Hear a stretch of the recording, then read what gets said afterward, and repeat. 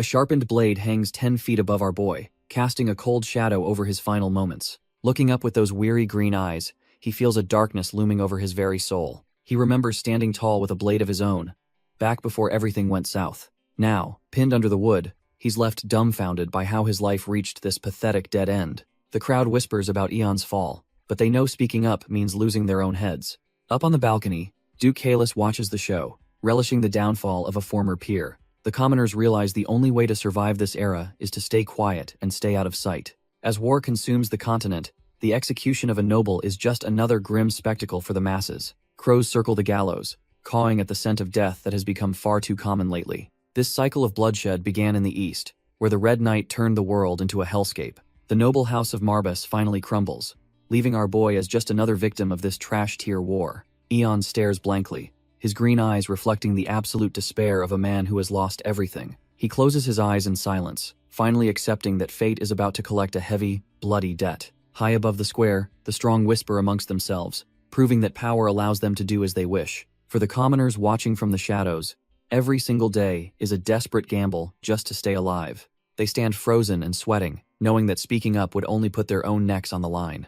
Pinned under the heavy wood, Eon prepares for his final, grim dance with death in the public square. A cold, calculating gaze watches the scene, relishing the moment the gates of hell finally swing open. Count Alan de Sylvester smirks, satisfied that his long-standing rival is finally being erased from the world.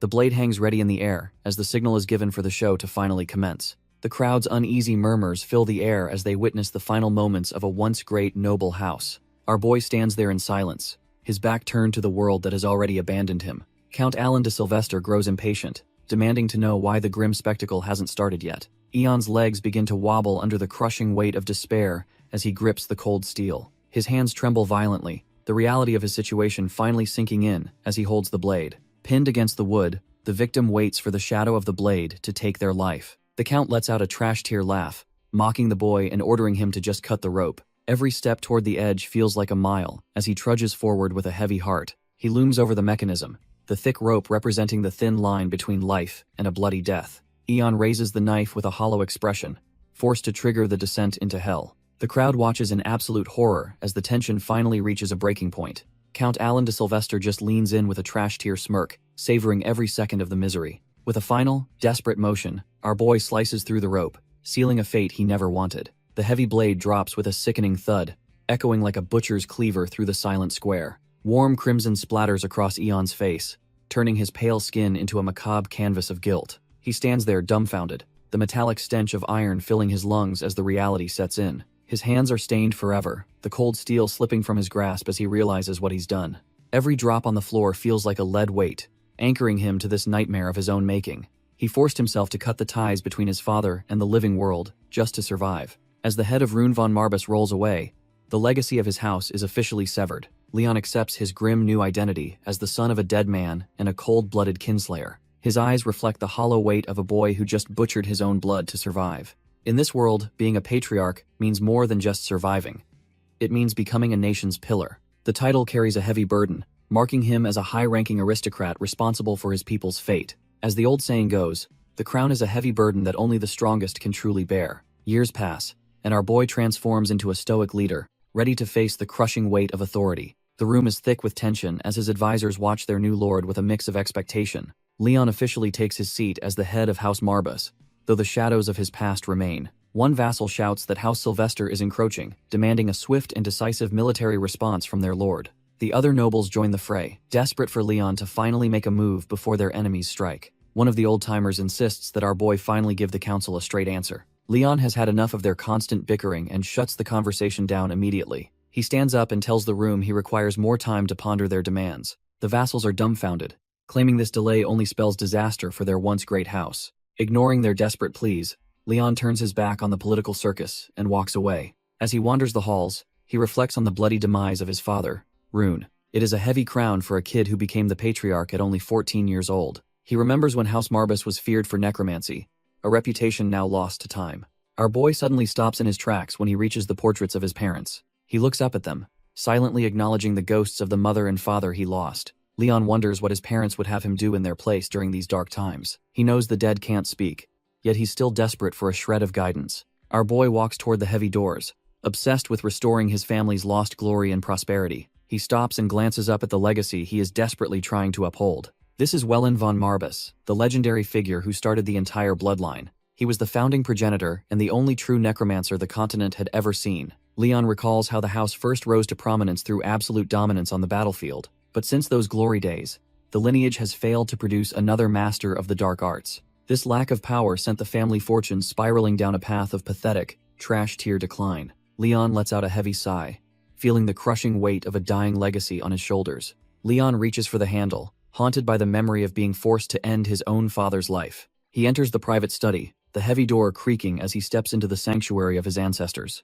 Our boy approaches the desk, his eyes fixed on the ancient records that hold his family's dark secrets. He places a weary hand on the chronicles, desperate to find a way to save his failing house. He thinks of Wellen, the legendary progenitor who once wielded magic like a lethal, world-ending tempest. Back then, the Marbus name meant an unstoppable death march of undead legions that crushed every single foe. In just 2 months, Wellen had subjugated the entire eastern region, standing as the continent's undisputed sovereign. Legend says he struck a forbidden pact with the devil Marbus to unlock the ultimate mysteries of death. This unholy union birthed the Necronomicon, a dread tome containing the absolute secrets of high-tier necromancy. Leon stares at the book, wondering if he has the strength to reclaim that terrifying, godlike power. Leon stares at the Necronomicon, the legendary tome that once made his family the sole masters of death. He carefully flips the ancient pages, hoping to find a spark of hope within the forbidden text. Suddenly, our boy freezes when a mysterious voice echoes through the room, addressing him as the young patriarch.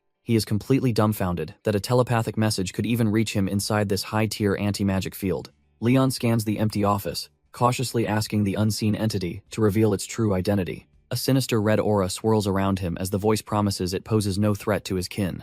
Before he can react, a massive ritual circle erupts beneath his feet, surging with overwhelming, ancient power. He grits his teeth, trying to keep his composure as the heavy pressure of the magic weighs him down. Sweat beads on his face while he looks up, sensing a presence far beyond any trash-tier human mage. Towering over him is the devil Marbus itself, the very source of his family's dark and bloody legacy. Leon finds himself in a strange void, wondering where the hell he has been transported to this time. The massive beast asks if his predecessor kept its existence a secret, making Leon realize it means his father. The devil Marbas confirms it felt the mana thread connecting them snap, signaling that Rune is finally gone. It growls in frustration, admitting Rune was always too soft-hearted to lead such a dark, high-tier family. Looking down at our boy, the entity demands to know who exactly delivered the killing blow to its contractor. Leon's throat twitches as he prepares to admit the cold truth about the man who ended his father's life. He stands tall and confesses that he, the son of the house, was the one who did the deed. The beast lets out a deafening roar that shakes the very foundations of the mental space they inhabit. Even as the pressure threatens to crush him, Leon holds his ground while the demon prepares to strike. The creature snarls, asking one last time if this puny human truly killed its legendary oathbound partner. Leon doesn't flinch, as he confirms he is exactly the person the beast is looking for. With eyes glowing with a grim resolve, our boy admits he was the one who murdered his father. The massive entity looms over him, demanding that he repeat that impossible claim one more time. The creature snarls in disbelief, questioning if a mere human truly slew its legendary oathbound contractor. Without a hint of hesitation, Leon repeats the cold truth that he ended the previous patriarch's life. He takes full ownership of the deed, accepting the weight of the blood currently staining his soul. The demon's eye glints with a terrifying light as it processes the sheer audacity of this young noble. Suddenly, the beast lunges forward, its primal fury threatening to tear Leon's very consciousness apart. Despite the overwhelming pressure, our boy stands firm while the mental landscape begins to warp and scream. The memory of the ritual knife and the blood on his hands flashes back, grounding his grim determination. Leon is barely holding on as the weight of his sins starts to manifest physically around him. The beast claims that while Leon cut the rope, he isn't the true killer of his father. Our boy stays silent, knowing the truth is far more complicated than simple guilt or innocence. The demon lets out a dark chuckle, intrigued by the boy's refusal to deny the blood on his hands. It senses something terrifyingly familiar, yet deeper, an abyssal aura lurking right beneath Leon's noble exterior. The creature is stunned that a mere child could harbor such a massive, suffocating reserve of magical force. As he takes a step, the very ground ripples with the weight of his dark, burgeoning power. Standing atop a mountain of spectral corpses, Leon's presence begins to eclipse the ancient demon's own shadow. The entity is completely dumbfounded, realizing this situation has spiraled far beyond its initial expectations. It sees the legendary progenitor's spirit in him, fearing Leon might actually surpass the house's greatest ancestor. The ancient entity clears its throat, preparing to drop some heavy lore on our boy. It finally introduces itself as Marbas, the namesake of the very house Leon now leads. Turns out he is one of the 72 demons of hell, who ditched the underworld for humanity. He was actually the lifelong friend of Wellen, acting as the original source for the family's necromancy. Leon remains unfazed, admitting that he recognizes the legendary creature from the old family tales. He knows this beast was the one who taught their progenitor the forbidden secrets of the dark arts. The demon confirms his identity, explaining he is now bound to the Necronomicon despite his former power. Our boy calls him the Black Lion, recalling how his ancestors claimed this magic was in their blood. The entity stares back with glowing eyes, acknowledging the deep, ancestral connection between them. However, Leon is still skeptical, wondering how such a powerful being ended up in this pathetic state. Leon asks point blank if the legendary beast simply decided to forsake his family in the end. The demon looks down, wondering what on earth gave our boy such a ridiculous notion. Leon points out that since their progenitor Wellen, House Marbas has failed to produce anyone worth a damn. He views this pathetic lack of talent as a clear sign that the entity has completely abandoned them. The Black Lion prepares to set the record straight, staring right through the young patriarch's soul. He explains the real problem is that Leon's kin were all too weak to provide a fitting vessel. Our boy is left dumbfounded, questioning what exactly the demon means by needing a fitting vessel. The entity reminisces about Wellen, noting that no one else even held a candle to his sheer talent. This lack of a proper host was just the first omen of the bloodline's inevitable, trash-tier decline. Leon falls silent, processing the harsh truth about his ancestors' failures while planning his next move. Leon nods and decides to take the ancient entity's word for it since the truth is finally out. Our boy admits that the weak suffering defeat during times of war is just an unchanging universal law. The demon asks if that cold logic is truly how he came to terms with his father's execution. Leon bluntly replies that it makes no difference because there was nothing special about his father's pathetic passing. He pauses for a moment, clearly weighing the heavy burden of his family's trash-tier legacy and his future. Looking the demon in the eye, he asks for a favor, assuming some loyalty remains to his house. The entity just scoffs at the request, making it clear that a demon never deals in petty favors. He explains that favors are for the weak, so they must refer to their business as a pact. Leon doesn't even blink, immediately pivoting to propose a formal deal to obtain the forbidden power of necromancy. The demon's gaze intensifies, intrigued by the young patriarch's willingness to trade everything for a bit of strength. Leon gets straight to the point, asking if the entity actually has the juice to grant him power. The demon just huffs, mocking our boy for having the audacity to question a literal lord of hell. It stares him down, wondering if this kid's potential is even worth the legendary weight of such power. Leon doesn't flinch, arguing that a talentless peon wouldn't even survive a conversation with a lofty demon. Most trash-tier humans would have their mana drained and minds shattered just by standing in this presence. Since he's still breathing and sane, Leon figures he must possess at least a modicum of true potential. The demon actually seems impressed, noting that the young patriarch isn't just talk and possesses genuine grit. It reminds him once more that there are no favors here, only a binding and dangerous pact. Leon agrees, confidently stating that he definitely has something valuable to offer the demon in exchange. The ancient entity watches him closely, ready to see if the boy is truly cut from the same cloth. The ancient entity erupts into a booming laugh, clearly finding our boy's bold claims absolutely hilarious. It finally agrees to the pact, officially addressing Leon as the young lord of the necromancer's bloodline. Leon doesn't even blink, simply asking what kind of steep price the demon intends to demand. The beast lets out a wicked, toothy grin, savoring the moment before dropping the heavy truth.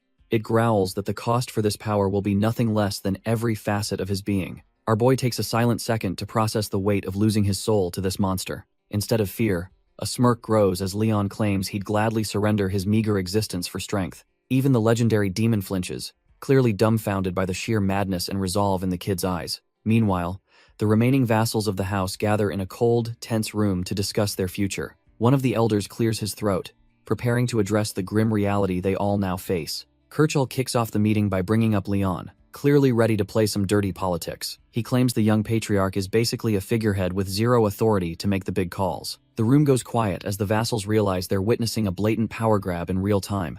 Asserting his status as the closest kin, Kirchhoff prepares to shove the kid aside for the family's sake. He offers to take full charge as the house steward, waiting for the vultures to chime in. One trash-tier vassal immediately agrees, calling our boy a mere pup who isn't even of age yet. He insists that leaving the fate of their house to an unworthy child is a recipe for disaster. Kirchhoff looks satisfied, thinking he's successfully convinced the room that Leon is completely useless. But then, a mustached elder speaks up, reminding everyone that Leon is the only direct blood descendant. He warns that violating the laws of lineage is a dangerous precedent that could destroy them all. Kirchhoff snaps that tradition is useless if their entire bloodline is about to be erased from history. He reminds the room that the Sylvester armies are currently marching to tear their house apart. Kirchhoff admits he won't die for a clueless kid, and plans to prioritize his own skin first. Suddenly, the mustached elder slams the table, calling them all ungrateful jackals for betraying the late lord. He declares that he won't stand by while Kirchhoff tries to steal our boy's rightful inheritance. The elder silently begs the late Lord Rune for guidance,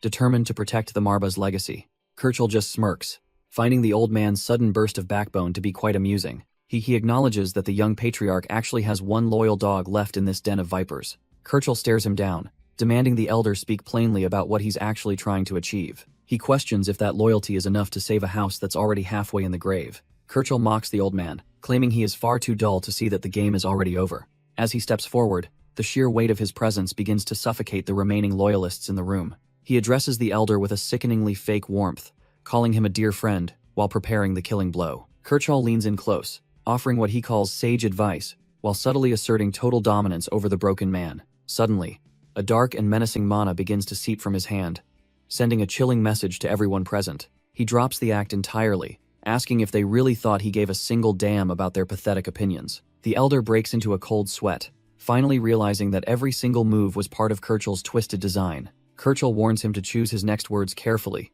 reminding him that his family's lives are on the line. He turns to the rest of the trash-tier nobles, declaring they are all gathered for a single, grim purpose. It is time to make a dirty choice, one he claims is the only way to save their house. Kirchhoff tells the elder not to block their survival, and simply let his superior wisdom take its course. The broken vassal realizes he was just a pawn, and begs the late Lord Rune for some mercy. Meanwhile, our boy Leon stands before the massive devil Marbas, who looms over him like a living nightmare. Leon doesn't even flinch, meeting the ancient demon's gaze with the stoic intensity of a true Marbas leader. The demon admits things are going well, though there is one major problem with their current soul contract. As dark mana swirls around them, Leon listens as the beast explains the consequences of their new bond. Because the subject of the pact changed, the demon explains his true power is now being severely curtailed. It sneers that Leon's father was naive, but at least the old man had a decent mana pool. Our boy realizes that demons need to suck mana from their contractors just to keep their powers active. He bluntly asks the beast what it expects him to do to solve this little energy crisis.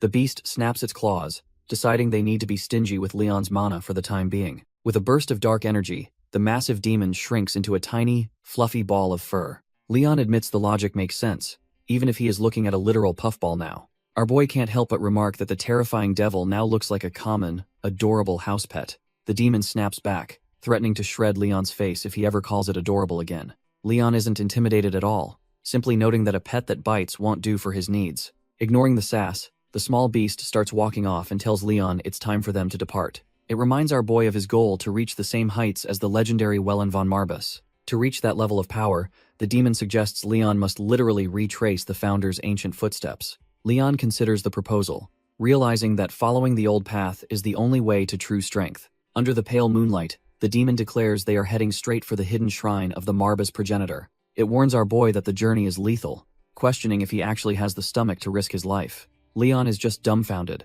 wondering why this little puffball keeps doubting his resolve after everything he has endured. The demon simply shakes its head, clearly unimpressed by Leon's words as it prepares to move out. It decides to lead the way, challenging its young contractor to keep up if he is truly capable. They venture deep into the dark woods, where the heavy atmosphere of the family's ancient legacy begins to settle. Leon recognizes the area as the Mistwoods, a place steeped in the history and secrets of House Marbas. The demon confirms his suspicion, noting the forest acts as a lethal labyrinth for anyone lacking their specific bloodline. Our boy recalls his father's words about how only the rightful patriarch is permitted to enter the secret shrine. Turns out every previous head failed the trial, because they lacked the most fundamental requirement of all. The demon explains that only those wielding the abyss's purest black mana can pierce through this lethal fog. With a simple gesture of its paw, the little puffball begins to manipulate the surrounding ancient energy. They reach the shrine's entrance, and the demon tells our boy it's finally time to start the trial. As they descend into the cold darkness, the weight of his ancestors' failures hangs heavy in the air.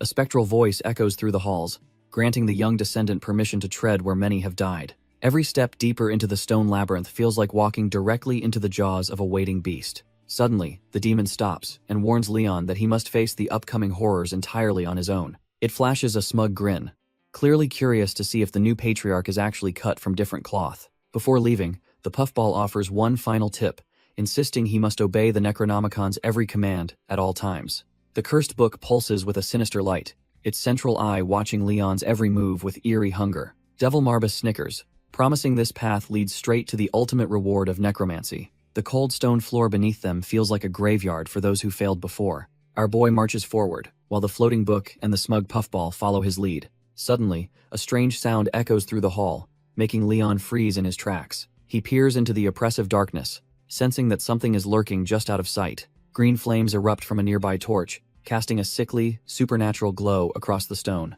In the distance, a pack of savage monsters begins to growl, hungry for fresh meat. Leon hears a muffled cry for help, realizing he isn't the only living soul down here. Turns out, the monsters have a captive girl gagged and bound, waiting for their next meal. He grabs the pulsing book, knowing the trial is finally about to get bloody. Leon flips through the ancient pages, searching for the dark power he was promised. The text reveals the Necronomicon, a divine relic meant to unlock his family's maximum potential. Our boy stares at the first secret, realizing it holds the key to reanimating the dead. He looks down the torchlit corridor, where the heavy silence is about to be broken. Suddenly, a pack of trash-tier monsters lunges from the dark, hungry for a fresh kill. Leon remains unfazed, his sharp green eyes tracking every move of the savage beasts. The book's instructions are clear.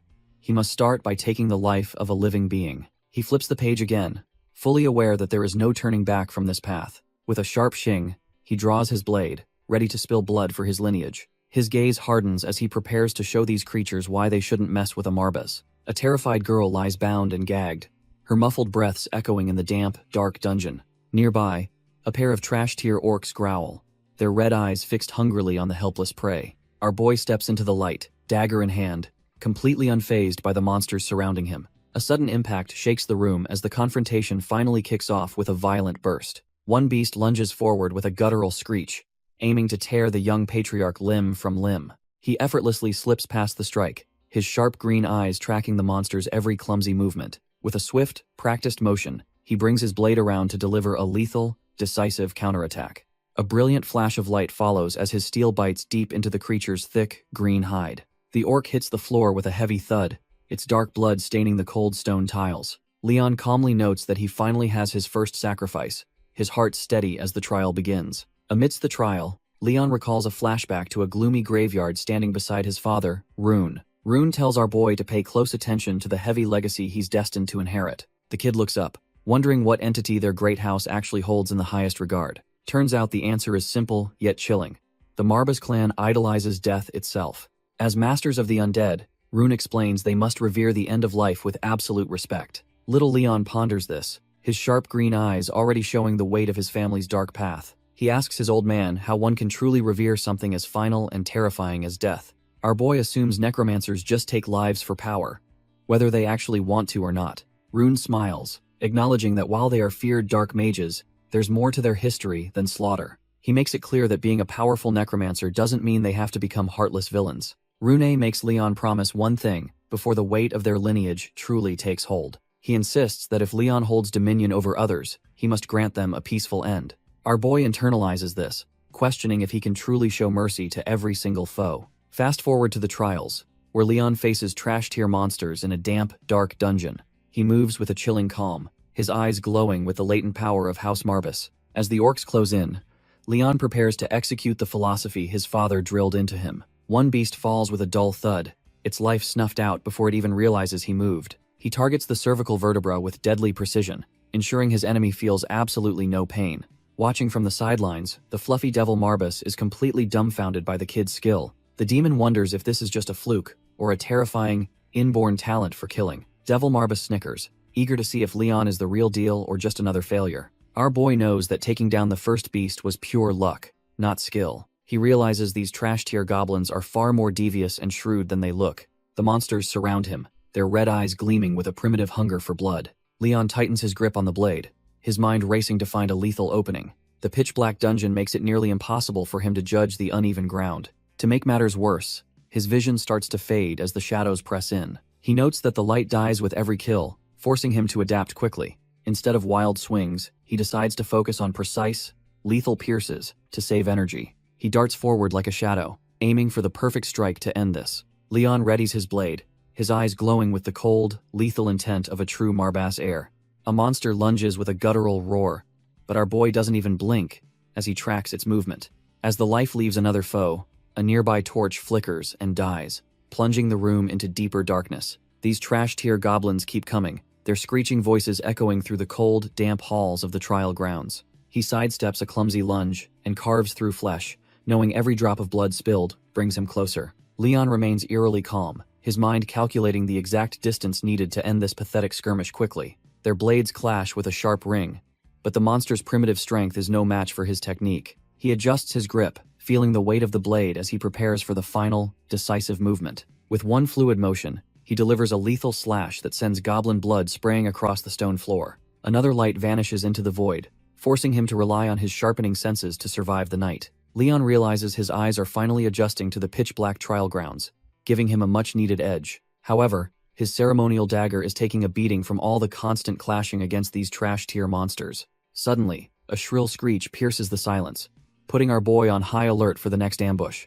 A crazed goblin leaps from the shadows, swinging its primitive blade with murderous intent. Leon narrowly avoids the strike, his movements becoming a blur as he calculates his next counterattack. The air whistles as a blade cuts through the dark, aimed directly at the monster's head. He manages to graze the beast, drawing first blood while maintaining his lethal focus. Even the fluffy devil Marbas is left dumbfounded when he sees Leon seemingly toss his only weapon aside. Our boy slips past the creature's guard, choosing speed and positioning over a broken ceremonial blade. With a cold, glowing gaze, he prepares to finish this fight using something far more dangerous than steel. Even the fluffy devil Marbas is sweating buckets, wondering if this kid has actually lost his mind. But Leon isn't playing around, lunging forward with a speed that catches the trash-tier monster off guard. He reaches out, his fingers locking onto the hilt of his weapon with lethal precision. Metal clashes against metal as our boy meets the goblin's strike head-on without flinching. With a heavy stomp, he anchors himself to the ground to generate maximum torque for his next move. He weaves through the beast's clumsy defense,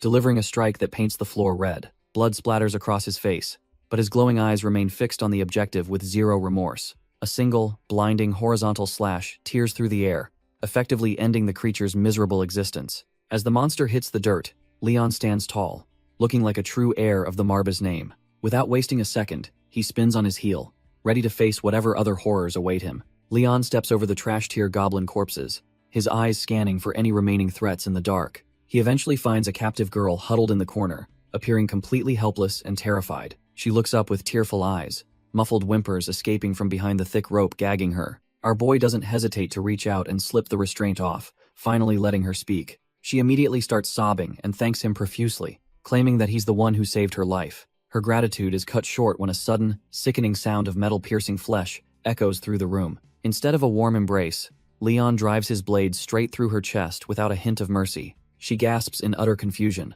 wondering why the boy she just thanked is now ending her life. Blood splatters across the floor as he twists the cold steel, ensuring the kill is clean. Leon simply recalls his father's warning about monsters that mimic humans to lure in their unsuspecting prey. The blade sinks deep, and the sickening sound of metal meeting flesh confirms the kill is final. She lets out a blood-curdling shriek as her human facade begins to crumble under the weight of death. Bleeding out on the cold floor, she realizes our boy isn't the naive hero she hoped to devour. Leon remembers his father's grim lessons in the graveyard, teaching him that deceivers deserve no mercy or peace. He knows that for his family to rise, he must make every traitor feel their victim's absolute despair. With glowing eyes and a cold smirk, he prepares to give this monster a final lesson in true suffering. A green flame flickers wildly in the dark, echoing the screams of those trapped within this brutal trial. The spectral fire suddenly vanishes into the shadows, signaling that another soul has been claimed by the darkness. Meanwhile, far from the blood and grit, a lavish party is in full swing with dancers entertaining the elite.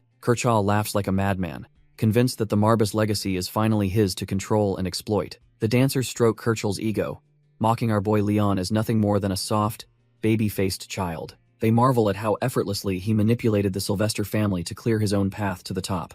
Kerchal enjoys the flattery, even if it means acting like a servant to those trash-tier Sylvesters for now. He downs his drink, savoring the taste of a victory he believes is already set in stone. To him, Leon is a dangerous liability, who would only drag their noble house into total extinction. He bursts into a maniacal laugh, convinced that his flawless political game has finally crowned him the winner. The celebration continues as he basks in the shallow praise of his companions and subordinates. However, a cautious vassal grows concerned about what the new patriarch plans for Leon's ultimate fate. He warns that the people's deep loyalty to Leon's father might make disposing of the boy quite difficult. Kirchhoff just leans back with his whiskey, certain that handling the young heir won't be complicated at all. Kirchhoff smirks, already planning to justify the young heir's demise once the deed is finally done. He looks truly unhinged, reminding everyone that dead men and their sons can't exactly talk back. A trash-tier vassal agrees, noting that necromancy hasn't been seen since the founding patriarch's golden age. The liquor flows, as they prepare to wash away the last remnants of the true Marbas bloodline.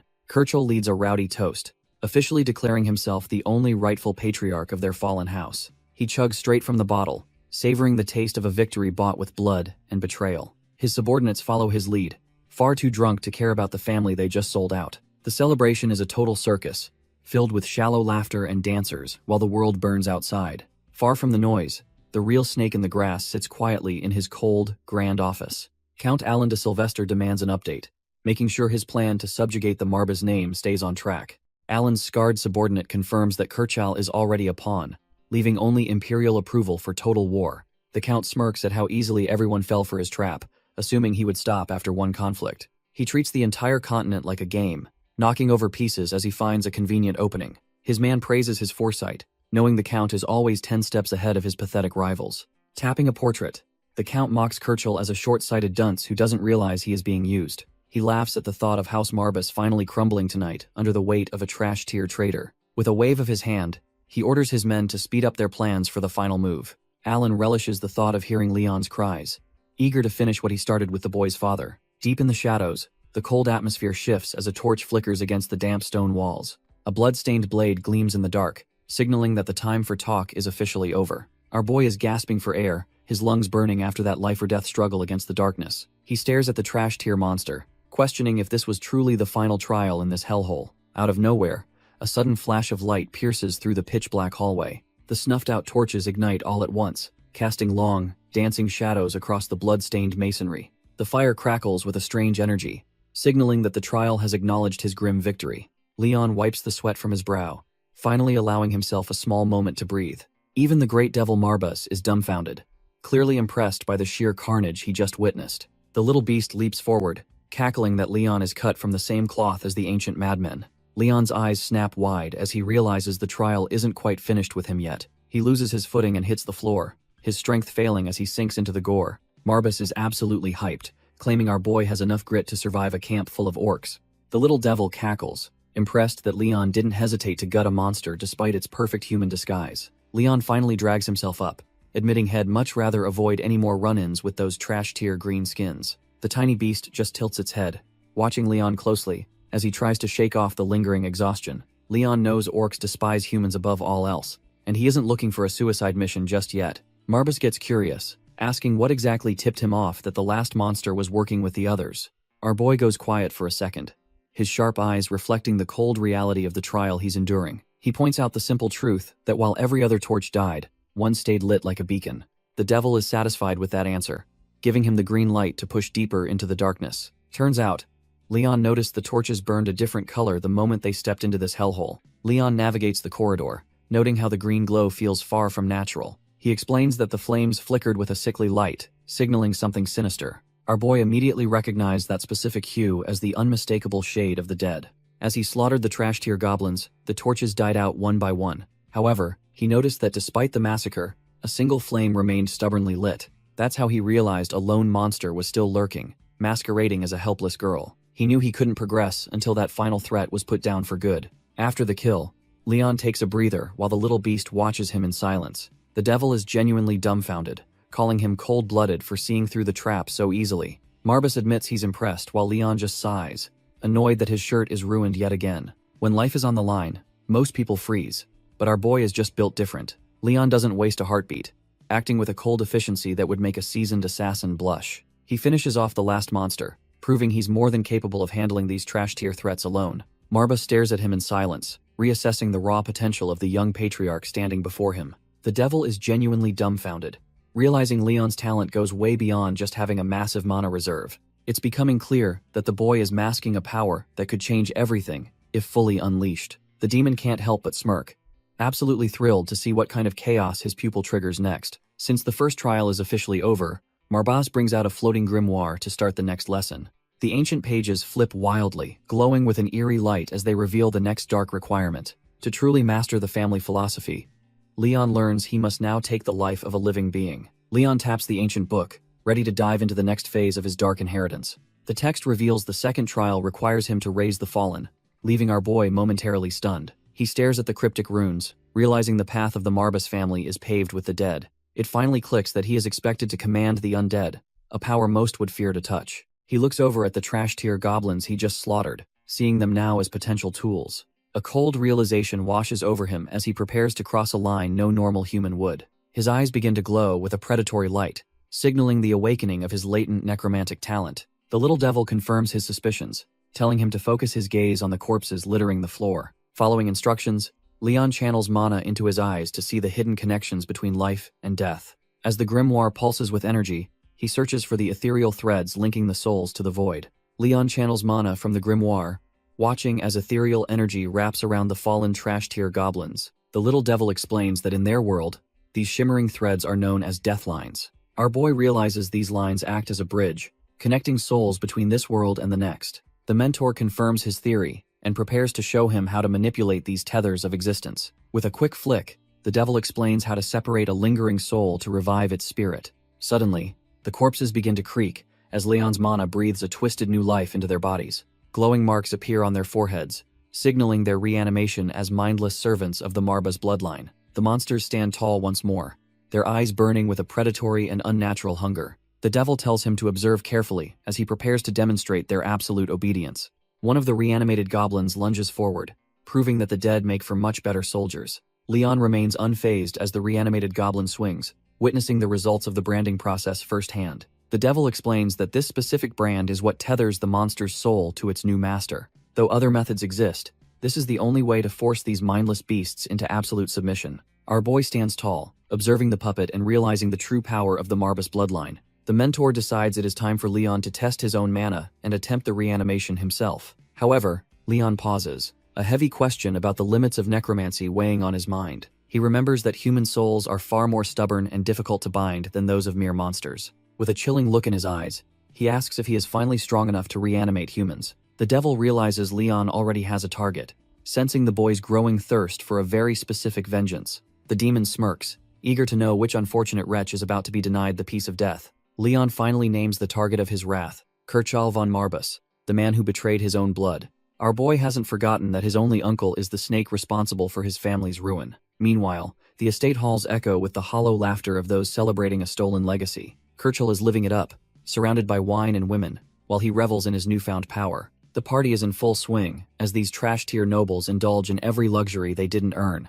Clinking his glass, Kirchhoff mocks his late brother, calling the former patriarch a fool for his principles. He truly believes he is a genius of opportunity, convinced that his life is finally smooth sailing. His scarred subordinate agrees, noting that they only need to remove the final heir to secure everything. The henchman reminds his master that the weight of the Marbas name is finally within their grasp. Kirchhoff just sneers, claiming that murdering a mere boy like Leon won't be a problem at all. Kirchhoff is having the time of his life, demanding everyone drink to celebrate his stolen victory. Suddenly, a heavy vibration rattles the room, catching the trash-tier noble completely off guard. A support cable snaps with a sharp crack, sending a massive chandelier plummeting toward the floor. Glass shatters everywhere as the dancers scream in terror, their festive night turning into a chaotic nightmare. Kirchhoff is dumbfounded, wondering how any force could bypass the estate's powerful magical artifacts. He narrows his eyes, sensing that this isn't just some freak accident, but a deliberate act of war. The coward tells his companion to shut up, desperately trying to listen for any signs of an intruder.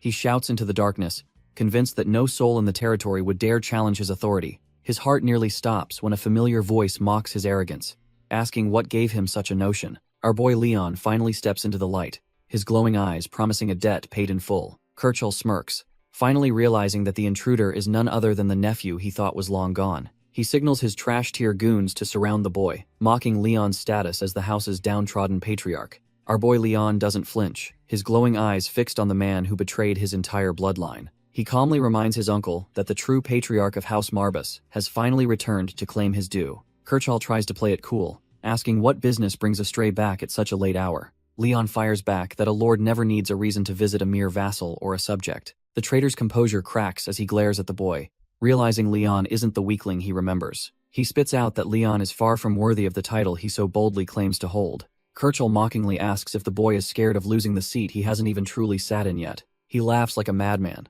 reminding Leon that his father isn't around to save his skin this time. Our boy reaches out, pulling back the veil to reveal the truth he's been hiding. He knows deep down that in this nest of vipers, he's the only one he can trust. Kirchhoff just laughs, mocking the kid for being dumb enough to walk into a trap all alone. Leon fires back that his uncle is the one being bold by thinking he's solo today. The traitorous uncle sneers, demanding to know what kind of nonsense the boy is trying to pull. Suddenly, the floor begins to tremble, as a suffocating pressure forces the old man to stagger back. Kirchhoff's heart sinks as he realizes this isn't some trash-tier spell, but pure magic from the abyss. He senses a chilling darkness, so deep it makes his own petty schemes look like child's play. His eyes widen in pure terror, as a horrifying realization finally starts to dawn on him. Two hideous undead goblins manifest from the gloom, proving our boy is far from being alone. Leon steps forward, his calm demeanor, a sharp contrast to the suffocating aura filling the room. He confirms the obvious, letting the old man know these monsters are his loyal undead servants. Kirchhoff is completely dumbfounded,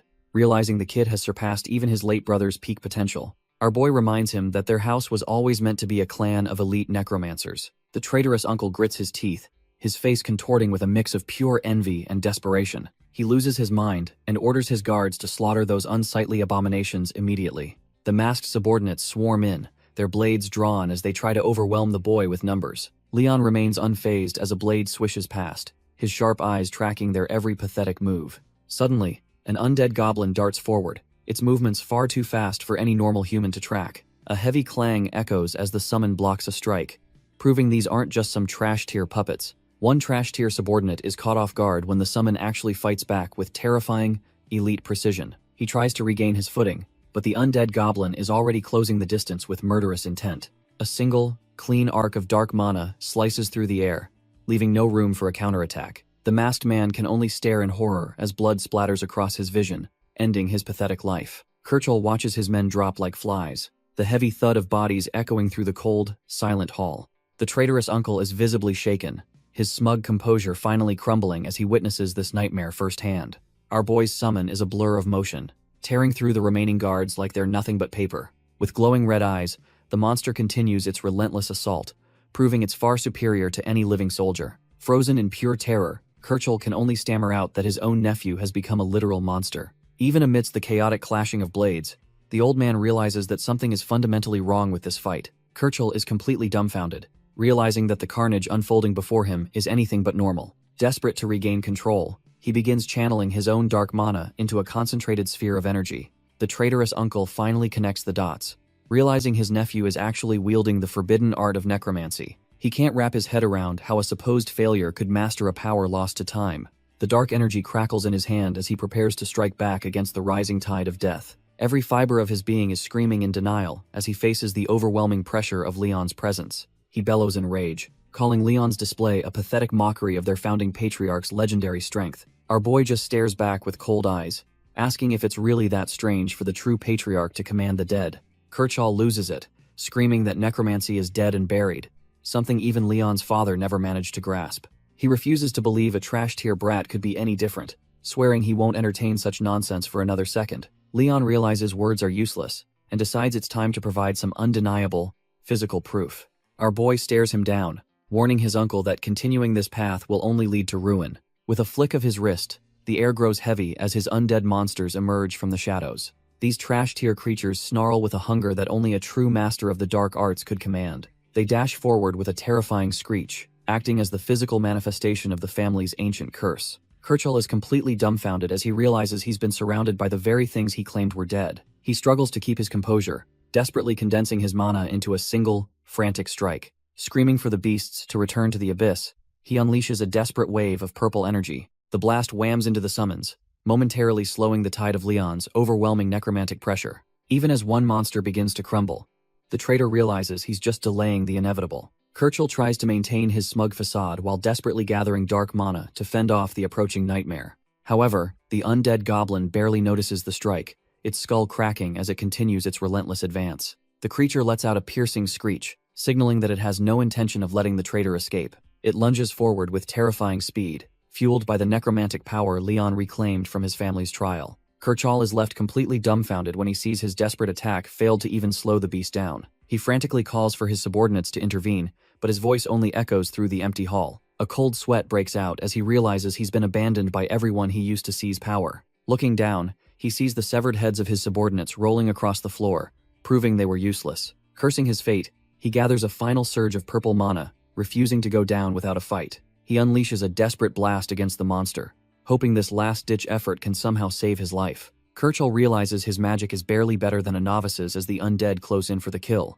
He screams about betrayal, but the booze in his system makes his threat sound utterly pathetic. One of the goblins lunges, and our boy's trash-tier uncle is too slow to avoid the strike. The jagged blade slices through the air, aimed right for the man who sold out his family. It sinks deep into his shoulder, and the traitor finally feels the sting of his own failure. He lets out a pained cry, realizing his borrowed power was never enough to stop a true monster. Blood splatters onto the cold stone floor as his life begins to leak away in the dark. Desperate to survive, he tries to manifest a final orb of mana with his trembling, gloved hand. The spell shatters before it can even form, leaving him completely dumbfounded by his own weakness. Gasping for air, he asks Leon how he could turn against family when they're cut from the same cloth. Leon steps forward, recalling a history book he once read with his father about the continent's bloody past. He notes how history only cares about victors and the vanquished, separated by the cold gaze of hindsight. Kerchal huffs in disbelief, asking if this boy really thinks he's in any position to give a lecture. Our boy admits that despite his lack of emotions,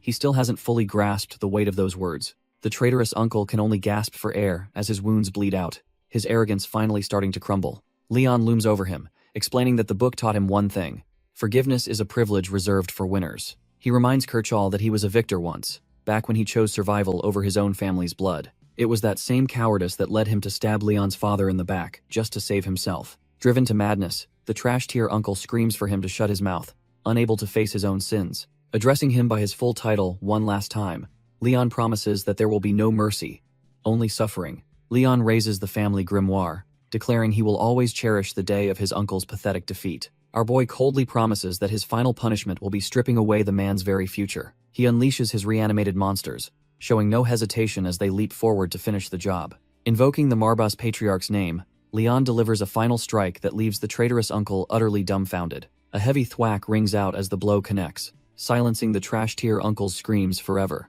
Kerchal's hand flops onto the floor, his life fading as he pays the price for his betrayal. Even the little devil is shocked, remarking that Leon's cold brutality would make even Satan feel uneasy. The spirit wonders how a novice can command the undead with the skill of a veteran necromancer. Leon stands over the corpse, contemplating the dark path he's chosen, while the grimoire floats nearby. Suddenly, our boy has a realization that catches him off guard, breaking his stoic composure for a second. Our boy Leon smirks, having just cooked up a scheme that's bound to cause some serious chaos.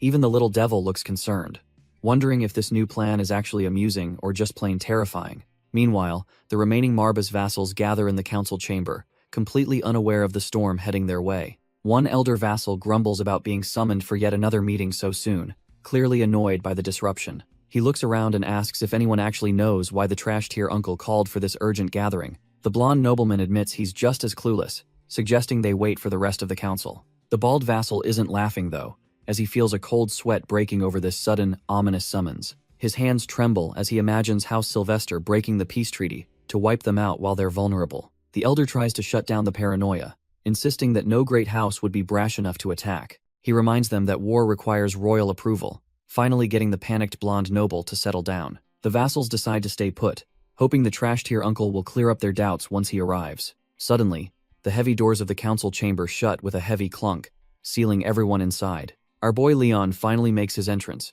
his presence casting a long, suffocating shadow over the entire room. He walks past the stunned blonde noble, who can barely process the sudden shift in the room's atmosphere. The elder vassal starts sweating bullets, whispering frantically about why the boy is here instead of Kerchal. As Leon's boots click against the floor, they wonder if he is actually bold enough to challenge the usurper. They cannot fathom what business the rightful heir has here, especially with the family's future hanging by a thread. Leon's eyes glow with a predatory light, signaling that he is no longer the weak kid they once knew. Standing at the head of the table, he asks if they were really expecting to see his uncle instead. He grips the patriarch's chair, coldly informing the dumbfounded council that Kerchal will not be making it today. Leon clarifies that his uncle isn't just late, but physically incapable of showing his face. One of the vassals stammers, clearly needing more detail on what being unable to attend actually means. Leaning back into the patriarch's seat, our boy simply drops the bombshell that Kirchhoff is dead. The blonde nobleman and his bald colleague freeze, their minds racing as they process the impossible news. Leon doesn't stop there, casually admitting that he was the one who personally ended the traitor's life. He stares them down with those predatory eyes, asking if any other council member wants to speak up. The blonde noble is visibly shaken, realizing the power dynamic in the room has shifted for good. Fear spreads like a plague through the room, as the vassals realize they are trapped with a monster. Finally finding his voice, the blonde noble slams the table and demands a real explanation for this madness. He rants about mourning their predecessor, but Leon just watches him like a piece of trash-tier entertainment. The brown-haired noble stammers that even if Leon is the patriarch, he still owes them a proper explanation. Our boy just stares back with those cold, glowing eyes, completely unimpressed by their desperate trash-tier barking. He flatly states that Kirchhoff was nothing more than a traitor to the Marba's name, making everyone flinch. Leon details how the man betrayed his father and leaked vital secrets to their enemies in House Sylvester. The blonde noble breaks into a cold sweat as Leon reveals Kirchhoff's pathetic plan to usurp the clan's leadership. With a mocking tilt of his head, Leon wonders why they are so eager to defend a dead snake. He looks around the massive hall, pointing out their misplaced loyalty to a man who is already gone. The blonde noble realizes that Kirchhoff's absence from his own meeting proves Leon isn't just bluffing about the kill. The bald vassal is dumbfounded, wondering how a veteran like Kirchhoff could be taken out by this young kid. Panic sets in as another noble realizes they need to stop mourning and start worrying about their own survival. The brown-haired elder panics, realizing Leon might have taken out Kirchhoff without any help at all. He springs up in shock, desperately claiming he had no idea what was going on behind the scenes. To save his own skin, he starts cursing the dead traitor and wonders if Leon possesses forbidden magic. The blonde noble gulps hard, feeling the weight of the room shifting against them. He immediately jumps on the bandwagon, swearing he never knew about the old weasel's disgusting plans. Leon just taps his fingers on the table, letting the silence eat away at their remaining nerves. With a cold glare, our boy tells them to shut their mouths and listen. He explains that even if they weren't traitors, their pathetic negligence is still a capital offense. The brown-haired elder realizes they've been baited into a trap, where every answer leads to death. Still, the bald vassal tries to play it cool, asking for actual proof of Kirchhoff's betrayal. Leon remains unfazed as the bald vassal tries to frame him for murdering an innocent man. He stands up, noting that their predictable reactions were exactly what a certain someone had already foreseen. Our boy shoots a quick glance at his demonic companion, who seems to find this drama hilarious. The tiny demon just snickers, clearly enjoying how these trash-tier nobles are squirming in their seats. Leon's eyes flare with a predatory glow as he decides it's time to end this pathetic charade. He whips out a grimoire and prepares to give them the undeniable proof of betrayal they requested. Violent waves of dark mana erupt, making the terrified vassals realize they've pushed their luck too far. Claiming his right as the true heir, Leon prepares to drag a damned soul back to this realm. The shadows swallow the room, leaving the elders dumbfounded as the air grows heavy with death. Suddenly, a green-skinned goblin leaps from the darkness, serving as the first witness to Leon's absolute power. The goblins swarm out of the shadows, ready to tear apart anyone who dares question their master. Our boy channels his mana into the ancient grimoire, the pages glowing with a forbidden, eerie light. These trash-tier nobles can't believe their eyes, recognizing the terrifying incantation used to command the dead. Suddenly, the air fills with the sickening sound of snapping bones as a familiar corpse begins to stir. Pullen is absolutely dumbfounded, wondering if Leon has truly mastered the house's long-forgotten and most dangerous magic. His eyes widen in pure terror as the reality of their situation finally starts to sink in. Leon calmly calls forth the soul of his traitorous uncle, intending to make him answer for his sins. The reanimated Kirchhoff staggers forward, a hollow shell forced to obey the will of the new patriarch. The elders are shaking, unable to comprehend how a mere boy could possess such overwhelming necromantic authority. Leon just stares back coldly, admitting he's getting pretty tired of hearing the same stupid questions over and over. Leon reminds them that necromancy is the very foundation of his house, as his summons begin their hunt. The blonde vassal loses his mind, screaming for the others to run before they are all slaughtered. The bald noble curses his luck, desperately trying to rush out of the room to save his skin. Another elder grabs his companion, frantically urging him to move faster as the shadows close in. His heart stops when the man he was holding suddenly slumps over, soaked in fresh blood. He stands frozen in horror as the body hits the floor, blood spurting everywhere in the silent hall. Turning in a blind panic, the man begs for anyone to help him escape this waking nightmare. The blonde noble is reduced to crawling on the floor, pathetic and begging for mercy he doesn't deserve. He coughs up blood, realizing that his status as a high-ranking vassal won't save him from this carnage. As a dark shadow looms over him, He looks up and realizes our boy is finally standing there. Leon stares them down with glowing eyes, making it clear that this little reunion is far from over. He opens his grimoire, commanding these trash-tier nobles to finally listen to their patriarch's final words. Suddenly, the reanimated corpse of Kirchall looms over the cowering vassals like a vengeful shadow. The undead traitor's bones crack and pop as he struggles to maintain his gruesome, lurching form. With a sickening gnash of his teeth, the corpse prepares to spill the family's darkest secrets. Our boy demands to know if anyone in the room was actually innocent of his uncle's vile deeds. Kirchall's jaw unhinges with a wet crunch as the necromantic magic forces the truth from his lungs. The former traitor admits that every single person who served the last patriarch turned against him. He confesses that not a single soul was ignorant of his duplicity, sealing the fate of the survivors. Leon simply nods, satisfied that the trash has finally taken itself out by admitting their collective guilt. One blonde noble loses his mind, screaming for mercy and begging the new patriarch for forgiveness. Another traitorous rat offers to confess every single crime just to keep his head on his shoulders. The bald vassal desperately begs for a chance to prove his loyalty, while a goblin looms nearby. Their eyes are filled with pure terror as they realize there is no escape from this judgment. As the room fills with the screams of the guilty, Leon stands tall before his grim destiny. Our boy looks on with cold indifference, completely unfazed by the pathetic display of these trash-tier nobles. He reaches out his hand, ready to finalize the ritual that will change his bloodline forever. Leon formally proclaims his authority as the rightful patriarch before the remnants of the terrified council. He firmly grasps the ancient grimoire, a cursed relic holding the true power of his fallen ancestors. With the book in hand, he declares that the dark art of necromancy has finally been restored. Leon stands over the trash-tier nobles he just slaughtered, his family's grimoire hovering like a cold, silent witness. Our boy looks down with total indifference, already planning how to rebuild his house from these bloody ruins. He suddenly asks where Sir Pullen is hiding, causing a nearby servant to flinch in absolute terror. The poor guy peeks from behind a curtain, his soul practically leaving his body at Leon's icy gaze. He stammers that Pullen was dragged to the dungeons under charges of sedition by the previous regime. Leon doesn't waste a second and commands the trembling man to lead him to the cells immediately. His heavy footsteps echo through the silent manor, signaling that the true master of Marbus has finally returned. He halts before the exit, his presence alone making the air thick with the scent of impending death. With eyes glowing a predatory yellow, he tells the remaining staff they should flee while they still can. He warns that he won't be held accountable for the carnage that follows once his ritual truly begins. Leon's warning leaves the remaining subordinates trembling, hoping they're actually smart enough to run for their lives. Meanwhile, in a lavish office, the news of the chaos hasn't quite reached the top players yet. A high-ranking official strides confidently through the room, his every step oozing arrogance and cold calculation. The butler addresses Count Alan de Sylvester as his patriarch, acknowledging his absolute authority in this domain. He hands over a sealed letter, likely containing the latest updates on the political chessboard. Count Alan takes the message, his sharp blue eyes already scanning for any advantage he can exploit. He breaks the seal with practiced ease, eager to see if his schemes are finally bearing fruit. As he reads, his expression shifts, processing the weight of the information regarding the fallen Marbus family. A trash-tier smirk creeps across his face, realizing everything is going exactly according to his twisted plan.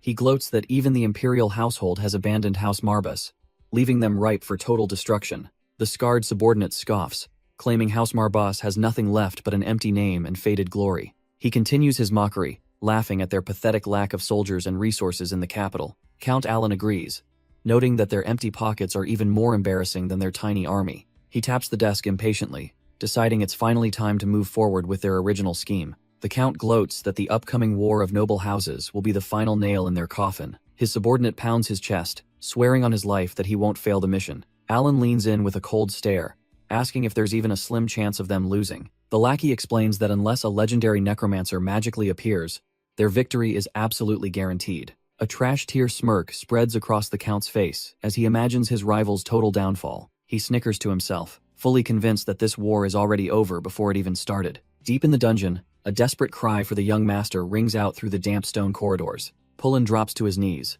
begging for mercy after letting the uncle's trash-tier schemes ruin the family. Our boy Leon watches coldly as the man grovels, claiming he deserves nothing but a swift execution. He keeps his gaze fixed on the vassal, his green eyes searching for any sign of hidden agendas. Turns out, Pullen was actually the only one brave enough to stand against the uncle's bloody coup. Knowing he needs a solid team, Leon tells him to rise while giving his shoulder a firm squeeze. He explains that there is still plenty of work left and he definitely needs the man's help. Pullen just blubbers like a child, questioning what a pathetic wretch like him could possibly offer the house. Things get pretty awkward when Leon realizes the guy smells so bad that flies are literally circling him. Leon tells him to go take a long bath before reporting to the Patriarch's office for duty. Leon turns away, telling the man they will discuss the finer details once things have settled down. Pullen is practically glowing with gratitude, overwhelmed that he is finally being acknowledged by his true lord. He shouts a pledge of eternal fealty as our boy heads off to plan his next move. Standing before the massive windows, Leon is joined by the deceptively cute and fluffy Devil Marbus. The little beast hops onto his shoulder, acting more like a common pet than an ancient demon. It gives him a lick, silently reminding Leon of the Dark Blood Pact, binding them together forever. The demon then asks what his next move will be in this high-stakes political game. It leans in close, reminding him that every choice from here on belongs solely to the contractor. Pullen, no longer looking like a trash-tier hobo, flinches when he hears the master's daring strategy. He worries that impersonating his dead uncle to trick the Sylvesters is an incredibly perilous mission. Pullen breaks out in a cold sweat, doubting if anyone could truly mimic his late uncle's twisted presence. Our boy just smirks and asks if his current trick will be enough to settle those nerves. With a swish of his grimoire, a thick, purple miasma begins to swirl and take a terrifying shape. The dark energy coalesces, slowly stitching together the familiar features of the man who betrayed the family. In a flash, the dead man blinks, standing there as a perfect, hollow puppet of his former self. The undead Kirkle looms over the poor vassal, radiating an aura of unholy power that freezes his blood.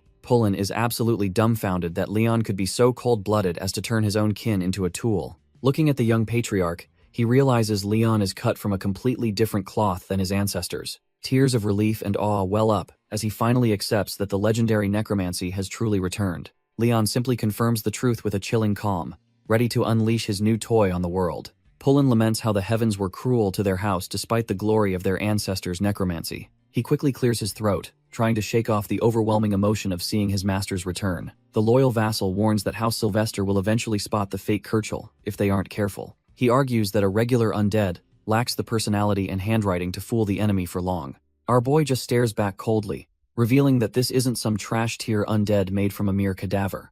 It turns out he reanimated a doppelganger, a monster he specifically hunted to serve as the perfect vessel. The creature begins to manifest its power, capable of replicating memories and abilities with terrifying precision. Pullen is completely dumbfounded as he realizes Leon has planned for every single detail of this deception. With his secret weapon ready, Leon's gaze hardens as he prepares to dismantle his enemies from within. A sharp shing echoes through the room as the stage is set for a bloody reunion. The torchlight flickers in the damp corridor as the echoes of the recent struggle finally fade away. Our boy huffs heavily, trying to steady his heart rate after nearly falling for a deadly trap. He stands over the body of the girl, his sword lowered now that the threat is neutralized. Leon wipes the sweat from his brow and asks the demon for the name of this creature. The demon identifies the fallen monster as a doppelganger, a master of deception and mimicry. He explains that these foul things can perfectly replicate a victim's memories, appearance, and even their skills. They typically prey on lost travelers, wearing a friendly face to lure their targets into false security. After murdering the original, the monster proceeds to devour every companion until no one is left alive. Leon stares at the corpse, contemplating how such a terrifying ability could serve his own dark purposes. The demon grins, amused that Leon is truly cut from the same ruthless cloth as his ancestor Wellen. The doppelganger's eyes flare with a sinister glow as the dark energy begins to swirl around her. Our boy watches as the creature's form starts cracking under the weight of his growing necromantic power. The demon mocks the late patriarch for leaving such a twisted gift behind for his sole descendant. Wisps of purple mana cling to the monster, binding its soul to Leon's will as a new servant. Leon stands ready, clutching his grimoire, while the demon observes the successful binding of the shape-shifting creature. Leon looks back and asks the demon if he's actually supposed to feel pleased with this result. The little lion confirms it, knowing this mimicry skill is a total game-changer for their future plans. It turns out this mimic can only copy those Leon has met, and stronger mages are totally off-limits. The demon asks if he's ready to accept these restrictive terms and finalize the contract right now. Despite his raw talent, the demon reminds him he's still just a fledgling in the world of necromancy. The demon warns that trapping his uncle's soul is pointless if he can't maintain the hold long-term. Our boy is advised to ditch the estate for now, but he immediately shuts that suggestion down. Leon refuses to turn his back on his bloodline, standing firm as his purple mana begins to flare. He knows that without him, the innocent people will be slaughtered by the trash-tier invading Sylvester forces. When asked if Head die for them, Leon's eyes glow with a resolve that leaves the demon dumbfounded. The ancient entity can't understand why Head possessed such a misguided sense of loyalty to his household. Realizing Leon won't budge, the little lion decides they should focus on the more urgent matters at hand. A massive surge of dark energy erupts as the soul of the traitor begins to manifest before them. The demon urges him to finish the job and turn that pathetic wretch into a permanent undead servant. Mortified. It turns out this creature was once a legendary minion under Wellen, making it a top-tier addition. The ancient demon warns that this particular summon is a total handful, with a seriously vexing temperament. A blinding flash of purple mana consumes the room as the forbidden ritual reaches its peak. Our boy Leon commands the souls of the dead to heed the call of the Marbas air. Thick smoke hisses as a powerful silhouette begins to manifest from the swirling dark energy. The summoned warrior finally stands tall, looking like a top-tier threat cut from a much darker cloth. His eyes glint with a sharp light, signaling that a legendary powerhouse has officially rejoined the living. The little lion immediately thwacks him, barkingly telling the spirit to wake up from his idle slumber. He scolds the spirit for being a fool, demanding he change his form so they can actually understand him. The warrior stands there looking completely dumbfounded, while trying to wrap his head around his new reality. Suddenly, a light bulb goes off as he realizes he needs a better way to communicate with his new master. Crow claps his hands together, focusing his spiritual energy to begin the complex transformation process. Dark mana swirls around his body as he sheds his monstrous form for something far more human. He grumbles about being insulted by a mere stray cat, while his facial features start to shift. The little lion loses his mind, screaming that the spirit must have a literal death wish. Our boy Leon watches as the spirit calmly reminds the fuming cat that he is already dead.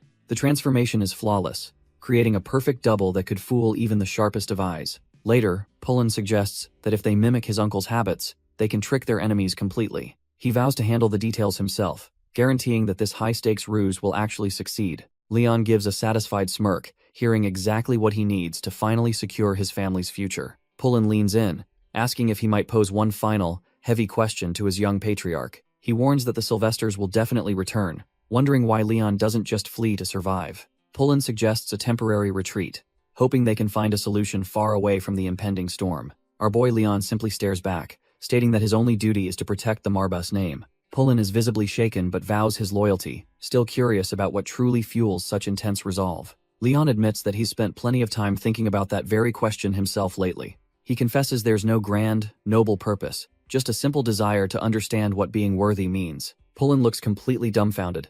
As Leon explains, he's just buying time to find his own path. With a subtle smirk, it's clear he's ready to play this dangerous game until the very end. Leon makes it clear he intends to crush anyone who dares to steal from his family. He reflects on Rune's past failures, hoping that avoiding those same mistakes will finally reveal his true purpose. A faint, rare smile touches our boy's face as he finds a moment of clarity in his resolve. Later in his private quarters, Crow bluntly points out how far the prestigious House Marbas has actually fallen. Devil Marbas immediately loses it, barking that the summon needs to show some damn respect to the contractor. The little demon is fuming, but Leon just looks confused as to why formalities even matter right now. Exasperated, the ancient mentor asks if Leon is just naturally trashed here at picking up on social cues. Leon looks a bit sheepish, admitting he's been told he's insensitive to the room more than a few times. The little lion hops down, explaining that Crow was once the legendary familiar of the great progenitor Wellen. Leon realizes that this powerful summon is essentially a family heirloom passed down through his bloodline. Turns out Crow was the go-to assassin for the legendary progenitor, specializing in silent, lethal work. Our boy figures that a shape-shifting killer would be the ultimate tool for any high-stakes political hit.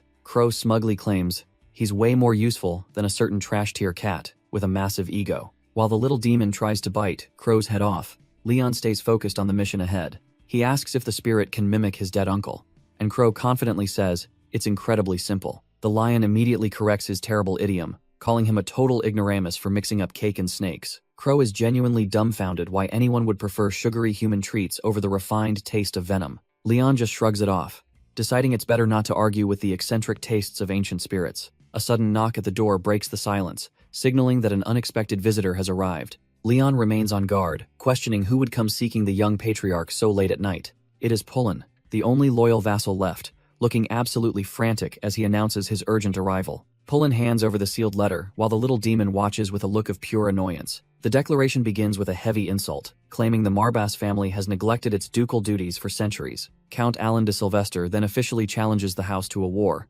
seeking to claim their territory. The trash-tier noble smugly offers a fake choice, demanding a total surrender to avoid an all-out massacre. If Leon refuses to bow, the Sylvester army will march within a month to destroy everything left. Our boy finishes reading the ultimatum, knowing the Emperor's pet just signed his own death warrant. Devil Marbas senses the coming conflict, relishing the chaos that is about to unfold. Leon notes they only have a month, prompting the little demon to mockingly ask if he is scared. Pullen desperately suggests gathering their forces to flee, but he completely misinterprets our boy's cold intentions. Dark mana begins to swirl around Leon as his eyes glow with a predatory, ancient intensity. He does not have the patience to wait a month, so he simply incinerates the ultimatum with flames. The demon warns him that facing an entire army is a different beast than dealing with his trash-tier uncle. When asked if he will truly stand his ground against hundreds, Leon's gaze remains unshakable and cold. A dark smirk plays on his lips as he confidently claims they will make it through just fine. Leon summons his skeletal legion, deciding that this time, he will snuff out every life without any mercy. Market gossip spreads like wildfire as the locals whisper about Kirchel vanishing and the dark omens looming over. The commoners can't help but worry if the young lord is even holding it together after such tragedy. They doubt if our boy actually has the grit to weather the storm that's brewing for House Marbas. One man reminds them that he is Rune's son, trusting that the bloodline's strength won't fail him now. The memory of the Sylvester soldiers storming the gates still haunts them, making them pray history doesn't repeat. Suddenly, Pullen clears his throat, catching the gossiping peasants completely off guard and sending chills down their spines. With a cold glare, he warns them that loose lips sink ships, reminding them to watch their damn mouths. Leon stands right behind him, looking every bit the part of a cold patriarch with his demonic companion. The terrified men immediately bow, stammering apologies for their idle talk while trying to save their own skins. Leon just watches the pathetic display, thinking about how unsavory this entire political mess has truly become. One of the commoners tries to play the sympathy card, acting like losing an uncle is a total tragedy. Our boy just shuts that down, claiming his uncle is merely sick to keep the public narrative controlled. He gives them a charming smile, telling the trash-tier gossipers there is absolutely no reason to worry about it. As he walks away, he knows that to truly fool his enemies, he has to trick his allies first. Leon orders Pullen to keep the surviving vassals quiet, ensuring no leaks about what really went down. Pullen is all too happy to serve, wondering why the young patriarch even bothered coming to the town center. Leon admits he appreciates the help, but some things just require a personal touch and his own eyes. His fluffy, demonic companion suddenly perks up, sensing something interesting nearby that they have been looking for. The little lion points out a massive surge of magical energy coming from a building just up ahead. A suspicious structure looms over them, hiding secrets that our boy is itching to uncover. Leon tells Pullen to stay put and wait patiently for his return. Pullen is dumbfounded by the request, but Leon orders him to seal the door once he's inside. With a cold glare, our boy makes it clear that absolutely no one enters or escapes this place. The door creaks shut as Leon steps into the shadows, leaving his loyal vassal behind. Inside, the place is a total wreck, with broken furniture and bloodstains telling a grim story. The windows are painted with gore, proving that whatever happened here was nothing short of a massacre. Leon ignores the trash-tier workers desperately scrubbing away the blood, his focus shifting elsewhere. A pair of twitching animal ears catches his attention, confirming he's found exactly what he's looking for. He asks his fluffy mentor if this is the one, and the little lion confirms the target. There sits a bandaged beastman, the mysterious prize our boy has been hunting through the city. Our boy notices the brutal scars covering the man, proof he survived more than just a common brawl. This beastman, Walter, possesses a raw strength that even a trashed tavern can't fully hide from Leon. The fluffy mentor laments that such immense talent is being wasted under the thumb of incompetent fools. Leon stands before the kneeling warrior, who seems more concerned with etiquette than his own bleeding wounds.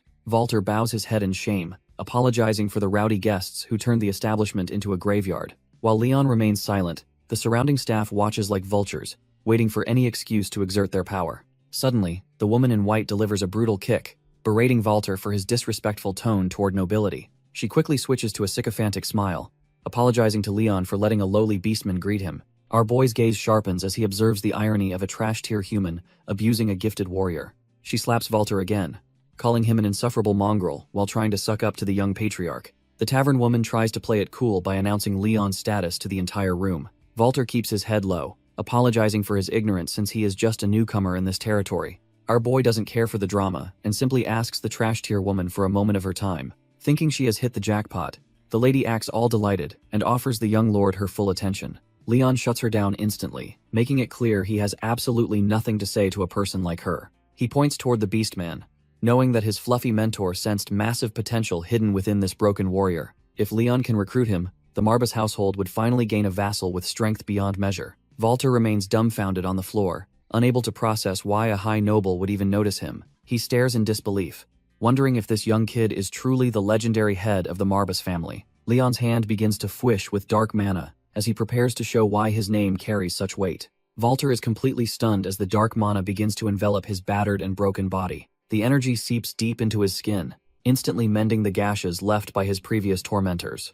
With a faint hiss, the magic finishes its work, leaving his chest perfectly smooth and scar-free. Walter stares at his hands in disbelief, wondering why a high noble would waste magic on a slave. Leon ignores the confusion and asks the beastman once more for a moment of his time. The tavern proprietress watches with a cold sweat, sensing that this noble is far from ordinary. She quickly interrupts, claiming the beastman is her personal property and that Leon must deal with her. This trash-tier woman smugly insists that her slave has no right to give away his time to anyone. Leon realizes she clearly missed his uncle's execution. Otherwise, she wouldn't dare speak so boldly to him.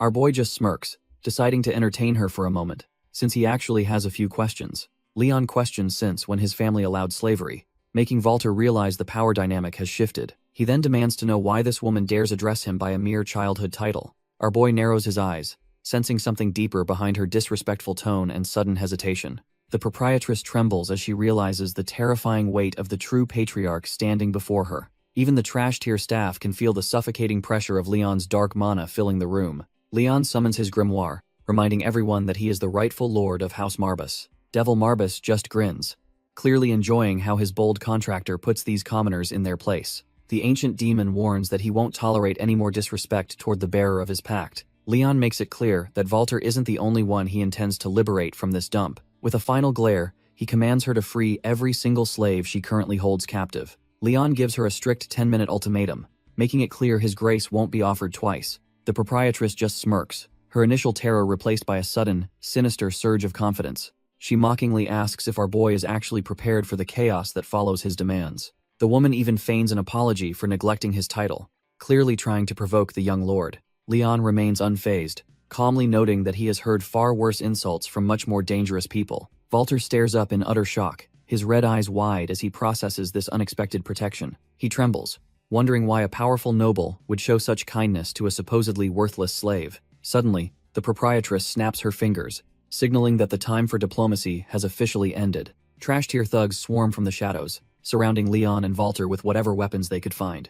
Thinking Kirchhoff still holds the reins, they charge forward, convinced they can easily overpower the patriarch. Leon opens his grimoire as a trash-tier thug attempts a desperate sneak attack from behind. Our boy doesn't even flinch, his eyes glowing as he channels the dark mana of his ancestors. A pillar of necrotic energy erupts, signaling that the real nightmare for these fools is just beginning. Suddenly, savage monsters crawl out of the shadows, answering the call of their new master. The summoned beasts tear through the thugs, turning the tavern into a literal slaughterhouse in seconds. The proprietress watches in pure horror, realizing she just picked a fight with a literal monster. Leon notices his own dagger is chipped and decides it's time for a quick equipment upgrade. He casually asks one of his summoned orcs to lend him a blade for the upcoming mess. The monster obeys instantly, handing over a fresh sword as if it were the most natural thing. With a better weapon in hand, Leon prepares to finish cleaning up this bottom-tier establishment. Leon carves through the trash-tier thugs with surgical precision, leaving nothing but a trail of blood. The proprietress is completely dumbfounded, realizing she seriously messed up by underestimating this supposed little boy. Our boy stands amidst the carnage as his summons turn the tavern into a literal graveyard. Walter watches the massacre with a cold sweat, his red eyes filled with pure disbelief and confusion. Leon addresses the beastman directly, dismissing the idea that his mercy was just some random act. He tells the boy that despite his low status, he's actually a vital piece for the upcoming war. Walter is skeptical, wondering what use a powerful noble would have for a broken drifter like him. He stares at his reflection, haunted by the fact that he's been shunned everywhere he goes. Dark memories of being treated like a subhuman animal start to resurface, fueling his internal trauma. He remembers his younger self crying and begging for mercy from people who only wanted to hurt him. Walter remembers being a punching bag for the local trash-tier kids who blamed him for their ruined harvest. Back then, he was just a confused kid lying in the mud, unable to grasp why the world hated him. The human children just laughed, finding sick joy in watching a helpless beastman suffer for no reason. He was completely innocent, yet the constant torment started to burn a hole right through his soul. Something finally snapped inside him, and a surge of raw power sent his tormentors scrambling back in fear. He begged them to just leave him be, but the cycle of hatred had already gone too far. Looking at their terrified faces, he finally realized that his only sin was being born different from them. The boy let out a primal scream as his latent power exploded, demanding to know why they chose violence. Even as he became the target of their pure, unadulterated hatred, A single tear fell for his lost innocence. Eventually, he stood over their corpses, finally understanding that being naive was a luxury he could never afford. Walter is absolutely dumbfounded as he stares at the carnage, wondering if he really caused all this destruction himself. He recoils in horror, terrified that he might actually be the heartless monster everyone always claimed he was. Back in the present, our boy Leon stands calm, while his monstrous summons keep the trash tier staff pinned down. The proprietress screams in a panic, claiming his little tantrum won't ever make Kirchall surrender the family title. Leon just listens coldly as she calls him a useless lordling, who doesn't have the guts to stop them. He admits she might be right for now, but his gaze proves he is already miles ahead of her. Dark mana begins to swirl around his hand as he decides he's done being a victim to their injustice. The air grows heavy with death, as he vows to finally become a patriarch worthy of the Marba's name. His summons loom over the terrified woman, showing her exactly what happens when you cross the wrong noble. With a chilling smirk, Leon tells her she simply has no place in his future vision for the estate. The trash tier proprietress loses her mind, screeching that an uppity brat like Leon will never truly rule here. Leon doesn't even blink, stepping over the fresh blood of the thugs who dared to stand in his way. He remains cold and detached, his mind already focused on the next piece of his grand plan. Our boy turns his attention to Walter, the beastman who has been watching this slaughter with wide eyes. Walter realizes he is looking at a stone-cold killer, yet he finds himself oddly captivated by Leon's presence. Standing amidst the corpses of his former tormentors, the beastman wonders why he feels so safe near this monster. With a rare, subtle smile, Leon asks the boy if he is ready to help him reclaim his legacy. He makes it clear that he has a specific use for Walter's latent power in the coming war. Before swearing his total allegiance, Walter asks if he can seek one answer from his potential new master. A surge of blue energy whooshes around Walter as he prepares to show Leon his true worth. Walter's mana flares up with a low hiss as he prepares to reveal his true identity. He stands tall, revealing he is a cub of the demon wolf tribe, the most reviled beastfolk. The beastman asks if he is doomed to live in shame like a feral beast forever. Leon doesn't skip a beat, assuring the boy that those days of trash tier treatment are officially over. Walter is completely dumbfounded, never expecting a noble to offer him anything but a cold shoulder. Our boy admits he doesn't know the full history of the tribe's suffering or their complex struggles. However, he makes it clear that he won't tolerate any more baseless prejudice against his people. Leon declares that from this moment on, Walter will serve as a trusted vassal of House Marbas. Looking at the patriarch's back, the beastman realizes he finally found a master worth following. Leon gives his word, sealing a pact that will change the fate of the entire continent. Walter is moved to tears as the young lord officially acknowledges his worth for the first time. Leon offers him a position as a trusted vassal, finally giving the boy a real purpose. Standing amidst the tavern carnage, our boy gives his word to protect the beastman from further harm. Overwhelmed by this sudden kindness, the former tavern help can't hold back his emotions any longer. They seal the deal with a firm grip, marking the start of a legendary partnership. Seeing the boy's shock, Leon playfully asks if his silence is a sign of agreement. Walter tearfully confirms his loyalty, ready to serve the Marba's name until his very last breath. Meanwhile, far away in the grand capital, the majestic spires of the Arkheim Empire touch the clouds. News of the Marba's patriarch's return travels fast, reaching the highest levels of imperial power. Emperor Esteban looks absolutely exhausted as he prepares to deal with the chaos our boy just unleashed. Meet Louis von Arkheim, the crown prince who looks like he's never worked a day in his life. Standing over his exhausted father, the prince regent demands to know why this vassal is interrupting their peace. Eldoris is shaking in his boots as he delivers an urgent letter from the Sylvester household. Louis is visibly annoyed, wondering why he should even care about the petty squabbles of a mere trash tier count. Meanwhile, Emperor Esteban looks like he's one bad news report away from a total mental collapse. Desperate to save his skin, the vassal begs for forgiveness and promises he's actually brought some incredible news. That definitely gets the prince's attention, making him curious about what could possibly be considered glad tidings. Eldoris knows Louis is the most dangerous man in the empire, and failing him means instant death. A dark smirk plays on the prince's lips the moment he hears the name of House Marbas mentioned. It turns out this is the very family Louis has loathed for years, one of the infamous three houses of Abyss. Eldoris suggests the prince back House Sylvester to finally wipe out their shared enemy for good. Louis finds the idea intriguing, his mind already spinning with potential political gains. He remembers the terrifying necromancy of House Marbas, a power that once made the continent tremble. Eldoris insists the current Marbas line is trash tier and lacks any heir capable of wielding dark magic. Satisfied, the prince gives the green light to proceed with this little gambit against the grave robbers. The vassal rushes out to execute the plan, leaving the ambitious prince to his dark thoughts. Louis smirks, relishing the chance to finally pluck this ancient thorn from the empire's side. He looks at his father, the emperor, who seems completely checked out from reality at this point. Reaching out, the prince prepares to seize the ultimate authority he has craved for so long. With the emperor a mere puppet, Louis knows the entire realm will soon be his to command. Back at the estate, Leon gathers his inner circle to begin the real work of restoring their fallen glory. Pullen approaches Walter, explaining that the trash-tier commoners are still far too prejudiced against his beastman features. He fastens a red gem necklace around the boy's neck, insisting they can't afford to ignore public opinion yet. Suddenly, the artifact pulses with mana, causing the wolf's ears to vanish as the illusion takes hold. Walter is left completely dumbfounded by the change while Pullen warns him never to hinder their lord's cause. The old vassal nods in satisfaction, pleased that the young warrior understands the weight of his new role. Leon watches the display from his desk, his mind already calculating the next move in his grand strategy. He breaks his silence, demanding that their oaths of fealty become something far more substantial than mere spoken words. With a cold, piercing gaze, he asks if they are truly prepared to offer him their undying, absolute loyalty. Pullen nearly bursts with emotion, tearfully swearing that his entire existence is dedicated solely to the Marbas name.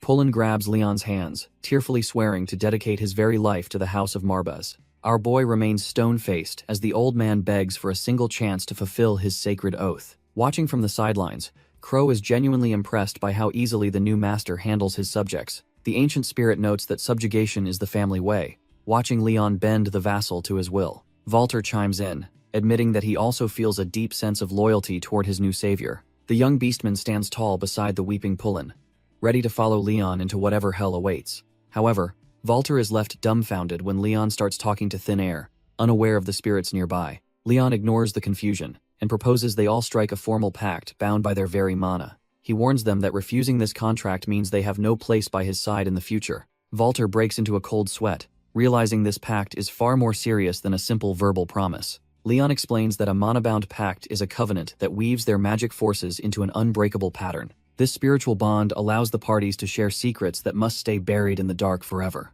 Our boy rises from his seat, ready to initiate the ritual that will cement his new inner circle. He stands before his subordinates, flanked by his spectral guardian and his ancient demonic mentor. Looking them dead in the eye, he declares that the time for talk is over and they must begin. Dark energy erupts from his body, the swoosh of mana signaling the start of the soul-binding ceremony. Ghostly hands emerge from the gloom, presenting the scrolls that will hold their eternal oaths. Walter and Pullen stare at the glowing contract, feeling the sheer weight of the magic pressing down. The small demon mutters to himself, watching the scene with the intensity of a predator. With a sudden burst of power, the beast sheds its cute disguise and reveals its true, monstrous form. The air vibrates with a heavy sound as the ancient entity manifests its terrifying, soul-crushing presence. The demon declares its role as the divine witness to this blood-soaked and mana-bound pact. Walter and Pullen look absolutely dumbfounded, realizing their souls are now officially on the line. Our boy remains cold as ice, his glowing eyes proving he is the one truly in control. The sheer scale of the beast dwarfs them all as the sovereign of the undead finally rises.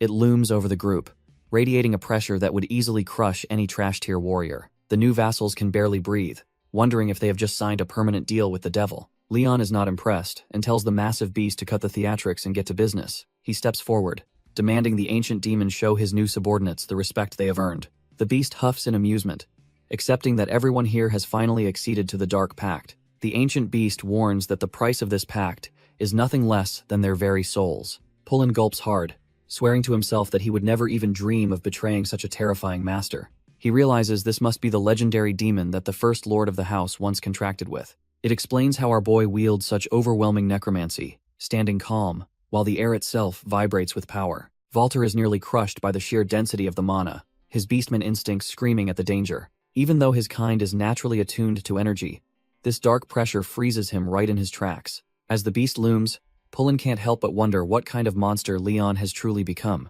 Suddenly, the massive shadow begins to swirl and shrink, condensing its terrifying presence into a tiny form. The legendary sovereign of the undead transforms into a small, fluffy ball of fur with a smug expression. Walter is left completely dumbfounded, wondering if this cute little kitty is really the same world-ending demon. Pullen quickly shuts Walter up before the kid says something that gets them both obliterated. The tiny demon just licks its paw, casually asking what the beastman was muttering about. Pullen plays it off, claiming the boy was simply overwhelmed by the demon's majestic and terrifying presence. The ancient entity actually buys the flattery, letting out a smug smirk at the supposed praise. It warns them to keep its existence a secret, since knowledge is a weapon in this brewing war. The demon notes that those trash-tier nobles never actually cared about Leon's traitorous uncle to begin with. Walter is confused, wondering why anyone would bother with a man as pathetic as Kirchhoff. He suddenly remembers a mysterious letter the tavern proprietress was supposed to deliver to the late traitor. Our boy realizes this is the lead they need, even if Walter doesn't know the location.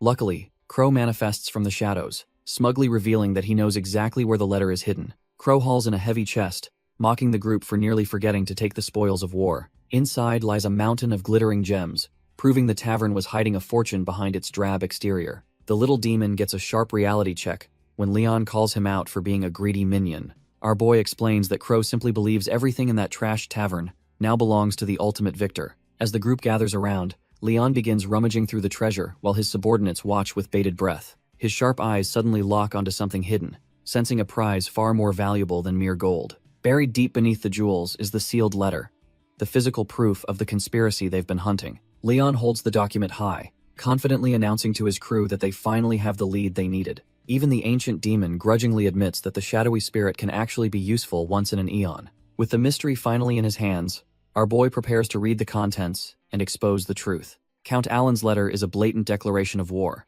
claiming how Sylvester is merely serving the Emperor's will. The royal guards stand as enforcers, while the document accuses the Marbas line of neglecting their imperial duties. The Count's smug ultimatum gives them 1 month to surrender before their house is forcibly absorbed. Our boy stares at the signature, knowing the trash-tier Count is finally stepping into his trap. Walter and Pullen are left dumbfounded, realizing the political pressure on their young patriarch has reached a boiling point. Leon casually questions if a month is even enough time for his enemies to say their final goodbyes. A sinister look crosses his face as he admits an amusing idea has just crossed his mind. Since he can now command the dead, he figures this war might actually be some decent entertainment. He glances back at the legendary spirit, already weaving a scheme that will leave his enemies trembling. Crow remains silent and confused, having no clue what kind of chaos his master is currently cooking up. Our boy tells his fluffy little demon that he finally has a specific mission for it to handle. Meanwhile, a messenger informs the trash-tier Count Alan that the declaration of war has officially been delivered. The subordinate laughs while describing how the pathetic Kirchhoff practically begged for his life like a total weasel. Count Alan finds it hilarious, imagining the traitor is currently drowning in regret for his past choices. However, he quickly turns serious, noting that they need to keep the old man alive for the time being. To the Count, Kirchhoff is just a useful idiot who keeps the Marbas power weak and easily manageable. He then casually asks about the whereabouts of the rightful heir, wondering if the boy is still breathing. His man smugly assumes that Kirchhoff has already disposed of Leon, since there has been no news. The Count is satisfied with the report, believing his path to total control is finally clear of obstacles. Still, the messenger wonders why his lord ever felt threatened by a mere 14-year-old kid. Count Alan cuts off his man's trash talk, demanding an answer to a much deeper, darker question. He stares him down, asking what the absolute worst injustice a human can ever face is. The messenger breaks a sweat, admitting he's just a simple soldier without any fancy philosophical answers. The Count remains silent for a beat, his cold expression hinting at the grim reality he's seen. He explains it's the despair of facing an unstoppable foe, while your entire world just crumbles away. To him, there's no agony greater than being completely powerless against a force you can't even touch. He then probes further, asking his subordinate what he thinks actually triggers such a pathetic state of existence. It all boils down to raw, inborn talent, so massive that normal people can't even look at it. The messenger is dumbfounded, wondering what kind of insane talent a little brat like Leon could possibly possess. Alan warns him not to be stupid, since the kid carries the blood of the legendary Wellan. The messenger bows low, accepting that they must be ready for any nightmare scenario the Marbas bloodline brings. Back at the manor, the office has turned into a bizarre spectacle that even the double finds highly amusing. Crow explains how he's perfectly mimicking our boy's speech and memories, despite human language once feeling totally alien. He starts trash-talking the ancient demon, claiming he's far more useful than a grumpy little house cat. The fluffy beast finally snaps and starts pummeling the double, his tiny paws moving in a blur of rage. Crow just smiles through the assault, clearly satisfied with how easily he can provoke the legendary entity. The demon roars in absolute fury, refusing to let a mere summoned spirit treat him like a trash-tier worm.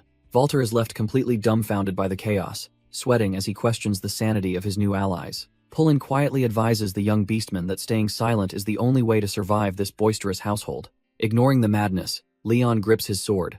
Focused on the fact that they only have 1 month left, Leon hands over a blade, officially putting the pressure on the young beastman to finally step up. Our boy makes it clear that the clock is ticking for him to prove his hidden potential. Walter realizes that if he doesn't show some serious results, he'll be tossed aside like trash. Leon doesn't sugarcoat it, admitting he has zero interest in keeping a subordinate who's destined to perish. Feeling the weight of the moment, Walter squeezes the hilt, his resolve hardening into something unbreakable. He swears to crush every obstacle just to earn a permanent spot by his new master's side. The kid even gets bold, asking for a single wish once he becomes the house's top swordsman. Leon just gives a rare smile, giving his word as a noble to honor that future request. Pullen cuts through the heavy tension with a polite cough, ready to get down to actual business. The loyal vassal offers to personally oversee the training, and Leon happily leaves the beastman in his hands. Leon decides it's time to move out, signaling the start of their next phase. The little fluffball on his shoulder reminds him that even a patriarch has plenty of room to grow. Our boy takes the critique in stride, leading his small crew toward the training grounds. They arrive at the training hall, a place where sweat and steel define a warrior's worth. The air suddenly fills with the sharp ring of metal as the sparring session kicks off. Walter goes all out, clashing blades with a sparring partner to prove he isn't some trash-tier recruit. The beastman grits his teeth, his red eyes burning with a desperate need to survive this hellish regimen. Leon decides to spice things up, channeling his dark mana to summon a much deadlier challenge. A skeletal warrior rises from the shadows, ready to test if the kid is truly cut from the same cloth. Without a second of hesitation, Walter lunges forward, aiming to crush the undead threat before him. Walter taps into his latent beastman instincts, his eyes glowing with a newfound, chilling intensity during the fight. He tears through the undead soldiers like they are nothing, proving he is far from a trash-tier recruit. After the dust settles, the kid stands there gasping for air, completely drained from the brutal trial. Recognizing the gap in their status, Walter drops to one knee and bows deeply before his new master. Leon welcomes him to the house and declares that he will now serve as his very first knight. The weight of the title sinks in as the young beastman remains silent, processing his sudden rise. He looks up with a look of absolute loyalty, ready to die for the man who saved him. A month flies by, and our boy stands ready with his crew as the war finally begins. An enemy force appears on the horizon, bringing a message that reeks of arrogance and impending bloodshed. Count Alan rants about how Leon's refusal to surrender will bring nothing but ruin to his innocent subjects. Leon stares ahead with cold determination, knowing the long-awaited clash for his family's honor has finally begun. Pullen curses the enemy, calling them nattering jackals who possess absolutely no concept of honor or dignity. The ancient demon warns our boy not to be baited, sensing only cowardice hidden behind their roars. Pullen gulps nervously as the sheer weight of the impending battle starts to crush his resolve. Looking at Count Alan's massive army, he realizes House Marbus is at a disadvantage in every way. Leon remains unfazed, reminding his vassal that the enemy's internal scheme has already been completely dismantled. Pullen wonders if he is referring to the traitorous Kirchhoff, whose death flipped the entire script. He admits that while Kirchhoff would have surrendered immediately, he worries if one death can shake them. The demon scoffs at their fragility, noting how easily mortal hearts crumble when their plans go south. As Count Alan hesitates, the demon explains that once doubt takes hold, their military might is already halved. Pullen nervously admits that even at half strength, the enemy's numbers are still way too high for comfort. The ancient demon just smirks, claiming any worthy contractor of his would crush them regardless of the odds. He tells the trembling vassal to have faith since Leon is far more powerful than he realizes. Our boy wears a confident grin, already knowing how he will dismantle the trash-tier army waiting outside. Seeing that unshakable resolve, Pullen finally snaps out of it and shouts his absolute loyalty to his master. The demon watches with a sharp eye, sensing that the stage is set for a truly legendary performance. Even the ancient entity finds himself genuinely shocked by the sheer talent radiating from the young patriarch. As Crow watches from the sidelines, Walter begins to channel a massive surge of mana. The air hisses as raw power swirls and crystallizes, proving the boy is cut from a different cloth. Looking at the display, the demon realizes this generation might actually surpass the legends of the past. Devil Marbus taps the ground, signaling the start of a grueling training session for the new recruit. Suddenly, a swarm of undead soldiers surges forward with glowing red eyes, ready to tear everything apart. Our boy sits calmly in the center, a massive flash of mana erupting as he maintains his focus. The skeletal warriors collide with a heavy smash, their rusted blades cutting through the air in a frenzy. One armored undead lets out a bone-chilling roar after easily decapitating its target during the mock battle. The demon watches closely, noting that while these are his weakest minions, they are still lethal to most. He is dumbfounded that Leon can already read the flow of mana with his eyes closed after 1 week. Seeing such terrifying growth, the ancient entity realizes the depth of the young patriarch's gift is truly insane. Crow agrees that their new master is a true prodigy, reminiscent of the legendary first patriarch from the past. The demon grins, knowing this boy will eventually plunge the entire continent into a glorious, blood-soaked era of war. Crow wonders if he can have unlimited snacks, but the demon tells the fool to aim higher. The ancient beast realizes Leon might eventually master the forbidden domain of time regression. Our boy keeps his eyes shut, letting the residual mana settle deep within his core. When he finally opens his eyes, the sharp green gaze proves he has reached a new level. He stands up effortlessly, his presence becoming far more imposing than it was just a week ago. Leon looks toward his fluffy mentor, waiting for the next set of instructions for his growth. The demon can only smirk, feeling a cold sweat as he witnesses such monstrous potential. Our boy simply says he is done and asks what other training he needs to undertake. A defeated skeleton crumbles nearby, its lingering energy fading away with a soft, ghostly sound. Surveying the trash tier remains of his practice targets, Leon prepares for the next phase of his evolution. The fluffy demon decides it is finally time to move on from the basic warm-ups. Back in the office, the mentor prepares to reveal the next high-tier skill our boy must master. He asks if Leon is actually familiar with the true, terrifying nature of dark magic. Our boy remains stoic, his sharp green eyes weighing the gravity of the demon's question. Leon calmly explains that he already received some fundamental training in the arts within his household. The demon just scoffs, calling his uncle's trash-tier parlor tricks a total travesty of real power. Leon realizes that his previous understanding of magic was likely just scratching the surface of his potential. He considers the progenitor, knowing the legendary conqueror needed more than just mindless undead to win. His gaze intensifies with a low hum as he prepares to witness the true secrets of his bloodline. Dark mana begins to hiss and swirl around him, signaling the start of a much deeper awakening. With a sharp snap of his fingers, the demon begins explaining the true hierarchy of the dark arts. Leon realizes that necromancy is just one small branch of the power he needs to command the dead. The dark mana dances in his palm, representing the raw proficiency required to master these forbidden secrets. Pullen looks on with absolute pride, while the grumpy little demon familiar watches with a judgmental glare. The ancient lion claims he was a true friend to the progenitor, unlike other trash-tier shape-shifting servants. Our boy just scoffs, making it clear he has zero regrets regarding his own path of loyal service. He continues to poke the bear, mockingly asking what kind of bravery is needed to scold a kitten. Putting the bickering aside, Leon asks which specific manner of magic he should focus on learning next. The demon's expression turns serious, as he mentions a vital prerequisite that must be fulfilled before they proceed. Leon remains silent and focused, wondering what kind of hurdle could possibly stand in his way now. Marbas warns that the next step requires Leon to dive deep into the treacherous depths of his own subconscious. Our boy is caught off guard, questioning what his own mind could possibly hold that he doesn't already know. The ancient demon explains that the hidden mind is a vessel containing a truly massive reserve of magical force. He grins, claiming that once Leon taps into this power, petty noble wars will feel like mere child's play. Dark mana crackles as the mentor notes that such high-tier magic demands a staggering price in raw energy. Leon isn't surprised, admitting he already suspected that true power would never come without a heavy cost. Despite the price, the fluffy familiar assures him there is no real reason to worry about running dry. Turns out Leon's mana reserves might actually eclipse those of the legendary progenitor who started it all. He breathes a sigh of relief, knowing he must fully embrace this darkness to finally restore his fallen house. However, the demon warns that even with his potential, safety is never guaranteed when drawing from the abyss. Leon asks what this supposed miracle method is, clearly skeptical but ready for any path to power. Suddenly, the ancient demon's eyes flare with life as he prepares to reveal the true secret. He explains that the first step involves a trial that would break any ordinary trash-tier mage. Our boy must completely drain his mana reserves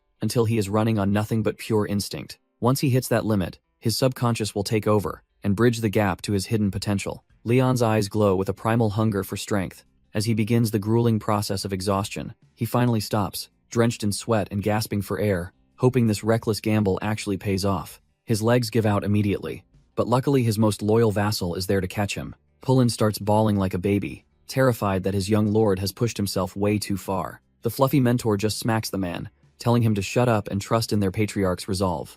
Pullen is a total mess, sobbing about how their patriarch is still just a young boy at heart. Crow steps in and reminds the weeping vassal that their contractor might be the most gifted one yet. Even the fluffy mentor agrees, noting that for once, the ancient spirit is actually speaking the truth. He explains that if our boy's potential truly rivals the progenitor, he will definitely make it back alive. Trying his best to keep it together, Pullen wipes his eyes and promises to trust the process. Suddenly, Walter bursts in, absolutely stoked, because he finally mastered the basics of trash-tier swordplay. His excitement dies instantly when he sees Leon sprawled out on the floor like a cold corpse. The Beastman starts panicking, but Pullen tells him to chill since he already did enough crying for everyone. Walter takes a breath and decides to have absolute faith that his lord will pull through this trial. Meanwhile, the demon is left dumbfounded, wondering how such insane talent stayed hidden for so many years. Pullen looks down in despair, realizing how close the Marbas name came to being completely erased from history. Our boy remains motionless on the cold floor, his body pushed to the absolute limit by the trial. Deep within his own mind, Leon finds himself standing alone in a void of endless darkness. He looks around with those sharp green eyes, wondering if this is where his journey finally ends. Refusing to give up, he starts walking through the gloom, searching for a way out of this mental prison. The scenery shifts into a ruined city, where a familiar figure waits for him in the distance. A man who looks exactly like him offers a chilling welcome, claiming he knew Leon would eventually arrive. Leon is completely dumbfounded, staring at the face of the man who should be long dead. The stranger just smirks, clearly enjoying the confusion he is causing for the young patriarch. Rune suggests they take a walk since they have plenty of family business to discuss in this dreamscape. Leon is completely dumbfounded, wondering if his mind is finally snapping after seeing his dead father. The once grand Marbas estate is now nothing but a graveyard of stone and bitter, ruined memories. Our boy follows the ghost of his past, wandering through the wreckage of his childhood home. Every step echoes with the weight of a bloodline that was almost snuffed out for good. Rune suddenly stops, his presence alone commanding the kind of respect only a true patriarch possesses. He notes that Leon's arrival proves he's finally tapped into the dormant magic hidden in his veins. Leon admits he's flying blind, unsure if he's actually mastering this power or just drowning in it. At least he isn't alone, having gathered a crew of loyal vassals and ancient spirits to his side. Rune looks genuinely pleased, finding it fortunate that his son didn't turn out to be some trash-tier noble. Rune reveals he is just a magical record, a final message from a man murdered by Count Alan. Leon processes the heavy truth, realizing his father's existence is just a lingering, bittersweet, magical echo. Rune laments his own inherent lack of potential, calling it a cruel fate that he ended up this way. Despite his own failures, the former patriarch offers to lend our boy a much-needed hand to survive. He recalls how he never earned the devil's respect or mastered the family's sacred relic, the Necronomicon. That legendary book remained just out of reach, a constant reminder of the strength he simply didn't possess. It's a bitter pill to swallow, looking back at the face of a man who felt like a failure. But he insists Leon is cut from a different cloth and must forge a completely new path forward. Rune reveals he developed a spell to transfer the mana of every predecessor directly into Leon's own reserve. This massive power boost is meant to help him finally consolidate his authority as the true Marbas patriarch. Leon hesitates, remembering his father's old warning about the lethal dangers of absorbing someone else's raw mana. Leon remembers his father's warning that foreign mana could easily shatter a person's mind if it spirals out. Rune acknowledges the danger, noting that most magic carries the specific imprint of its original caster. However, he explains that Leon is a rare exception, essentially a blank slate, ready to receive this power. Our boy is dumbfounded by the idea of being a blank slate, wondering what that truly means. As Rune places a hand on him, the weight of the Marbas legacy begins to feel incredibly real. He mentions that, since the progenitor Wellen, nobody has possessed a mana reserve as pure as Leon's. Suddenly, Rune manifests a concentrated orb of dark energy, preparing to initiate the dangerous transfer process. The mana pulses with a violent whoosh, radiating a power that could either elevate or destroy him. Rune tells him he was born with the greatest gift of their bloodline, watching as Leon's eyes glow. With the orb reflecting in his pupils, Leon prepares to swallow the power of every ancestor before him. The dark mana begins to swirl violently as the transfer of the Marbas legacy finally kicks off. A heavy rumble shakes the very foundation of Leon's subconscious as the raw power starts to overflow. Everything around them begins to crumble, unable to withstand the sheer weight of the ancestral energy being unleashed. Rune looks at our boy and tells him this overwhelming darkness is his true essence and birthright. The entire mental landscape vibrates with power, while Rune prepares to conclude this intense spiritual meeting. He gives a faint, proud smile, finally seeing that his son is ready to carry the family's burden. With a gentle pat on the head, Rune notes that their brief reunion is unfortunately coming to an end. Leon stares up, wondering if he'll ever get the chance to see his father's face again after this. Rune reassures him that he still has plenty of lessons to teach as his father and mentor. As the dark orb sizzles, Rune prepares to send Leon back to the waking world with his new power. Leon absorbs the massive concentration of mana, feeling the raw weight of his bloodline's legacy. Our boy is completely dumbfounded, having never felt such an overwhelming force in his entire life. The dark energy swirls around him like a storm, marking the completion of this grueling spiritual trial. Suddenly, a mysterious artifact begins to resonate on his chest, glowing with a sinister purple light. Rune explains that this is the Amulet of Greed, a relic designed to devour everything in its path. He presents the family heirloom, warning his son to never forget the hunger it represents. Leon stares intensely, promising his father that he will bear the weight of greed in his heart. Rune smiles warmly, mentioning that they'll reunite whenever Leon's heart truly desires it the most. Showing his utmost respect, Leon bows deeply to the man who gave him everything before departing. As our boy fades back to reality, Rune watches him go, left alone in the crumbling mental landscape. Rune wishes his son could have lived a normal, radiant life instead of walking this dark, bloody path. He admits the future is beyond his sight, leaving Leon's ultimate fate to the boy's own inner strength. Whether this necromantic power brings eternal glory or a tragic downfall is a gamble only the living can take. Back in the real world, the squad is hovering over our boy like a bunch of overly worried parents. Leon remains totally out cold, his body slowly recovering from the intense mana strain of the bloodline trial. Pullen is sweating bullets, terrified that his young master might never actually open his eyes again. He starts spiraling, wondering how he'll ever face the ancestors if the 14-year-old patriarch stays a vegetable. The tiny devil just scoffs, telling the old man to have some damn faith in his lord's resilience. Walter keeps a cool head, certain that Leon is far too stubborn to be taken down by a trial. Even the ancient spirit, Crow, chimes in, thinking the elderly vassal is being way too dramatic right now. The room fills with a dense, swirling mana as the group watches over their unconscious leader. The tiny devil realizes there was a good reason why the kid's awakening took so damn long. Walter is completely dumbfounded by the sheer density of the magic force radiating from the bed.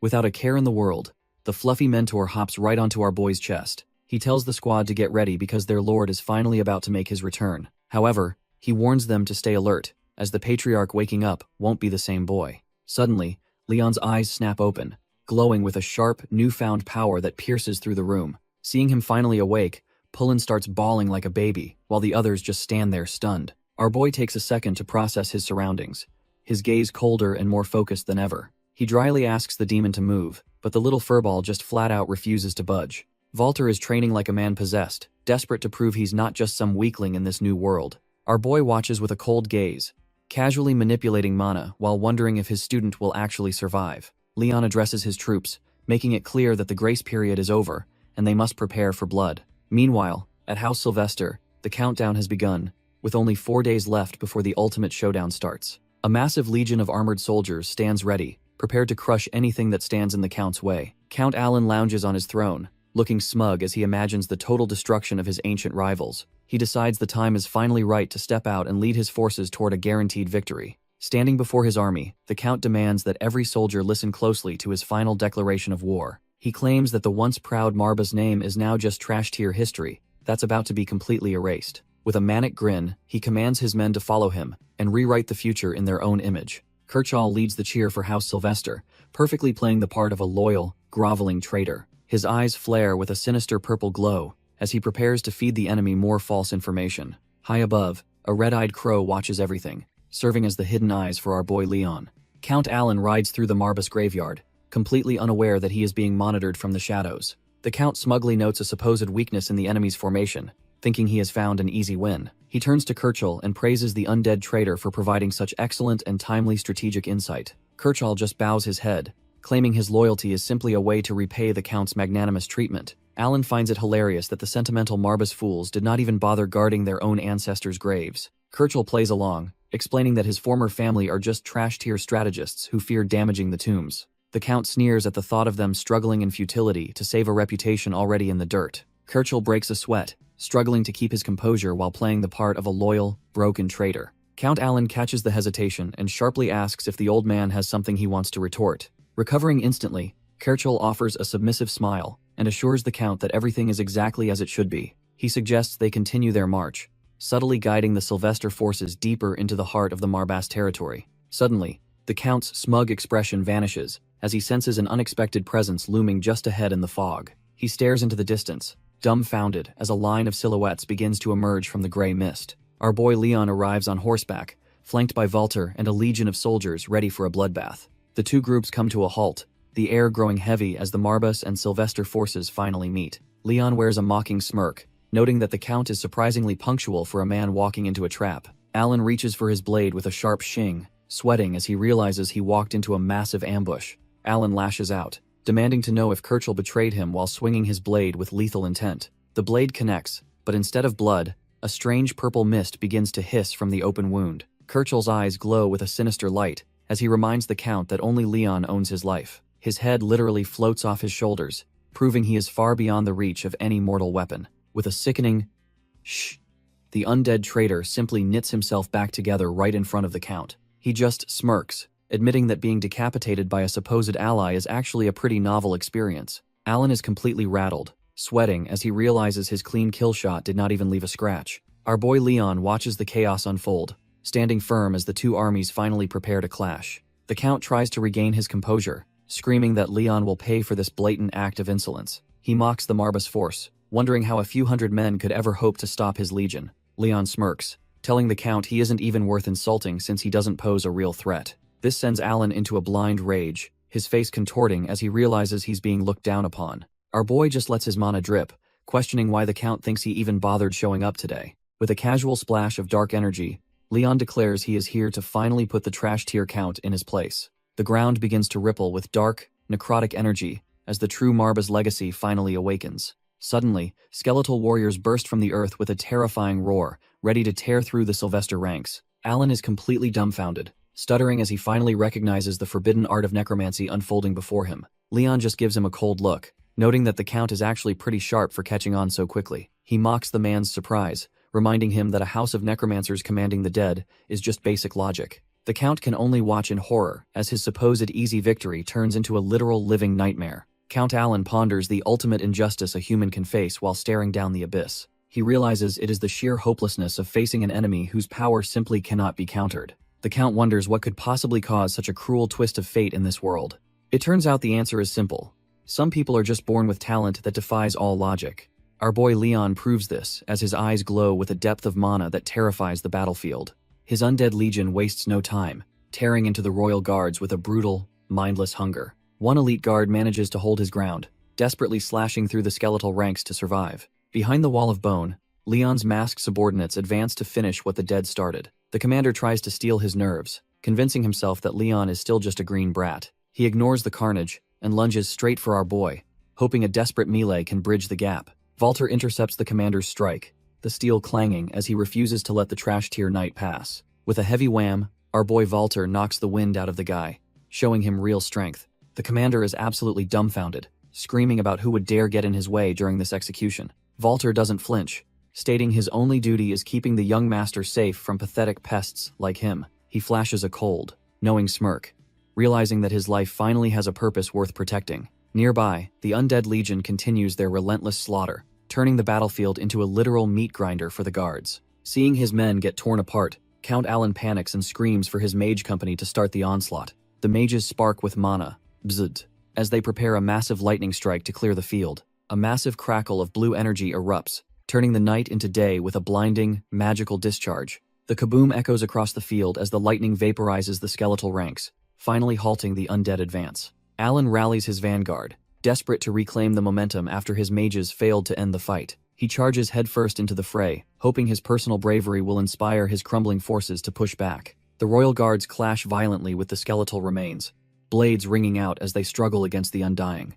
Our boy Leon just watches with those cold eyes, completely unimpressed by the Count's sudden display of heroics. Despite the slaughter, Alan pushes forward, leading his men straight into the heart of the Marbas formation. With blood splattered across his face, the Count admits he's actually a coward who survived through pure fear. He rants about his siblings, claiming he never viewed them as family while he clawed his way to power. Leon asks if he's really supposed to care about some trash-tier family drama in the middle of a war. His hand begins to tremble with dark mana, signaling that he's finally losing patience with the Count's speech. Alan sneers, believing a silver spoon noble like Leon lacks the raw grit needed to actually take him down. Alan raises his bloody blade, questioning if our boy is actually just driven by a petty need for vengeance. He mocks the idea of justice, believing Leon is just another emotional noble blinded by his family's end.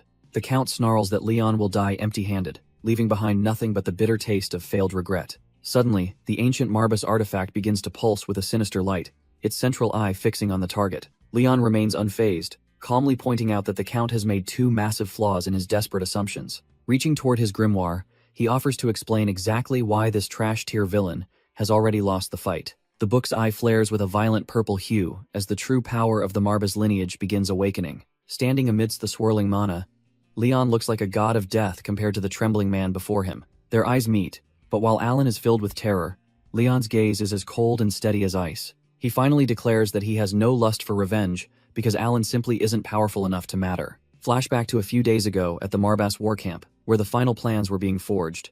Our boy Leon gathers his inner circle around a map to finalize their high-stakes gambit against the enemy. Leon remains focused, knowing that one wrong move in this territory could lead to their absolute ruin. The ancient devil Marbas just licks its paw, acting like this life-or-death strategy is nothing but a game. The demon warns that while he has seen bad plans before, Leon's current idea is dangerously risky. Leon counters that while the location is perfect, his aggressive strategy is the only way to ensure victory. He believes playing it safe is for the weak when the optimal solution is staring them in the face. Crow immediately backs his master, stating his absolute faith in whatever path the young patriarch decides to take. Poor Walter flinches, wondering if it is even legal for a silly lion cub to be bossing them around. He quickly stammers out his loyalty, terrified of offending the ancient demon while still following Leon's lead.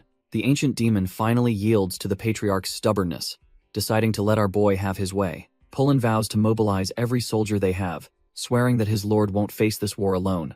With the strategy finalized, Leon stands up to prepare for the coming storm that will reshape their territory. Before they leave, Leon stops the group to ask the ancient lion about a specific, lingering concern. He pulls out a mysterious amulet, questioning the true price of using such a dark, ancestral artifact. The golden cross glints ominously as a black serpent-like energy coils around it, hungry for a sacrifice. The demon just scoffs, suggesting that death is the most likely outcome for anyone foolish enough to use it. He warns that the amulet's power is pure poison, far too heavy for Leon's current soul to handle. Leon realizes the demon gave it to him for a reason, even if the right moment is far off. For now, his current strength is enough, as his potential already far outstrips any ordinary human vessel. The ancient demon points out that while Leon is strong, his true potential is still far from ripe. Our boy takes the critique in stride, knowing he still has a long way to go. The lion warns him that his subjects are only human, and mortals are prone to making mistakes. He even brings up the betrayal of Leon's father, questioning if these people are worth the risk. Leon remains silent, his expression unreadable as he weighs the weight of his family's dark legacy. He knows that trust is a luxury he can't afford if he wants to survive this war. Suddenly, a sinister purple tome begins to hum with a terrifying, necrotic energy. As he grips the artifact, a massive surge of mana erupts, signaling the start of something dangerous. His eyes flare with a sickly yellow glow, proving he's ready to embrace the darkness within. Across the field, a bloodied Count Alan snarls, refusing to believe a mere boy could end him. Our boy's eyes flare with a sickly yellow glow as he taps into the family's forbidden power. Count Alan feels a sudden jolt of pure dread, his smug expression finally starting to crack. The battlefield is choked by a thick purple haze, making the Count's elite guards look like total amateurs. He realizes the depth of this mana is unfathomable, sensing a darkness that shouldn't belong to a mortal. Leon maintains perfect control over the necrotic energy, proving he's not just some trash-tier amateur with a book. As he summons the spirits of the underworld, the Count's very instincts scream that he's already dead. Gripping his blade until his knuckles turn white, the terrified noble prepares for a final, desperate gamble. He charges forward like a man possessed, screaming for his soldiers to kill the boy before he finishes. But the true patriarch of Marbas just glares back, officially calling his ancient servants to the front lines. The earth rumbles as a legion of skeletal warriors bursts from the dirt to serve their new master. The skeletal legion fully emerges from the dirt, their red eyes burning with a hunger for Sylvester blood. These aren't just mindless bones. They are the reanimated nightmares of every monster Leon previously put down. Count Alan stands there completely dumbfounded, finally realizing his political schemes mean nothing against a literal necromancer. His elite guards are suddenly the ones being hunted as the undead archers take their positions. From the sidelines, the tiny demon familiar watches the chaos unfold while listening to the sweet music of screams. He grumbles to himself that our boy is just as unruly and disobedient as his legendary ancestor. Well on. A blinding flash of necrotic mana erupts across the field, signaling that the real slaughter is only just beginning. The undead orcs let out a bone-chilling roar, ready to tear through the trash-tier armor of the invaders. One massive brute looms over a terrified soldier who realizes too late that his shield is basically made of paper. With a single, brutal swing, the monster paints the grass red, proving the Marbas bloodline is officially back. The undead legion channels their necrotic mana, preparing to unleash a wave of pure destruction on the invaders. Sylvester's elite guards are instantly vaporized as the explosive force of the spell hits their front lines. Count Alan finally realizes he's been played, cursing our boy for leading them into this graveyard trap. He desperately swings his sword, but the clashing steel only highlights how outnumbered his remaining men are. Cold sweat pours down the Count's face as he watches his political ambitions die in this blood-soaked field. Meanwhile, Leon is struggling to stay upright, the massive mana consumption taking a visible toll on his body. He grips his chest, feeling his heart race as the necrotic energy threatens to consume its master. Our boy suddenly hacks up blood, realizing his physical vessel is reaching its absolute breaking point during the ritual. Seeing an opening, the Count shouts for him to stop, promising to spare his life if he surrenders.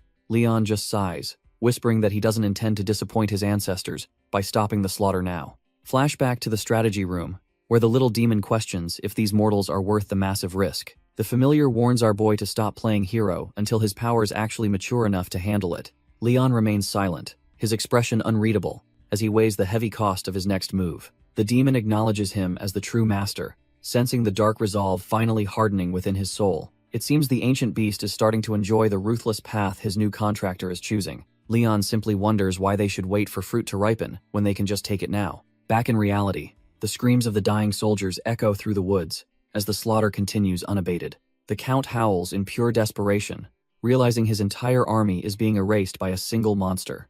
Our boy calmly walks through the carnage, his boots stepping past the discarded steel of fallen trash-tier knights. He finally stands over the broken Count, looking down at the man who once thought he was untouchable. Leon's eyes glow with an eerie light as he stares down the pathetic noble. Thunder rumbles through the heavy clouds, signaling the end of the Sylvester invasion's short-lived glory. Rain begins to wash over the battlefield, chilling the air as the atmosphere turns even grimmer. Surrounded by his unrelenting undead legion, our boy towers over the broken Count in the pouring rain. Count Alan's voice trembles as he desperately questions if vengeance truly isn't what Leon is after. Leon coldly confirms his lord's suspicion, his face stained with the blood of the trash-tier soldiers he slaughtered. As Leon moves his hand, the Count realizes his life hangs by a thread thinner than he imagined. Completely dumbfounded by his own defeat, the noble begs for a mercy he knows he hasn't earned. He frantically promises to keep Leon's necromancy a secret, if it means keeping his head on his shoulders. Leon remains silent, watching the once proud man grovel in the mud like a commoner. Leon asks the Count if they were ever on good enough terms to be granting each other favors. Alan desperately argues that seeking vengeance will only lead to an endless cycle of hatred between their houses.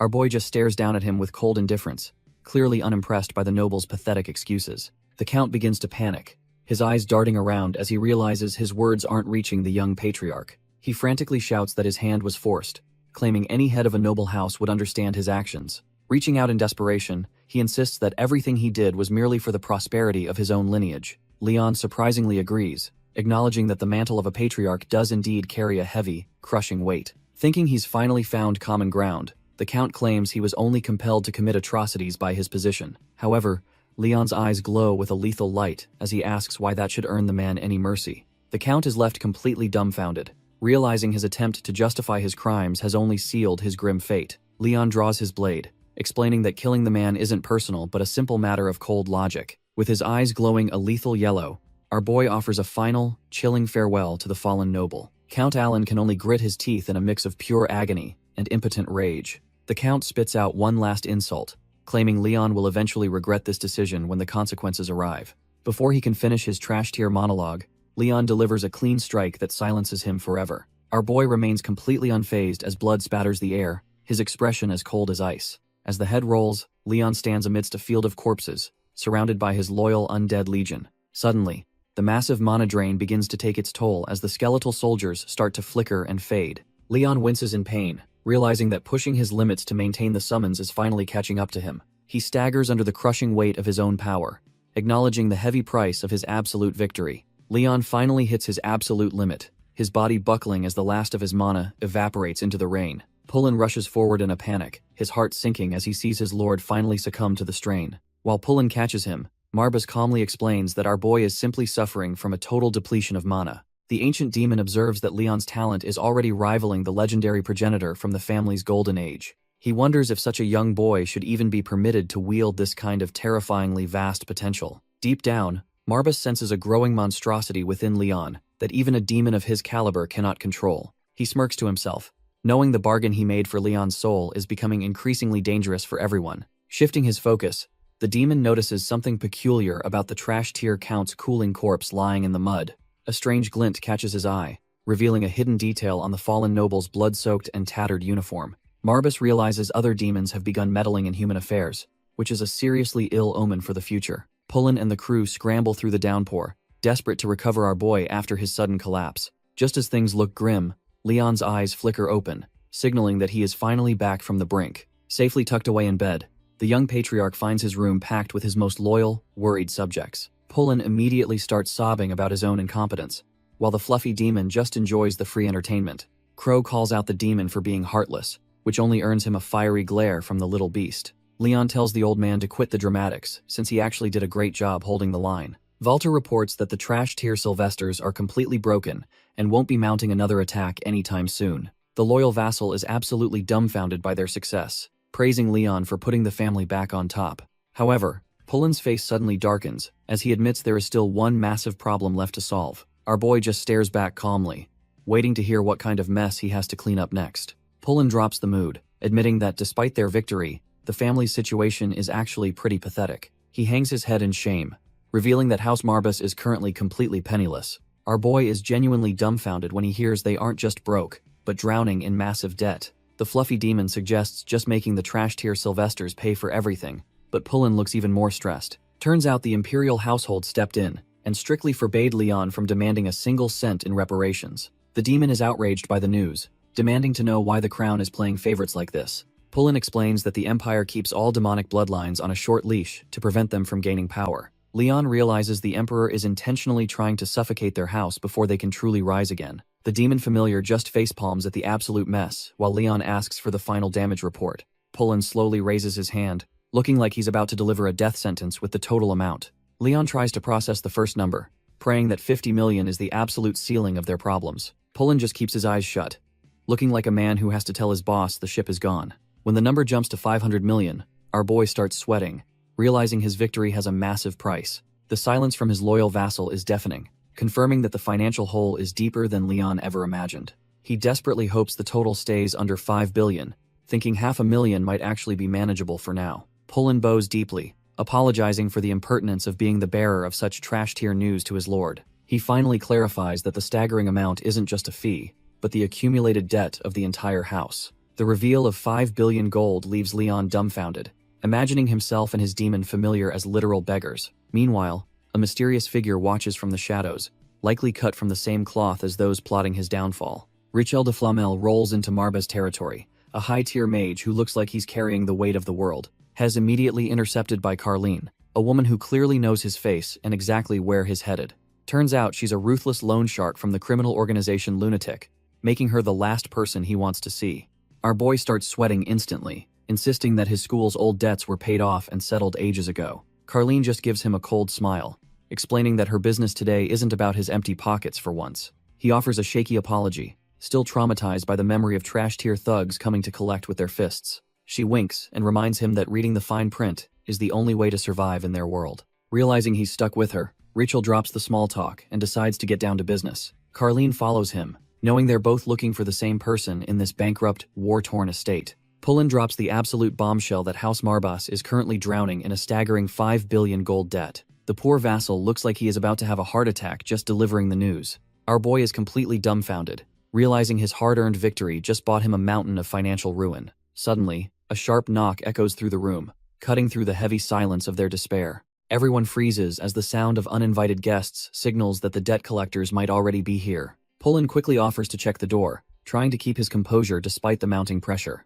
Leon feels a sudden, icy shudder crawl down his spine, sensing an ominous presence approaching his room. When the spirit of the crow asks what is wrong, he can only pray his instincts are failing. Pullen rushes back in, frantically announcing that they have visitors arriving at the manor right now. Fearing the worst, Leon asks exactly how many people have come to kick him while he is down. Pullen nervously reports that the uninvited guests consist of only a single man and a woman. Leon breaks into a cold sweat, realizing these visitors might be the final nail in his financial coffin. A teacup clinks against the table as the guests settle in for a high-stakes confrontation. The mage, Richel, and the criminal chief, Carleen, introduce themselves, radiating an aura of absolute authority. Our boy sits across from the powerful duo, flanked by his loyal retainers and ancient spectral guardians. He offers a stiff welcome to his manor, though his nervous expression betrays his internal panic. Richel sips his tea with a calm smile, appearing perfectly comfortable in the home of a necromancer. Carleen watches him with a predatory confidence, likely calculating exactly how much she can squeeze from him. Walter whispers his doubts to the little demon, sensing these two aren't cut from the same cloth. The ancient spirits reassure the young knight, knowing their master has a habit of prevailing against all odds. Carleen kicks things off by acknowledging Leon's recent victory, though her smile suggests she's here for the prize money. She suggests that the spoils of war should be plenty to finally settle his family's massive debt. Poland leans in to whisper a grim reminder that their credit was absolute trash when they took the loan. Our boy's heart sinks as he learns that 4 out of 5 billion are owed specifically to her. It turns out she leads the Lunatics, the most ruthless criminal syndicate on the entire continent. Leon knows that defaulting means being sold off as a human experiment to some twisted dark mages. Carlene seems delighted that he knows her reputation and decides it is time to get down to business. Swallowing his pride, Leon asks exactly how much he needs to cough up to keep his head. Her gaze sharpens like a predator cornering its prey. Sensing his desperation and the weight of his debt, she demands an immediate 10% down payment before she even considers letting him pay the rest later. Carlene slides over the terms, reminding him that the annual interest is a staggering 30% on the principal. Her eyes glow with predatory intent as she makes it clear she expects our boy to settle immediately. Leon breaks into a cold sweat, realizing he's trapped in a financial nightmare he didn't even start. The math is soul-crushing, as even a massive payment barely dents the billion gold interest compounding every year. He can't help but wonder what kind of absolute moron would sign such a trash-tier, ludicrous agreement. Pullen tearfully reveals the culprit was none other than Leon's own father, the previous lord of the house. Our boy is dumbfounded, remembering his old man as a guy who clearly lacked any shred of financial common sense. Richelle tries to play peacemaker, suggesting that a war hero deserves a moment to breathe before being bled dry. He points out that Leon likely doesn't have that kind of cash, but Carlene quickly cuts him off. She turns a terrifying gaze on the mage, making it clear she detests nothing more than meddlesome business interruptions. Carlene coldly reminds the mage that the price for meddling is usually becoming a lifeless corpse. Sensing the lethal intent, Richelle quickly backs down and decides to leave the room for his own safety. As the mage retreats, Carlene casually sips her tea and mocks the waste of a perfectly good brew. Our boy is left in a cold sweat, realizing he's trapped in a room with a true predator. He attempts to ask for a bit more time, but she immediately shuts down any talk of delays. She smugly mentions that his late father already told her everything she needs to know about their situation. The tiny demon suggests just killing her, but Leon knows that's a trash-tier plan that would end badly. Marbus warns him that she isn't a foe he can beat, and resisting would only get him shredded. Leon remains dumbfounded and silent, feeling the crushing weight of his family's absolute financial ruin. Even Crow is disappointed, realizing that at this rate, they won't even have peanuts left to their name. Pullen desperately tries to defend the late Lord Rune, insisting his father only signed those contracts to save them. Walter tries to boost his morale, shouting that our boy will definitely find a way through this mess. Leon remains silent and defeated, the crushing reality of his family's bankruptcy finally sinking into his soul. He slowly looks up at Carlene, preparing himself to make a request he never thought he'd have to. Swallowing every ounce of his pride, he actually begs the loan shark to take pity on his estate. Carlene just stares him down with those predatory eyes, completely unmoved by his desperate plea for mercy. Even the ancient demon and Crow are left sweating, realizing their master is truly at his wit's end. Walter can only watch in shock, stunned to see the man he admires forced into such a pathetic position. The heavy atmosphere of the manor reflects the absolute ruin that now threatens to consume the Marbus name. Far away, the blue-haired noble watches the chaos unfold, whispering Leon's name with a cold and calculating smile. Rachel stares at Leon's portrait, thinking the trip was worth it just to meet the young patriarch. He turns his gaze toward our boy, evaluating the potential hidden behind that exhausted facade. Leon stands tall despite the debt, his aura looming like a shadow that refuses to be extinguished. Rachel senses a massive mana reserve within Leon and wonders if he can recruit him to his school. He smirks, knowing that bringing such a monster into the academy would be a massive win for them. Standing firm, the mage realizes he needs a clever way to get on Leon's good side. He begins to channel his own power, blue sparks dancing across his fingertips in a display of mastery. A massive surge of mana erupts, forming a protective sphere as he prepares to show off his skills. The air crackles with intensity, the sheer pressure of the spell, proving Rachel isn't some trash-tier wizard. With his eyes glowing, he focuses entirely on the magic, determined to leave a lasting impression on Leon. The Eremita headmaster suddenly appears through a mana sphere, pleading for Rachel not to abandon the chaotic academy again. Rachel simply brushes him off, casually mentioning that he will explain his sudden disappearance at a later date. The old man looks utterly stressed, sensing that his superior is about to ask something completely ridiculous. Our boy Rachel shamelessly asks exactly how much gold is currently sitting inside the Eremita vault. The headmaster can only facepalm in disbelief, realizing his boss cares more about cash than the school's crisis. Shifting gears, Carlene wonders if Leon truly views her lunatic organization as nothing more than a trash-tier gang. She channels a concentrated spark of mana to her fingertip, preparing to give him a very loud wake-up call. A sudden explosion rocks the table, a clear warning that these debt collectors aren't just playing around. Her eyes glow with a predatory light, as she reminds him that her syndicate is far more calculating than expected. Walter immediately draws his sword with a sharp ring, refusing to let this woman threaten his lord any further. Carlene smirks, chillingly reminding everyone that her syndicate's wrath is strictly reserved for those who default on loans. She looms over our boy, demanding to know if her point about the consequences has finally sunk in. Leon breaks out in a cold sweat, admitting they literally have nothing left to give her. The high-ranking loan shark is momentarily dumbfounded, unable to process such a blunt admission of total bankruptcy. He doubles down with a hollow look, confirming that the Marbas coffers are completely and utterly bone dry. Carlene just sits there in stunned silence, realizing the prestigious noble house is actually just a trash-tier debtor. She stands up with a mocking sneer, finally understanding why Leon has been trembling like a frightened puppy. Her mana erupts in a violent roar as she prepares to demonstrate the brutal fate awaiting every loan defaulter. Leon stares up in pure dread, realizing he might have pushed the syndicate leader way too far this time. Suddenly, Rachel bursts through the doors, screaming for everyone to halt before things turn into a total bloodbath. Rachel crashes the party just as the tension hits a boiling point, desperate to stop the impending carnage. The head acolyte is sweating bullets, knowing he can't let his potential star student get pulverized just yet. Carlene continues her mockery, laughing at how the once great Marbas house is now just a broke, pathetic puppy. As her murderous intent flares, our boy Leon realizes he's staring directly into the eyes of a monster. Rachel lets out a desperate scream, begging the syndicate leader to hold back her overwhelming mana for a second. He physically throws himself into the fray, shielding the young patriarch while pleading for the future of his school. Leon is completely dumbfounded, having no idea why this high-ranking mage is suddenly acting like his personal bodyguard. Even Walter is caught off guard by the sudden shift, his beastman instincts struggling to process the chaotic scene. Suddenly, the silver-haired knight in training starts beaming, convinced that his master had this whole recruitment planned from the start. Our boy can only blink in confusion, wondering what on earth an Eremita school even is. Carlene's gaze remains sharp enough to cut glass as she weighs the value of Leon's life. Rachel continues to play the mediator, desperately trying to keep the peace between the two clashing powers. Finally, Carlene lets out a heavy sigh, retracting her murderous aura as she decides to listen for once. Our boy is still sweating buckets, shocked that a simple conversation could feel like a life-or-death battle. Leon asks his loyal retainers to step aside for a moment so he can handle the negotiations himself. Sitting at the table, Leon learns that Eremita offered to pay 10% of his crushing debt. Our boy is genuinely stunned, asking if they really made such a ridiculous and generous offer. Rachel just smiles and sips his tea, confirming that the school is dead serious about recruiting him. Setting down his cup, the mage brings up the forbidden elephant in the room, Leon's undead magic. He knows exactly what went down during the battle with Sylvester, and is clearly looking for answers. Leon explains that without his necromancy, the battle against Sylvester was a guaranteed loss. Carlene calmly sips her tea, seemingly in agreement with the logic behind his sudden victory. She smirks at Rachel, mocking how impatient mages always are when they smell a secret. Carlene admits it is no secret that the Marbas family has always been desperate for glory. Our boy starts sweating, bluntly asking if she actually expects to see a single cent of that loan. Carlene leans in with a wicked grin, confessing that she never truly believed the money existed. She reveals her true play, suggesting they settle the debt now since immediate payment was never the goal. Even the little demon mentor is feeling the pressure, realizing just how massive the financial hole is. Leon weighs his options, caught between a recruitment offer and a sudden chance to wipe his slate clean. He remains cautious, wondering if his legendary power has truly returned, or if this is another trap. Carlene smirks,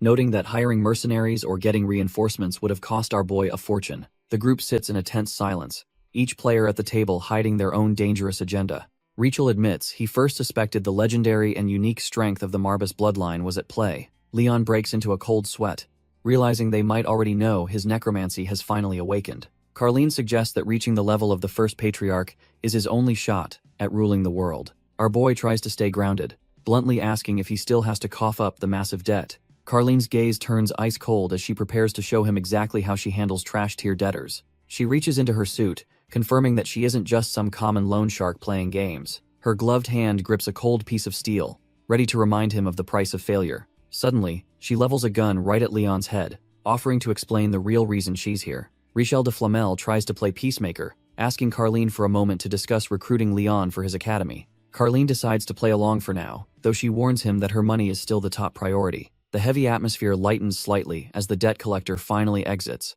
leaving the room to the two men.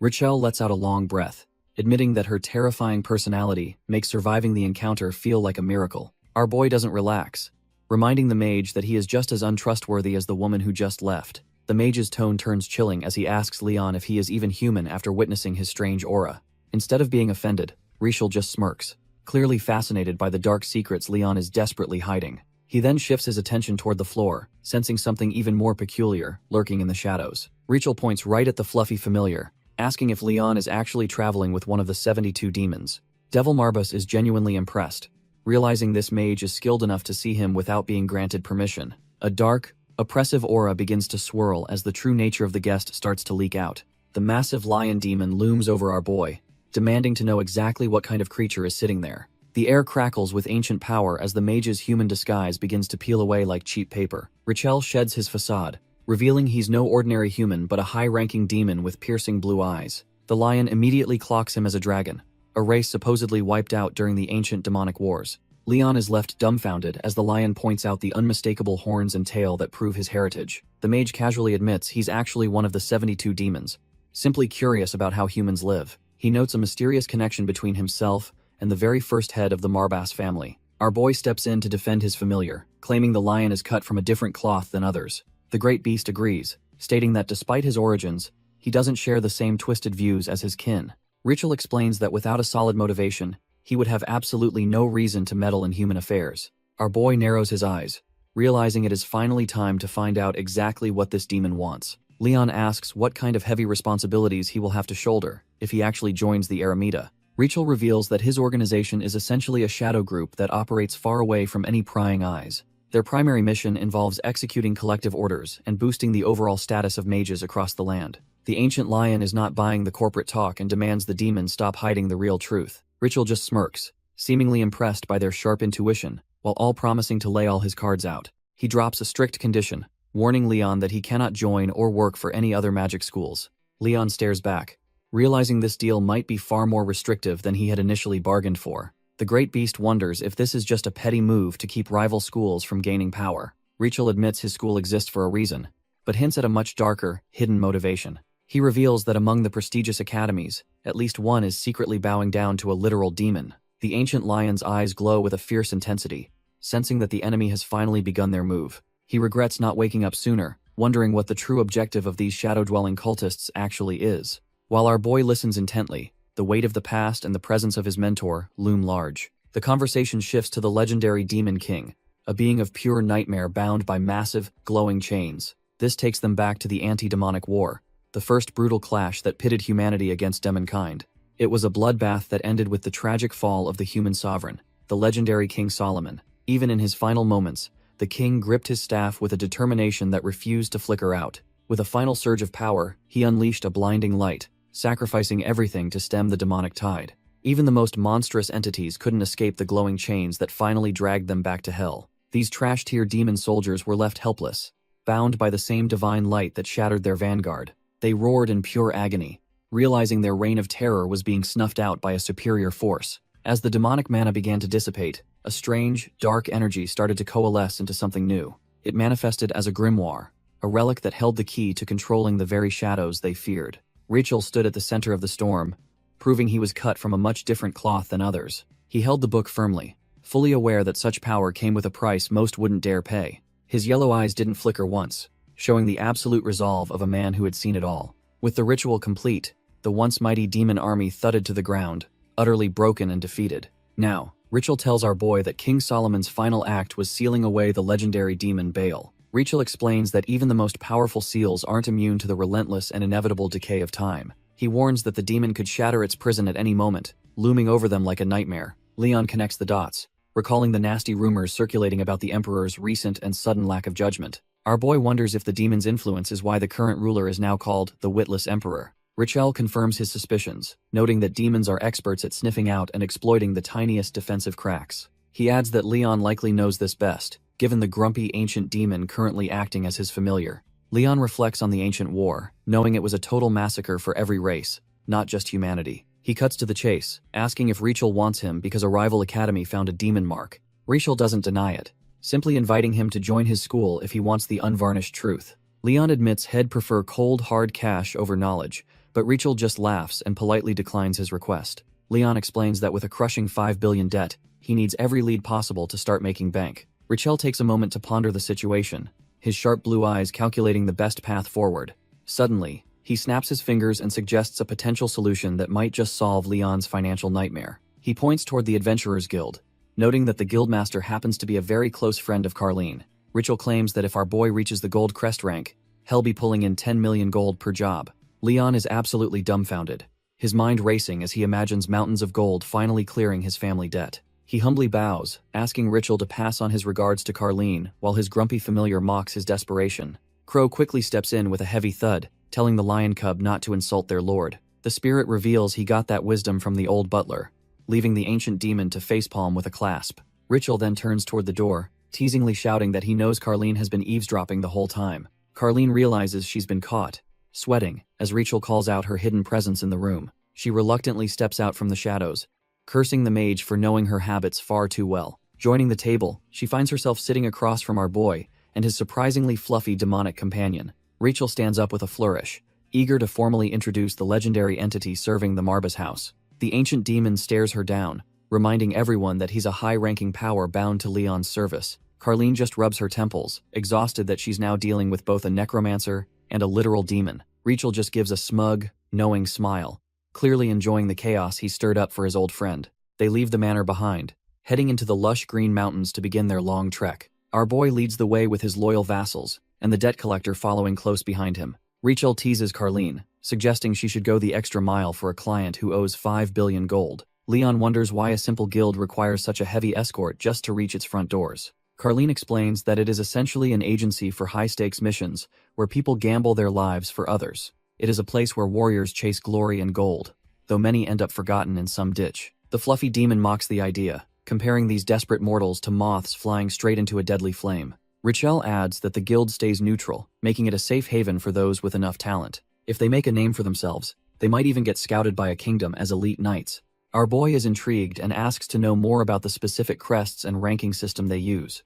Carlene is absolutely fuming, realizing she has been demoted from a high-ranking executive to a common tour guide. She sighs and explains the 5 tiers, ranging from basic bronze all the way to the legendary black. Higher ranks mean bigger paydays, but the missions they take on are of a completely different magnitude. Leon calculates that becoming a top-tier black crest is the fastest way to clear his family's massive debt. Rachel chuckles at the ambition, noting that the odds of reaching such a legendary rank are practically zero. He explains that these elites hunt dragons for fees exceeding a staggering 100 million gold coins. As they approach the capital, Rachel admits that finding clients rich enough for those jobs is incredibly rare. The group passes through the massive stone gates, finally entering the bustling heart of the imperial territory. They move past the city guards, with our boy staying focused on the objective despite the unfamiliar surroundings. Carlene mockingly suggests he should worry about qualifying for the trash-tier bronze rank first due to age laws. Rachel quickly tells her to stop being a buzzkill and let the young patriarch enjoy his moment. They head toward a local establishment,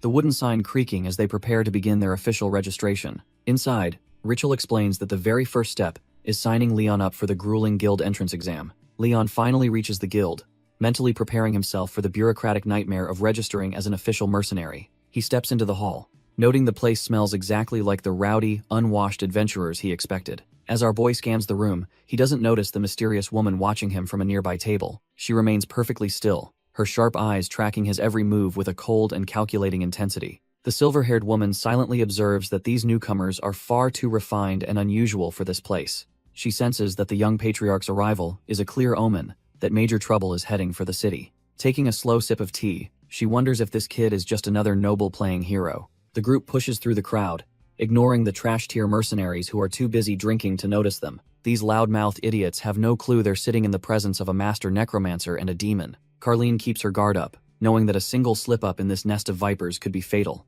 The trash-tier mercenaries can't help but whisper as the group walks past their table. They quickly realize these aren't your average travelers and start questioning why such big shots are here. One man notes Carlene's intense gaze, comparing her to a starving wildcat looking for an easy mark. The gossip intensifies when they recognize Rachel, the high-ranking head of the prestigious Aramita school. A bitter veteran sneers at Rachel's youthful appearance, jealous that such a young guy holds so much power. He chugs his drink in annoyance, feeling like the world is completely unfair to commoners like him. Rachel maintains his cool composure while walking alongside Carlene, ignoring the envious glares from the crowd. He inwardly notes that the locals seem to despise him, though he doesn't seem bothered by it. Carlene tells him to stop talking nonsense and pick up the pace because they have work to do. Our boy Leon stays silent with his fluffy demonic mentor, scanning the room for their next contact. Leon scans the room and thinks this place is only filled with trash-tier weaklings, not worth his time. However, his demonic mentor senses a sharp presence and warns him that someone is definitely watching them closely.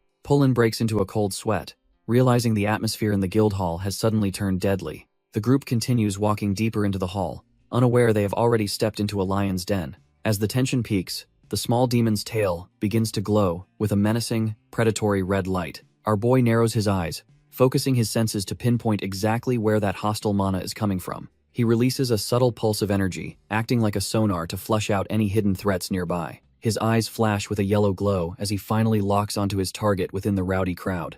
Suddenly, a silver-haired woman lunges forward with a blade, aiming to take Leon's head in one strike. While the assassin strikes, Carlene reacts instantly, ready to show why she's the head of a criminal syndicate. Carlene shuts down the surprise attack instantly, pressing her pistol against the silver-haired woman's head. Our boy watches the standoff with a cold gaze while the surrounding trash-tier adventurers are left completely dumbfounded. Carlene mocks the assassin, noting that she has certainly grown more aggressive since they last crossed paths. The silver-haired warrior, Laylee, looks visibly rattled as she realizes her lethal strike was intercepted so easily. Laylee pushes the barrel away and warns the syndicate head to never say her name so carelessly again. The two women stare each other down, clearly cut from the same cloth of violence and hidden agendas. Leon breaks the tension by casually asking if this silver-haired woman is the strongest person in the room. Offended by his bluntness, Laylee snaps back that she didn't permit him to speak and demands his identity. She suddenly senses a terrifying pressure, realizing the small creature on Leon's shoulder is a high-tier monster. Leon finally reveals his true colors, introducing himself as the young heir of the fallen house Marbus. Our boy confirms his identity, coolly acknowledging that the world finally recognizes him as the Marbus patriarch. Walter stands guard with a stoic expression, his beastman senses likely picking up the hidden daggers in the room. The group gathers around the table, looking like a collection of the continent's most dangerous and eccentric powerhouses. Sipping her tea, Laylee mentions she's heard the rumors about the Marbus family's sudden and violent change in leadership. Carlene and Richelle remain composed, though they know exactly how much chaos Leon's presence is about to cause. Laylee admits she's dumbfounded, never expecting the feared head of a fallen house to be such a young kid. Carlene quickly shuts down any doubts, vouching for the fact that Leon's magical talent is beyond any normal logic. The silver-haired warrior still finds it suspicious that a noble would waste time in a trash-tier adventurers guild. She breaks a sweat, realizing that anyone traveling with a literal demon is far from being a normal human. Offended by her tone, the little devil and Pullen demand she apologize to their master for her blatant disrespect. Pullen notes the little devil is finally behaving, but our boy admits he's only here because of crushing debt. He knows that regaining his family's honor requires more than just power. It requires cold, hard cash. Carlene points out that the Infinite Lotus Guild is the perfect cover since it allows for total anonymity. Rachel flashes a sly grin, urging the guild leader to give the young patriarch a fair shot at this. Laylee isn't convinced, warning the group that this path is a one-way ticket to an early grave. Leon remains unfazed, reminding them that the Marbus bloodline has always lived on the razor's edge of death. He shudders, remembering Richel's warning that the lunatic syndicate makes literal hell look like a walk in the park. Seeing his resolve, Laylee finally agrees to help, even if she knows the syndicate's enforcers show no mercy. She begins to pour her tea, the liquid flowing as smoothly as the dangerous plans they're now brewing together. Marking the table with tea, she maps out the treacherous path our boy must now navigate to survive. A magic circle erupts beneath them, signaling that the talk is over and the real work begins. Leon is caught off guard by the sudden surge of mana, realizing things are moving faster than expected. The little devil notes it's a clever, simplified teleportation spell, proving this woman isn't just some trash-tier mage. Laylee watches him closely, her cold gaze judging whether our boy actually has the guts to follow through. They materialize in a hall filled with rows of silent, imposing stone guardians that feel heavy with ancient power. The entire group is whisked away to this trial ground, leaving the comfort of the tea room behind. Stepping forward with authority, the guild leader prepares to lay down the law for this impromptu entrance exam. She smirks and explains that his first task is straightforward, though simple usually means deadly in this world. Pointing to the massive statues, she challenges him to identify the single one hidden among them that possesses mana. With only 30 minutes on the clock, she warns that failure means he can crawl back to his family. Leon confirms he is ready to give it a shot, showing he won't back down from a challenge. Laylee signals the start of the test and orders Carlene to get the timer ready for our boy. Carlene grumbles about the hassle, but agrees to help out just this once while channeling her mana. A massive magical hourglass materializes in the air, signaling that the countdown to his potential failure has begun. Walking through the silent corridor, He feels the weight of the stone giants looming over him from both sides. He scans the area with sharp eyes, searching for any trace of mana that might give the target away. Suddenly, the guild leader adds a nasty twist, mentioning that these statues aren't just standing there for decoration. One of the golems rumbles to life with a murderous red glow, proving this test is actually a death trap. Before he can react, the entire army of stone guardians begins to close in with their heavy weapons raised. A massive fist crashes into the ground, forcing him to move fast if he wants to keep his head. Leon barely evades a crushing blow as the floor shatters into a million pieces beneath him. Our boy keeps his cool, his eyes glowing as he calculates the trajectory of the next incoming strike. He ducks under a massive stone blade, realizing the guild leader isn't pulling any punches today. Laylee clicks her tongue in annoyance, clearly expecting this trash tier test to be over by now. Rachel admits the trial is way too intense, noting that even intermediate mages would be sweating bullets here. As Leon dances between the giants, Rachel still sees him as just a talented kid facing impossible odds. Laylee watches with a cold gaze, believing that the younger they are, the easier they eventually break. She narrows her eyes, convinced that his chances of surviving this onslaught are practically sitting at zero. Even the little devil knows that while these statues are weak, finding the real core is nearly impossible. The spectators watch the chaos unfold, noting that the mana concentration is far too low to track easily. Pullen watches nervously, thinking even a dumb lion knows Leon is in for a world of hurt. The ancient devil stays silent, its sharp gaze fixed on the unfolding chaos of the trial. Our boy is completely surrounded by the stone giants, looking like a tiny speck against their massive forms. Leon grits his teeth, wondering what kind of insane plan he needs to survive this mess. Laylee remains unimpressed, thinking it's dangerous to give the guild symbol to a mere child. She knows all too well that even the greatest talents on this continent can crumble in seconds. With a sharp thud, Leon kicks off the ground, moving with a speed that defies his exhaustion. He stands his ground against the relentless onslaught, refusing to let these trash-tier statues end his run. His eyes glow with a fierce yellow light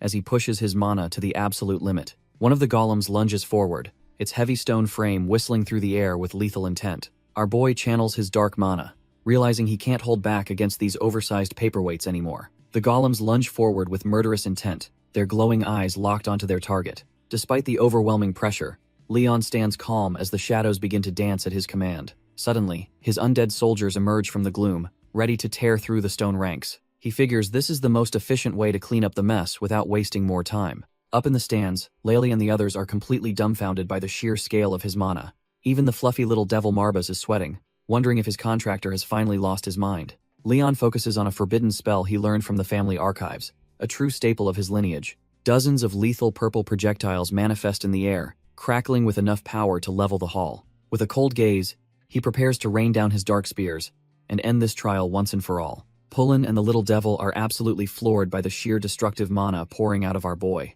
Even the high-tier observers like Carleen and Rishel recognize that legendary dark spear spell immediately. Leon doesn't hesitate, raining down a relentless barrage of purple death upon his stone-faced enemies. The golems are reduced to trash-tier rubble as the explosive force of the spears tears through the hall. As the dust settles, Leon stands amidst the carnage, having completely cleared the floor in seconds. The tiny devil Marbas can't help but think his contractor is a total lunatic for going this far. Carleen inspects the debris, acknowledging his raw power, but noting something is definitely off about his approach. She points out the trial's true purpose was finding the mana-infused statue, not turning the room into dust. Since the target is likely destroyed, she coldly dismisses his performance as a complete and utter failure. However, Rishel just smirks, knowing there's still one desperate way for our boy to salvage this mess. Rachel decides that if Leon actually pulls this off, he's a must-have recruit for the Aramita school. Carleen senses a sudden, chilling shift in the air that makes her skin crawl with anticipation. Our boy closes his eyes, calling out to the wandering dead to heed the command of their master. He channels his dark lineage, summoning a swirling vortex of mana that threatens to swallow the entire hall. His eyes ignite with a haunting yellow glow as he fully taps into his forbidden necromantic roots. Leon looks at the trash-tier rubble and commands the broken remains to finally open their eyes. The debris begins to vibrate violently, rattling against the floor as it responds to his overwhelming pressure. Stones start to float and knit back together, proving that his earlier destruction was just a setup. Both Laylee and Carleen are left completely dumbfounded by the sheer audacity of his high-tier magic. Rachel just smirks, realizing Leon didn't mess up at all and had this planned from the start. Leon reasons that since mana is life, anything possessing it can be reanimated through his dark arts. Carleen and Rachel are left completely rattled, realizing they've just encountered a monster far beyond their wildest expectations. Even the cold syndicate leader has to begrudgingly admit that our boy's talent is legitimately terrifying. She realized his raw mana was impressive, but his ability to improvise such a plan is truly insane. Laylee stands there in a cold sweat, her professional composure finally cracking under the weight of his power. She approaches him with a shaky voice, demanding to know how he achieved such an impossible feat. Leon casually explains that he simply slaughtered the Guardian and resurrected it as his own loyal puppet. When she looks confused, he schools her on the fact that golems are living creatures, not just inanimate artifacts. He raises a finger to drive the point home, showing off his superior understanding of magical theory. Pointing at the massive giant, he proves that anything with mana eventually bows to the Master of Death. Leon checks the time, wondering if his display of necromantic dominance was enough to satisfy the trial. As the hourglass runs dry, the tension in the room is thick enough to cut with a blade. Laylee can't help but smile, admitting that our boy's performance was nothing short of legendary. She decides a trash-tier bronze badge is insulting and grants him silver status on the spot. Even the surrounding subordinates are dumbfounded that a newcomer is climbing the ranks this fast. The fluffy devil just smirks, knowing his contractor is simply cut from a different cloth than these mortals. Poor Polan is having a mental breakdown, feeling completely useless compared to his master's explosive growth. With his ancestors watching over him, Leon prepares for the next phase of his grand design. He suddenly manifests back at the manor, catching his loyal vassal completely off guard. His eyes glow red as he focuses on the golem, sensing a power that others completely overlooked. Leon observes that while most golems are just products of magic engineering, they lack a true soul. He realizes that natural beings with cores are a different breed entirely, perfectly in tune with the environment. The devil is smugly impressed that our boy can already differentiate between artificial trash and high-tier natural cores. After dominating the trial, Leon stands composed as his allies realize he is truly cut from a different cloth.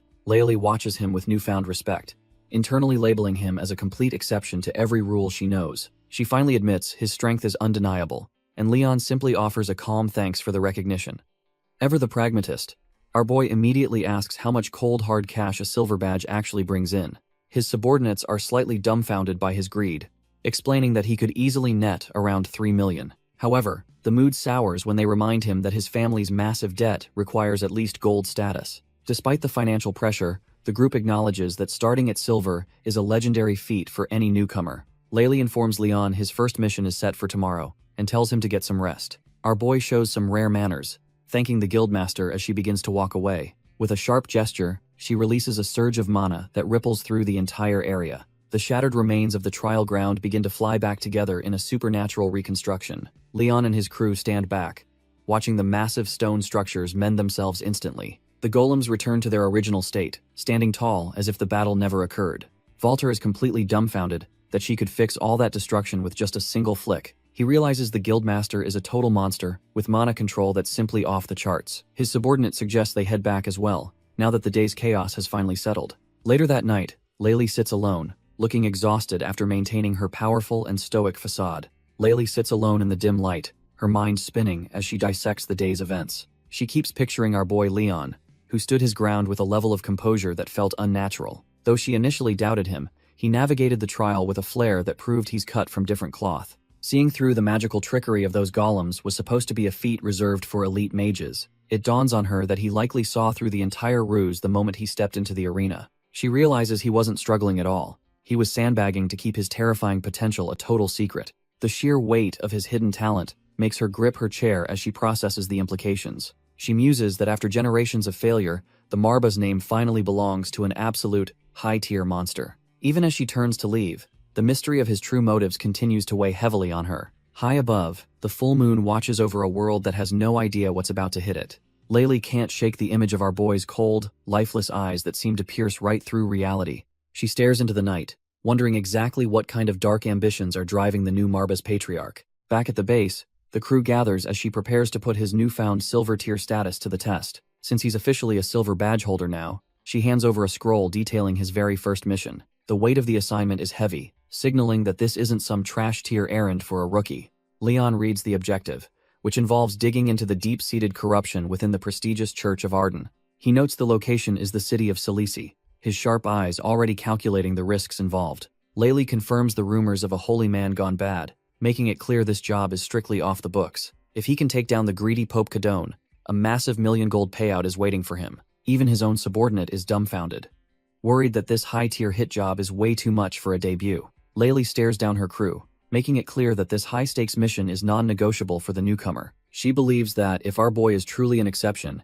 he needs to handle this pressure without complaining. One of the crew members laughs it off, noting that a quick promotion makes the risk totally worth it. Leon remains cool as ice, claiming he will find a way to get the job done regardless of difficulty. Laylee drops a harsh reminder that failure means losing his silver rank and crawling back to the bronze tier. When she suggests the orange-eyed subordinate tag along for backup, the girl is completely against the idea. While the others are curious to see his skills in action, she is just annoyed her opinion doesn't matter. Our boy shows some class by bowing deeply, remembering his father's lessons about keeping up proper appearances. His sudden display of manners catches the girl off guard, leaving her sweating and totally dumbfounded by his behavior. Pullen cheers for his master's social skills, while the little demon notes that swaying hearts is a demonic art. The orange-eyed subordinate is still sweating, unable to wrap her head around how a human can be this bold. Even with the little demon watching her every move, she can't help but feel completely out of her depth. Leon stays focused on the prize, reminding everyone that their empty pockets make this dangerous mission a necessity. He knows the world is split,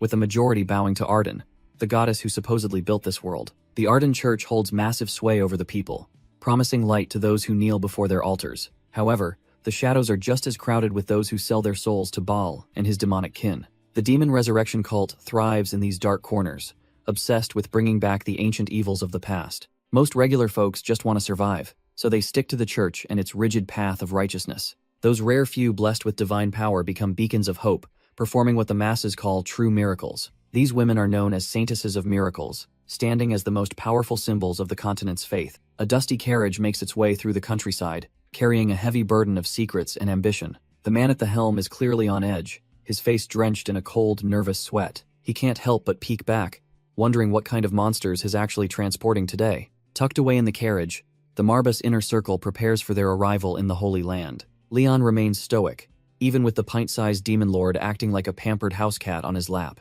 The carriage driver is absolutely floored when he hears they intend to travel straight into the heart of Cilici. Our boys' crew stands tall, looking like a group you definitely don't want to mess with. The driver warns them that the aftermath of the religious war has left the city completely deserted. The male subordinate gets a bit flustered, struggling to find a lie that sounds even remotely convincing. Carlene finally relents, realizing they have to push forward regardless of the city's ruined state. Carlene slams a heavy bag of gold onto the table to silence the driver's constant whining. The sight of those shimmering coins makes the driver realize he's easily replaceable if he keeps complaining. Terrified but blinded by greed, the driver agrees to the job provided. Our boy keeps him breathing. He took the cash, but now he's sweating bullets, wondering if any amount of gold is worth this. Their destination is Cilici, a once holy city now reduced to a crumbling graveyard by the religious wars. Even with the new cardinal's efforts, the holy seat collapsed into ruin when the Pope's influence withered. The driver swallows hard, knowing the divine protection that once shielded this land has completely dried up. Legend says the city fell because the expected Saintess of miracles never appeared to stop the carnage. At this rate, the blessing of Arden might vanish from the entire continent, leaving everyone vulnerable. Looking up at his grim passengers, the driver can only hope he isn't riding straight into his grave. Leon clarifies that their true objective is to dig into the corruption of the high and mighty Pope. Walter worries about the risk, but the demon familiar just scoffs at the trash-tier opposition.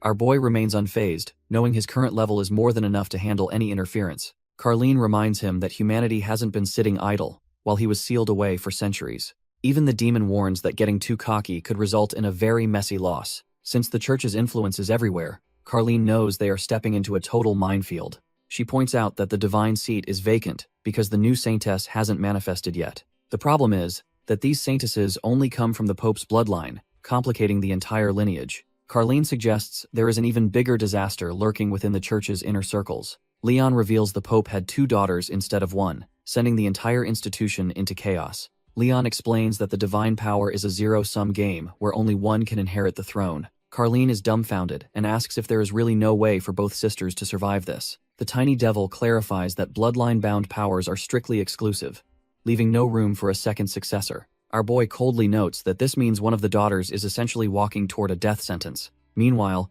Laylee watches him closely, finding his vast knowledge and calm demeanor increasingly suspicious and odd. She realizes that the current head of House Marbas is far more dangerous than the rumors suggested. Their long journey finally hits a stop as the carriage wheels grind against the dusty road. The driver announces their arrival, signaling that they have finally reached the heart of the enemy's territory. They stand before Cilici, the grandest religious city on the continent, and a total minefield for a necromancer. Inside the city, A stern official prepares for the arrival of the man who executed a count. A distinguished butler with a sharp goatee prepares himself to deliver some high-stakes news. He pushes open the massive, ornate doors, leading into the most private chamber of the cathedral. Glazer formally announces to his master that the specialized team he hired has finally arrived. The old man at the desk remains tense, clearly doubting the capabilities of these newcomers. Pope Cadone wonders if this group can truly operate under the radar of the royal family's surveillance. Glazer assures him that the mission will remain a total secret if Infinite Lotus handles the contract. The Pope admits this entire dangerous operation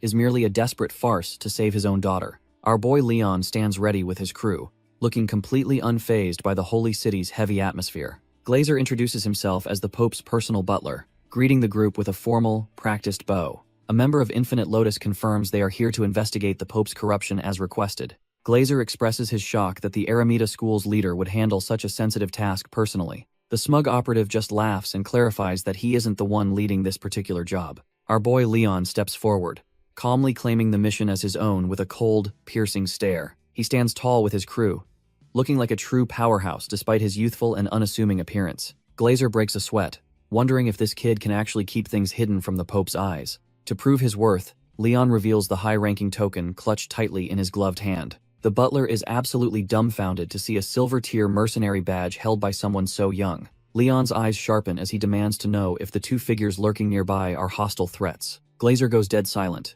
clearly caught off guard by the young patriarch's insane level of perception. Two mysterious figures and habits watch from the shadows, their presence finally exposed by Leon's sharp instincts. The two mysterious nuns finally step out, their unreadable expressions adding more fuel to the fire. Our boy Leon doesn't even blink, keeping his guard up while sizing up these holy observers. Glazer realizes this public spat is getting nowhere and decides they need a much more private setting. He suggests moving the party elsewhere, knowing the full story is going to take a long time. They relocate to a quiet, empty room where the real talk can finally go down without interruptions. The whole crew gathers around the table, looking like a high-tier squad, ready to strike a deal. Glazer looks absolutely exhausted, still trying to process the insane turn of events that led them here. He shoots a doubtful look at the group, clearly wondering if these outsiders are actually legit. Leon just sits there with total confidence, his calm aura making the veteran butler feel even more outclassed. Glazer closes his eyes, doubting if a young mage can actually fix a city as broken as Salisi. Leon keeps a stone face,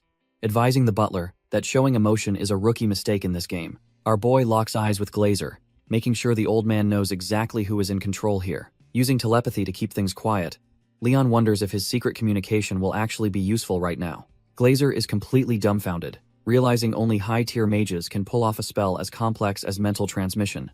Leon decides to drop the act, revealing he already knows the Pope personally sanctioned this shady operation. A sharp smirk plays on his lips as he prepares to corner the veteran butler with the truth. He leans in and demands to know the real mission, tired of the trash-tier excuses and political dancing. The weight of the situation finally hits Glazer, who realizes there is no way to hide the truth. His hands tremble with tension as the pressure of Leon's overwhelming presence forces him to fold his cards. Defeated, the butler finally bows his head and agrees to play by our boy's rules from now on. Glazer finally folds, sighing as he prepares to explain the true nature of their high-stakes mission. Our boy remains silent, joined by the Saintesses and their contact, as they wait for the butler's explanation. The old man recalls a time when the Pope stood in the cathedral, haunted by a divine secret. The Pope's expression was grim, knowing the burden of the faith was too heavy for one person. It turns out the Saintess of Miracles was part of a pair, both meant to inherit the god's blessing. However, the prophecy was clear that only one son could rise while the other was destined to fall. To maintain the balance of power, the two sisters were eventually supposed to merge into a single entity. These twins were identical in every way, both possessing the glowing eyes of a true chosen one. But the ritual required a grim sacrifice, where one life would be snuffed out to empower the other. The Pope stood by his decision, watching over the young girls while preparing for a dark, inevitable future. The twins stood in silence, their chests burning with a divine light that was never meant to be shared. Pope Cadone was a total wreck, his hands shaking as the grim reality of the prophecy finally sank in. He looked at the high priestess and demanded to know what would happen to his precious daughters. The old woman just sighed, explaining that the split power was preventing the god's true manifestation. It was a trash-tier situation where only one son could rise, meaning the other was destined for the grave. Cadone lost it, screaming at the heavens because he couldn't accept such a blood-soaked price for his house. Just then, the cathedral doors groaned open as three figures cut from the same imperial cloth marched inside. The Pope's breakdown was cut short when he realized the Empire's hounds had finally arrived at his doorstep. A silver-haired guy named Calivan stepped forward, introducing himself as the captain of the Imperial Knights. With a cold smirk, he presented an official command from the Emperor that the Pope couldn't possibly ignore. Calivan holds the imperial decree, announcing that this order comes directly from the Emperor's own hand. He explains the harsh truth that two sons simply cannot exist under the same heaven. The law demands that once the daughters mature, one must be sacrificed to empower the other. Pope Kadone is dumbfounded, realizing that the church's future requires the blood of one of his own children. The decree gets even grittier, sentencing the lesser twin to a brutal death by public execution. The Pope loses it, shouting that he can't possibly be expected to burn his daughter alive. Calivan just smirks and tells him to consider this horrific act a small sacrifice for the realm. Having delivered the trash-tier ultimatum, the captain leads his men out, leaving the Pope in ruins. Pope Kadona's eyes tremble as he realizes the Empire is forcing him to choose between family and faith. Completely broken by the weight of the Emperor's cruelty, he collapses to his knees in desperate prayer. Pope Kadone kneels before the divine, questioning why he's being put through such a hellish trial. He laments to the heavens that after losing his sibling, he's now being asked to lose his daughter. Tears stream down his face as he begs to know why these trials are so relentlessly cruel. Nearby, the twin daughters can't hold back their own tears, feeling the weight of their father's impossible choice. Back at the table, our boy Leon listens intently as the group discusses the church's desperate situation. He remains silent, processing the gritty reality of a prophecy that demands a blood sacrifice from the innocent. Carlene explains the rarity of a saintess, noting the world hasn't seen one in over 10 years. The tragedy is that the power was divided between twins, making neither of them complete for the Empire. Glazer confirms the grim details, knowing the Empire only cares about the power, not the people holding it. He looks at the girls and vows that his true mission is to save both of them from execution. Glazer admits that disobeying the Emperor is treason, his face etched with pure terror. He clenches his fists tightly, struggling with the weight of the church's impossible situation. Our boy Leon cuts through the tension and asks Glazer to step aside for a moment. He calmly requests that the butler vacate his seat so he can address the twins directly. The seat is left empty as the room falls into a heavy, expectant silence. Leon stands before the two sisters, his presence looming over them like a dark shadow. He drops to one knee, showing a rare moment of level-headed focus amidst the chaos. Looking them in the eye, he asks which of them is truly prepared for the worst. His eyes glow with a cold light as he asks if either is actually willing to die. Even the devil is dumbfounded, but Leon just shrugs it off as the most efficient way forward. The twins realize that avoiding the Emperor's reach is impossible, meaning a sacrifice is likely inevitable. Leon's gaze intensifies as he repeats the question, leaving his companions sweating under the sheer pressure.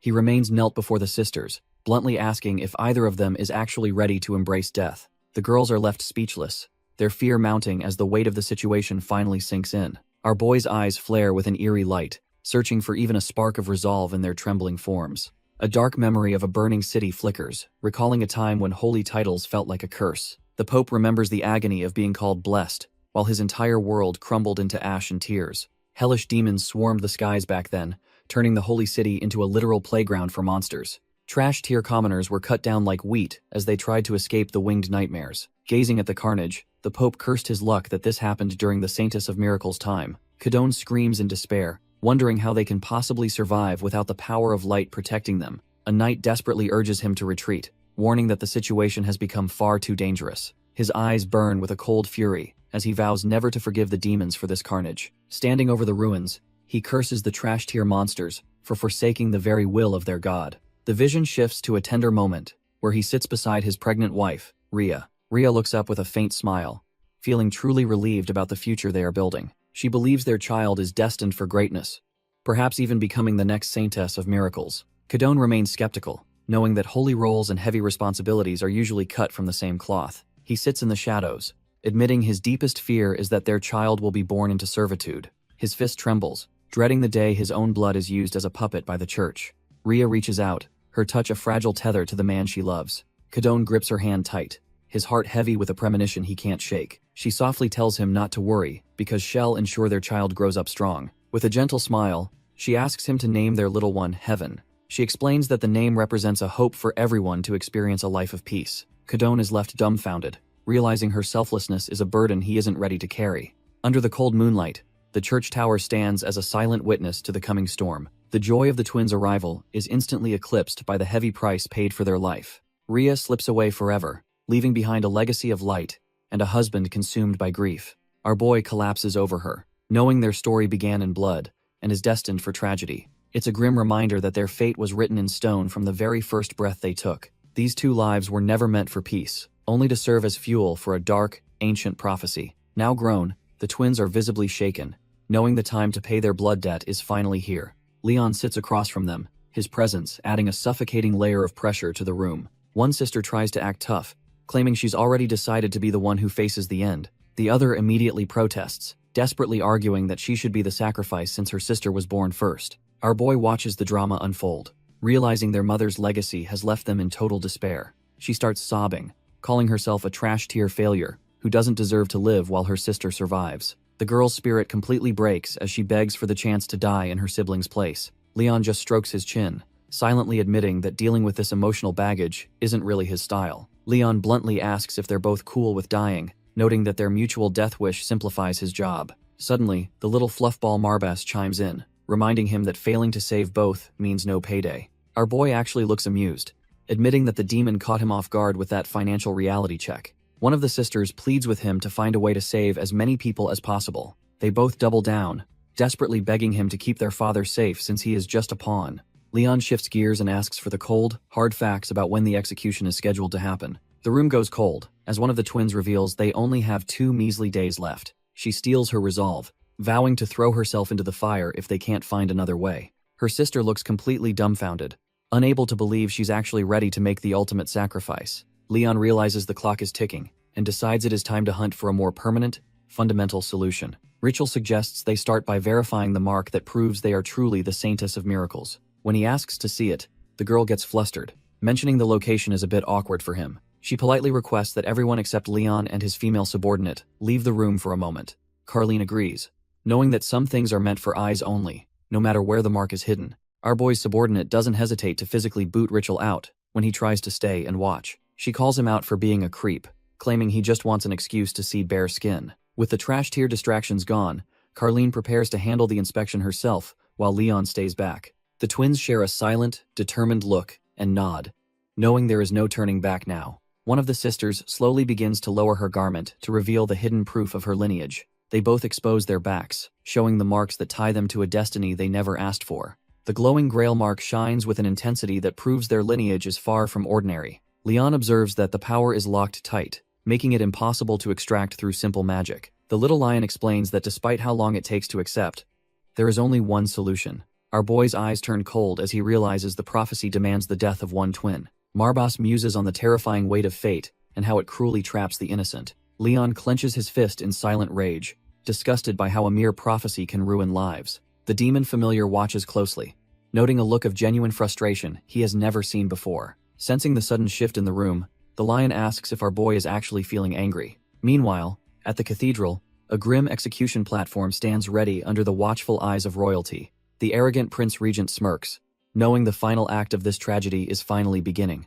The Prince Regent smugly notes that after a decade of waiting, the Saintess is finally being born. His butler adds with a chilling smile that the other twin will simply be burned as a witch. Louis complains about the annoying delay, frustrated that they had to wait for the girls to come of age. Our boy stands nearby in disguise, his fluffy familiar sensing the heavy atmosphere radiating from him. Leon ponders the moral weight of choosing between a girl desperate for life and one resigned to death. The little lion is completely lost, unable to grasp the complex human emotions swirling in his master's head. Leon realizes one of the twins is hiding her true nature, sensing a lie through their spiritual auras. Having mastered the powers of the afterlife, he is the only one capable of feeling their true intentions. As he stares at the execution stake, he notes the tragic contrast between the sisters' desires for survival. He clenches his fist in frustration, deeply conflicted by the cruel choice fate has forced upon him. Leon weighs the life of the twin, radiating a divine, golden light against the weight of the cruel prophecy. He then looks at the other sister, whose aura is stained with a dark,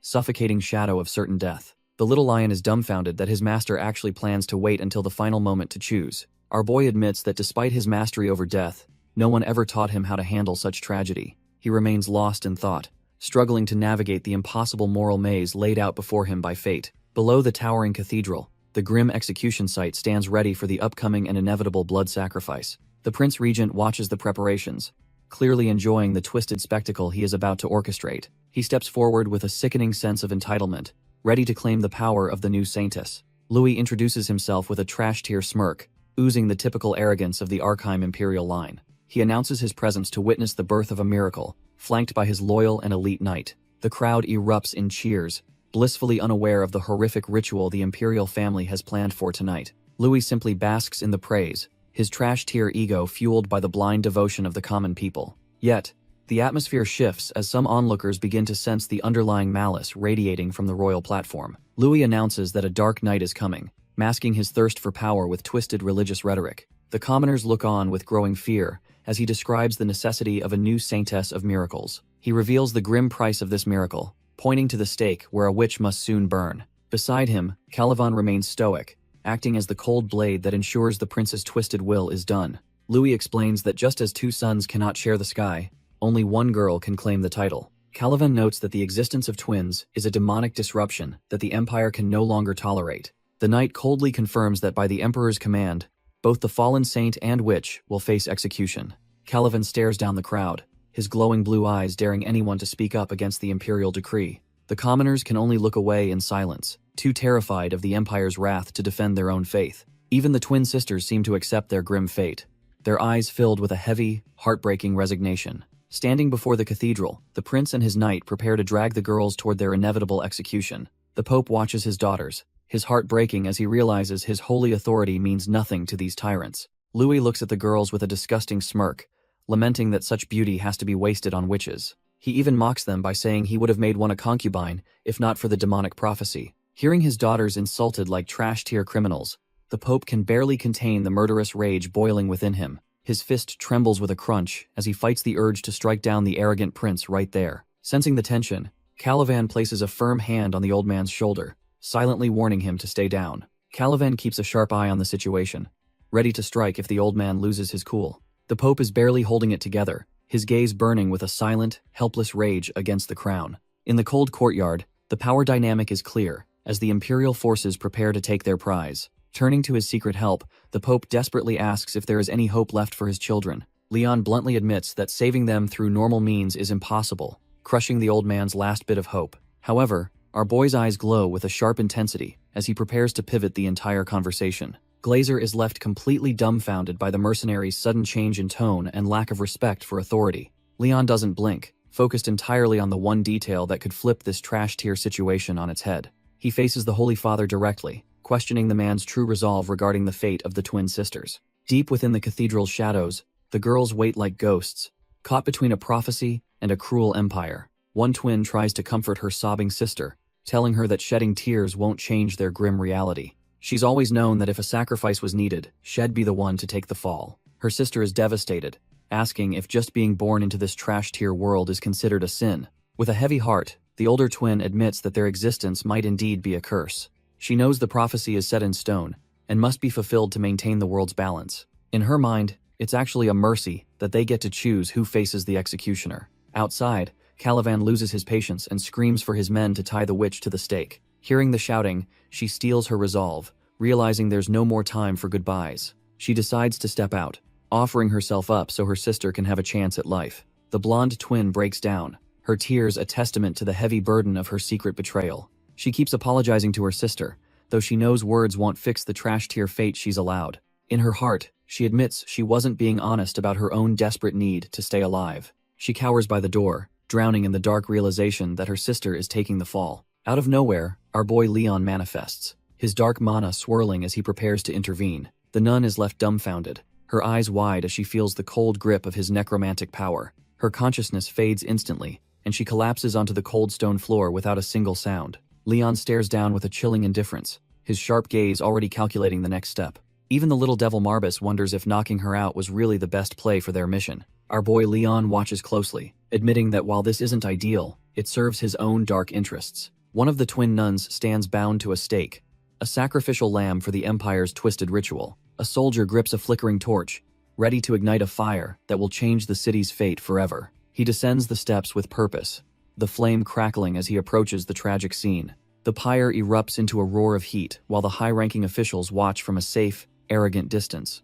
Prince Louis smirks, convinced this sacrifice will finally birth a saintess and silence every trash-tier critic he has. Calivan feeds the prince's ego, reminding him that no sane person would ever dare question his imperial authority. With a cold glint in his eyes, The captain promises that only death awaits those who defy them. The poor girl lets out a final, agonizing scream as the flames consume her entire world. Our boy Leon watches the flames, his mind already calculating the next move in this trash-tier ritual. The crew stands behind him, feeling the weight of the Empire's cruelty as the smoke begins to rise. Laylee looks at Leon, clearly dumbfounded that they are just standing by while a girl is burned alive. The Infinite Lotus member just scoffs, noting that while this quest is a mess, he hates to fail. Leon's eyes glow with an eerie intensity as he focuses solely on whether the girl can actually survive this. As the nun screams, Leon admits he doesn't understand fatherhood or the Pope's true character at all. Despite his confusion, he truly hopes the old man finds a way to save his daughter from this hell. The fire rages on,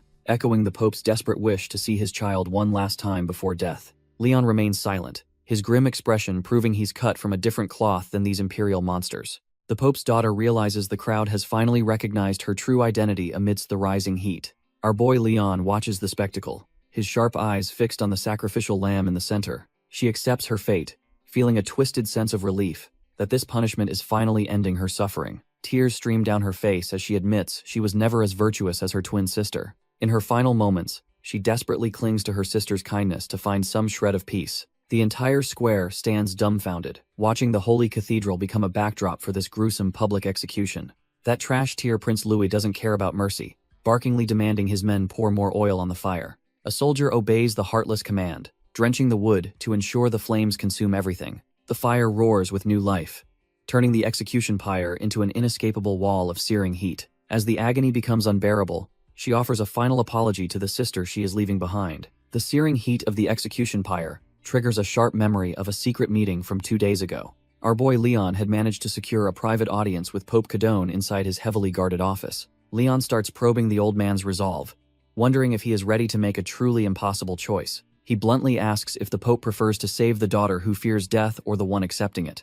Cadone breaks into a cold sweat, doubting if anyone can actually distinguish between the souls of his twin daughters. Leon confirms it is possible, though he admits the spiritual mechanics of his power are hard to explain clearly. The Pope falls into a grim silence, realizing the weight of the life-or-death gamble he is about to take.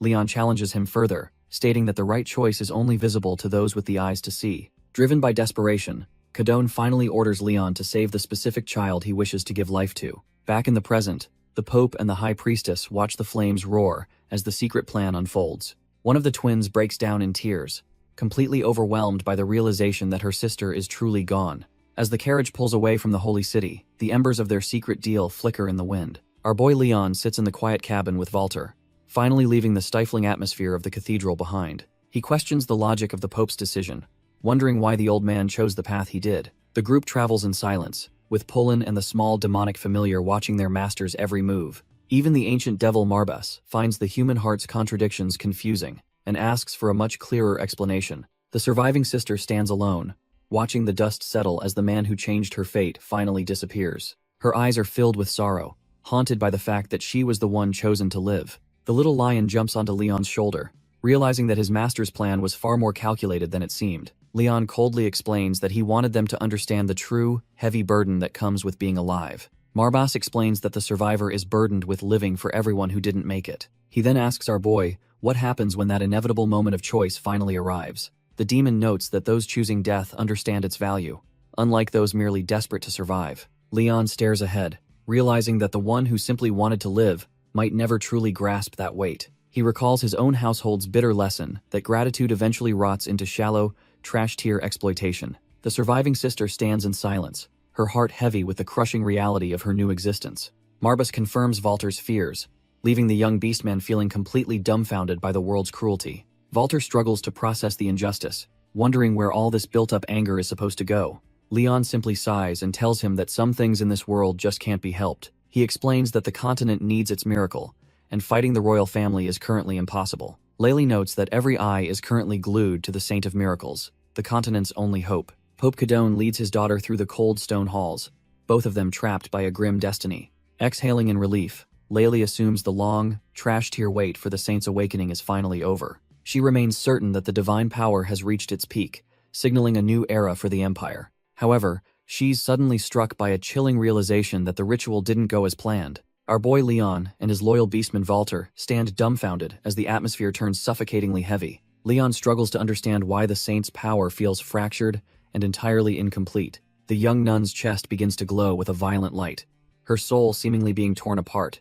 She desperately calls for her father as the Pope watches his daughter succumb to the divine backlash. Calivan intervenes with cold imperial authority, warning the Pope that this mess is now officially out of hand. Louis is fuming because the ritual failed to produce the complete holy power he expected for the empire. He immediately orders his knights to seize the Pope and every single one of his followers without delay. The Pope is dumbfounded, desperately insisting that the girl was definitely his daughter and the true saint. Louis isn't buying it, accusing the old man of playing trash-tier games after being given so much respect. Growing tired of the excuses, the Prince Regent coldly commands his captain to execute the Pope right now. Calivan hesitates, realizing that killing the head of the church could trigger a political nightmare for the crown. Louis suspects the Pope is just acting confident, because he has the real saint tucked away somewhere else. He declares that he won't let some religion sway him since they've survived decades without miracles anyway. The pressure mounts as Louis repeats his lethal order, leaving Calivan sweating under the weight of the decision. If he doesn't draw his blade soon, he might be the next one on the prince's personal chopping block.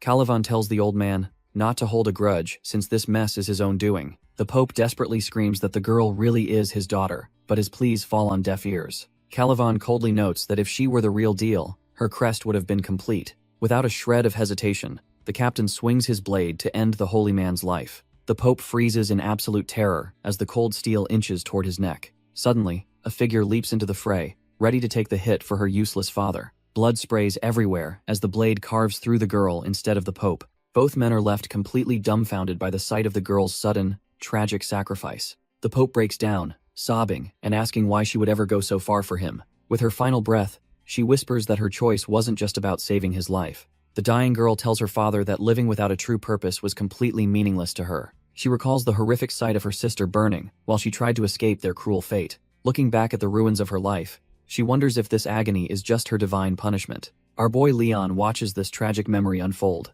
his eyes glowing as he pierces through the spiritual veil. From the comfort of his carriage, he uses his necromantic senses to witness the church's dark, hidden history. The vision intensifies as the flames consume the innocent, a grim reminder of the Pope's many failures. As the girl's spirit begins to fade, the weight of her sacrifice hangs heavy in the cold air. Leon remains silent for a moment, realizing that the tragedy he's witnessing is far from a simple accident. He coldly concludes that while someone deserves to suffer, the heavens definitely picked the wrong target today. The Pope is left sweating and terrified, wondering how this stranger could possibly know about his secret sins. The girl turns her back on her father, claiming he is just as corrupt as the rest. Cadone is left dumbfounded, unable to comprehend why his own flesh and blood would say such things. He looks away in shame, the weight of his secret sins finally catching up to his conscience. Covered in blood, she reveals they were never his children, only tools to maintain his trash-tier authority. Tears stream down her face as she begs him to finally admit the truth and find some peace. The realization hits him like a truck, as she reminds him that he never actually had daughters. She collapses before him, declaring her own death is the ultimate punishment for his lifetime of lies. Cadone lets out a desperate cry, finally feeling the crushing weight of losing what he once exploited. He cradles her limp body, realizing too late that his ambition cost him everything he should have protected. The vision shifts to a charred corpse, a grim reminder of the fire that consumed his humanity long ago. Devil Marba senses something is off, his eyes widening as he realizes our boy is about to go wild. Even the ancient demon is stunned, questioning if his contractor is actually planning to cross a forbidden line. Leon doesn't hesitate, opening his grimoire to summon the souls of those lost in the recent chaos. Layli watches in total disbelief, her face pale as she realizes the sheer scale of the power unfolding. He declares that his duty as the Marbas heir is far from over, offering the dead a second chance. The eye on the ancient book snaps open, pulsing with a sinister red light that signals the ritual's start. Violent pillars of purple mana erupt around him, shaking the very foundation of the area as the dead stir. It finally clicks for Layli that she is witnessing true necromancy, a talent thought to be long extinct. Two distinct spirits, one gold and one purple, swirl into existence, bound by his overwhelming will. The spectral forms dart toward the carriage, ready to serve the master who just snatched them from oblivion. Leon calls out to the lingering souls, offering them a chance to keep existing even in death. Two distinct spirits, one shimmering gold and the other a deep purple, begin to take shape before him. The twin spirits are stunned, questioning if this necromancer truly intends to pull them back from the void. Standing before the flames, our boy warns them that this second life comes without a beating heart. He reaches out his hand, ready to finalize the pact if they are willing to pay the price. Binding chains of dark mana wrap around the sisters, sealing their souls to his iron will forever. Accepting their fate, the Golden Spirit simply asks what tasks their new master requires of them. Leon admits his request is a bit shameless, but he needs them to serve as his personal agents. To his surprise, she finds the deal fair, noting that a free lunch would have been way more suspicious. With the contract sealed, he closes his eyes, satisfied that these powerful souls are now under his command. Leon invokes his ancient bloodline, using the authority of House Marbus to bind the wandering souls to his service. Our boy looks them dead in the eye, demanding to know if they are truly ready to swear loyalty. The twin sisters share a final look, realizing that serving this necromancer is their only path toward a future. Without a hint of hesitation, they accept the deal, their spirits finally finding a new purpose in death. The ancient seal on the grimoire pulses with dark mana, locking the contract into the fabric of reality forever. As the blinding light fades, the ritual concludes, officially adding 2 powerhouse spirits to his growing undead arsenal. Closing the book, Leon sincerely hopes they find whatever they were looking for at the end of this journey. His eyes glow with a cold intensity, knowing that every pawn he gathers brings him closer to his goal. This reminds him of the Pope's tragic past, back when the man lost his wife to the Empire's indifference. Even then, the Imperial vultures were circling, showing just how long the Church has been under their thumb. Calivan breaks into a cold sweat after sensing a mana signature so powerful it defies all logic. He glances at the prince, terrified that another faction might be lurking in the shadows of the city. Unbothered by the chaos, our boy Leon makes his exit, clutching the grimoire like it is light reading. His eyes burn with a predatory light, showing he is fully synchronized with the dark powers just unleashed. The tiny devil Marbas starts throwing a tantrum, promising a scolding for using subjugation without a heads up. Leon just scratches his head, shamelessly wondering if the Church will compensate him for his heroic intervention. Carlene can only watch in awe, realizing her master is a complete freak of nature in every way. He reflects on the mechanics of necromancy, specifically the branding process required to bind mindless, trash-tier beasts. It is a surgical procedure meant for perfect efficiency, turning wild monsters into the ultimate loyal tools. However, Leon's mind is already on the next level, questioning how to break those with actual intelligence. Devil Marbus explains that necromancy is actually about persuading souls with lingering regrets to follow orders.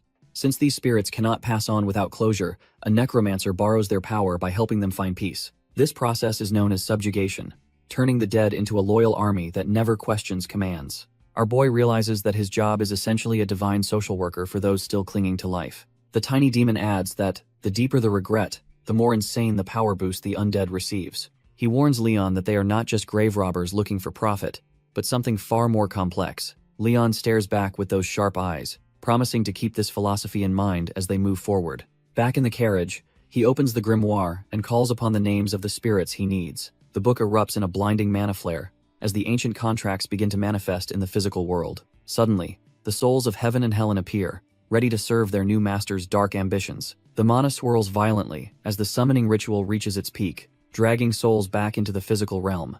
Instead of 2 separate entities, a single nun steps forward, draped in an aura of divine mystery. Leon watches with a cold gaze while his tiny demonic companion prepares to explain this unexpected outcome. The little lion explains that since they were fated to be one, their souls merged during the revival. His subordinates find the explanation fascinating, realizing the complexity of the spirits now bound to their master. Walter senses a shift in the air, feeling that the vibe coming from her is disturbingly different. Our boy gets straight to the point. The summon simply smiles, her calm demeanor masking the fact that 2 consciousnesses inhabit her frame. She identifies herself as Heaven, leaving the surrounding vassals and knights to stare in silent awe. When asked if they can switch at will, she confirms it, proving she is far from a trash-tier summon. Heaven mentions there is a slight issue, catching Walter off guard as he wonders what could be wrong. Suddenly, her gaze sharpens, and a strange, dark energy begins to swirl within her eyes. Her eyes flare with a predatory light, signaling that the other sister is finally taking control. The personality flips instantly as Hell complains about having to serve such a stiff and boring master. Walter is completely dumbfounded, realizing that a hidden, far more aggressive ego has just taken the wheel. Hell tells the girly-looking beastman to shut his mouth while she tries to address their new master. Our boy Leon remains unfazed, bluntly asking what these 2 twins are actually good at doing. He grips his Necronomicon, reminding them that trash-tier spirits get deleted since his soul storage is limited. Heaven briefly resurfaces, sweating as she realizes her master talks about soul erasure, like it is a casual chore. Hell smirks and confidently promises they have plenty of ways to satisfy him if given the chance. Hell decides to show off her charms by grabbing Leon's cloak to get his attention. She leans in dangerously close, leaving Walter and the little devil completely dumbfounded by her boldness. Hell smirks, clearly enjoying the proximity while trying to see if our boy has any reaction at all. She asks if this kind of service is also possible, but Leon just stares back with cold eyes. The scene shifts to the syndicate's headquarters, where the weight of their recent actions finally starts to settle. Laylee looks visibly stressed, as she mentions that they are currently working on resolving the messy situation.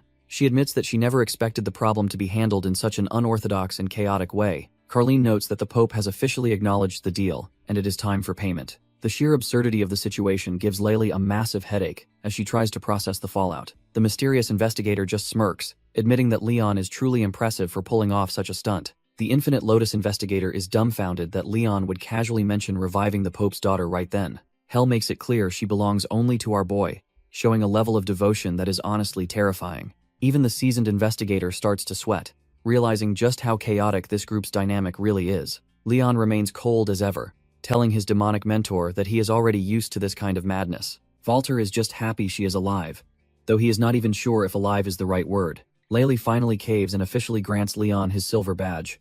Though she looks like she needs a drink, she promises to send the rewards to his family, wondering if this truly marks the end of their trouble. The syndicate leader warns him that she will be in touch the moment another high-stakes request comes in. Carlene tells her not to worry, insisting that their new undead recruit isn't as much of a burden. Of course, our girl is mostly just excited about the money, reminding Leon to keep those debt payments coming. Leon is visibly disgusted, wondering why everyone is suddenly trying to act cute during such a serious mission. Our boy starts sweating when Carlene pulls a gun, realizing his debt collector doesn't have a patient bone left. The fluffy demon mentor cuts through the nonsense, urging the group to quit playing and finally start moving. He questions if the reanimated twins are truly useful, wanting to test the limits of their divine power. Carlene just flashes a trash-tier grin, asking for even more favors while keeping her eyes on the prize. Meanwhile, Laylee is completely drained, pouring tea while trying to process the absolute chaos Leon just unleashed. Back at the capital, Calivan kneels before the throne to deliver news that will shake the entire empire. He reports that the Pope has completely lost his mind, refusing to eat after losing both his daughters. Prince Louis just scoffs, calling the old man a pathetic weakling for grieving over something as replaceable as children.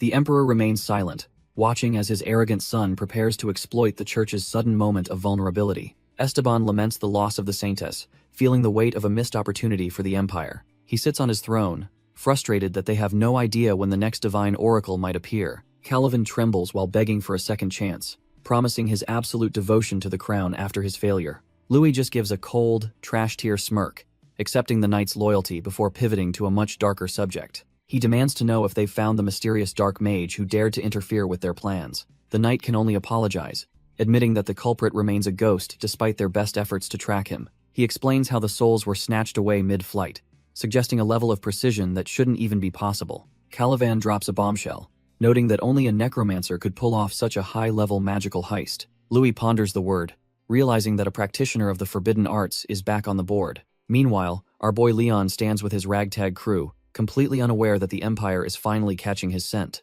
Laylee looks over, genuinely curious about what kind of unique abilities Leon's newest undead servant has actually awakened. Our boy Leon keeps a poker face while the syndicate leader tries to gauge the potential of his latest asset. Rather than just talking, Leon suggests a live demonstration and asks her to provide a worthy training partner. He decides that a mid-level opponent should be more than enough to test the limits of her strength. Leon decides to start with Heaven, who responds to his command with a level of unsettlingly bubbly devotion. The reanimated girl begins to channel her mana, a golden light swirling around her as she prepares for combat. Her eyes glow with an intense, otherworldly light as the two souls within her struggle for control. Suddenly, she bows in a panic, apologizing for her sister's rude behavior while trying to stay composed. While the Infinite Lotus member watches from the sidelines, she takes a deep breath and readies her first move. She reaches out her hand, letting her power flow as she prepares to show off her terrifying new capabilities. A pack of trash-tier forest trolls charges forward, their red eyes fixed on their next meal. The scout from the Infinite Lotus identifies them, knowing these beasts are famous for their insane regeneration. He expresses his doubt, fearing that a freshly reanimated girl like Heaven will surely struggle against them. Carlene just watches with a smirk, noting that the Patriarch has always managed to pull off the impossible. While Walter and Pullen cheer, the little devil grumbles about Leon being too cheap to buy him peanuts.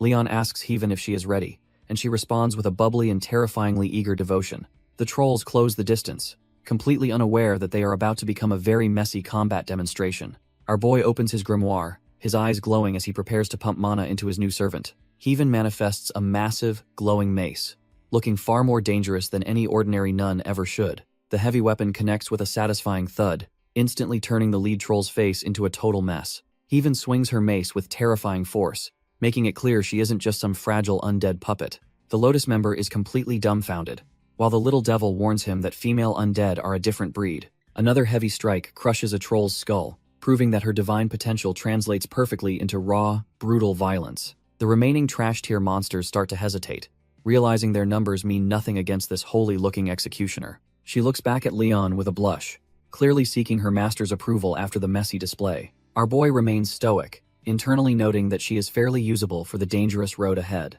He decides to push her further, flooding her soul with mana to see the full extent of her power. Her eyes flare with an intense light as the surge of energy stabilizes within her reanimated vessel. She pulls a dark chain from her chest, feeling an ecstatic rush at the chance to finally be useful. With a predatory glare, she prepares to wipe out the rest of the pack in her master's name. He even lashes out with her newly summoned chains, turning the battlefield into a playground of holy destruction. The trash-tier trolls don't stand a chance as the heavy metal links wrap around their thick, ugly necks. Her eyes glow with a sinister light, showing that the mana Leon provided is fueling something truly terrifying. With a single, violent swing, she detonates a burst of energy that sends monster guts flying everywhere. She finishes the job by driving her heel straight through a troll's skull, ending its miserable existence. The reanimated nun then asks the dying beast if it will sacrifice itself for her love with Leon. Our boy and his crew stand there completely dumbfounded, wondering if they've accidentally created a total psychopath. Even the ancient devil can't help but shake his head, muttering that Leon has recruited some crazy followers.